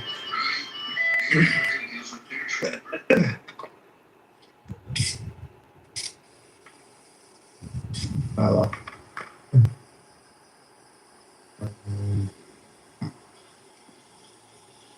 Yeah, like barbell stuff. Like the only time I ever mess with barbells now is like just doing RDLs. But my major like compounds are I only rock with the trap bar. Mm. I do front squats with the barbell. I don't do back squats too often. Yeah, front squats are annoying now. A little bit. you can balance. I mean, balancing. the heavier it goes, I balance it on my shoulders without. You know what I mean? Yeah. Without your fingertips. The fingertips one, it's a lot on your wrists. Oh, bro, like I don't have the shoulder mobility for that, so the bar just sits on the shelf. Why? What's wrong with your shoulder? Oh, you don't do it the one where, you could like It's too wrap your big. arms and hold it No. on your shoulder. No. So like like when you bring your arms up, you see the shelf there that you have like right by your collarbone. That's where the bar sits. Yeah, that's what I'm saying. So it Like sits there, Frankenstein's. Yeah. and then you just like cross your arms, right? Yep. Yeah. Yeah, when it gets heavier, that's what I do too. You can do the other one, like where you like bend your fingers back, kind of thing. I don't know what's that. Yeah, I do that when the weight's not it's not that heavy, but once I add more weight, You fold your arms. yeah, because it's annoying and it hurts on your wrists. Yeah, I can't front squat to save my life. To be honest, Yeah, you know, I like back honestly, squat better. I don't enjoy it. So like, I couldn't even bother to try and develop, like, learn technique or get better. It's like I don't like doing that shit. Yeah, I like the catch, especially like doing snatches and hang cleans. Oh, the CrossFit stuff, yeah, I do that shit. Even though I don't like it as much, to be honest. The CrossFit stuff scares the fuck out of me, bro. Those movements are, if it, like, even the slightest change in grip, a slip here, a slip there goes a fucking disc, there goes a joint. There's too much jerking, bro. All the That's why I don't. That's why I don't do it anymore. I don't do it a lot. Sometimes they do like cleans, and I'm like, no, I'm not done. In a class, I think is different because you got instruction, but when people do it on their own, it freaks me out. I see people doing it at 24, and it looks wrong. Like he looks like he doesn't know what he's doing and is making all of this fucking noise. He's either gonna break his wrist or he's gonna swing back so much it's gonna hit him in the face and it's gonna break his neck. And it's kind of weird that they do at a regular gym like that. Like CrossFit stuff. That's kind of weird. We have a lot of like green space, and then there's like a complete like side room that you pay extra to get into, and there's a lot of like bars and stuff, and we have a lot of space for it, so people take advantage of that. Yeah. Plus, it's cheaper than going to a CrossFit gym. Like if you know your workouts, it's $60 a month, and that's with the wellness, which is like the leg pumping machine and the massage and all that stuff, plus the separated private gym area. Yeah, $60 a month is dirt cheap, bro. Yeah, that recovery stuff's good, bro. Like, dude, it is, man. Yeah, it's a company called I don't like what do I got? It is the Hyper Ice. So I have the gun, the foam roller, the ball, and then the leg restraint that wrap on your legs, and then it pumps the blood in and pumps the blood out. Yeah, we have that at the gym. It's like you pay an additional $9.99 a month and you get that. Yeah, it's supposed to promote like fast muscle recovery. I think it's like really good for the heart in general. The blood flow is really good. Yeah. You know, the guy that invented it is the same guy that invented 5-hour energy. 5-hour energy? Oh shit. Yeah, those like energy shots. It's an Indian guy. He also invented that machine. He's a cardiologist. Oh, that's dope. He gave people heart attacks with his 5-hour energy, and then he's like, "Let me solve your heart attack problem." Man, ever since I started consistently going, I've been so into like, I mean, it's a lot of money I spend, but I look for wellness, like recovery and wellness after. It's crazy. Yeah, but your But I enjoy it. physiology has like your body form and like structure has like greatly changed and improved. Like from when you started going to that gym to like the stuff you post now. Like from your recent trip, you look very different in a good way. Like you look wider, your back looks straighter, your shoulders are like you look good. It shows. Yeah. Pause. The CrossFit, not the CrossFit, but the weightlifting shows. Thank you. Yeah. Yeah. I just need to be better at my diet. That's the only thing. Yeah, I think that's the thing that I always have to go back on. Like West Side barbell, powerlifting, chalk at the gym. Every single time you get a new plate, you're not really realizing like how many calories you're taking in. It's not like 24 eggs a day, bro. Stupid. Shit is stupid, bro. That's how I started working out. So I started working out with powerlifters. I was like 17, 18, and I was going to a world's gym, and everybody was on gear, and everybody was a fucking insane powerlifter that worked at a T-Mobile. So I was like lifting weights with these guys, and they were teaching me like these insane fucking. You gotta take this stack, and then you gotta post cycle, and then this is how you do a shoulder press. Hold it, and then they would do like weird shit. They were There goes the monsters. Arnold list. Yeah. Yeah, bro. Like my diet wasn't like I don't even know if you can call it a fucking diet, bro. But a 12-egg omelet, then Jesus Christ in the morning with like God. Brussels sprouts and bacon and fucking sausage and. Were you keto? No, You ate sweet potato. No way. Yeah, the sweet potato. Then at night before I went to sleep, bro, here goes another dozen egg omelet. Oh yeah, that's wild. Bro, you were eating for a family of 4. And what they eat in 2 weeks, you ate in a day, dude. 24 eggs is insane. And that's only 2 meals. Like the other 3-4 meals in the middle. It's fucking stupid, bro. 24 Bumba Grada Rasta Car Pussy Clock Eggs. You know, I was just thinking that.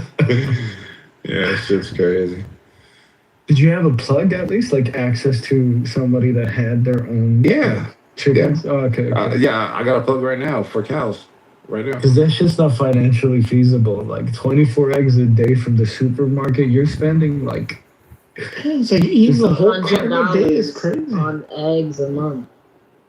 That's insane. No, a week. 20. Yeah, a week. Because 24 packs what? Wait, 545 is 240.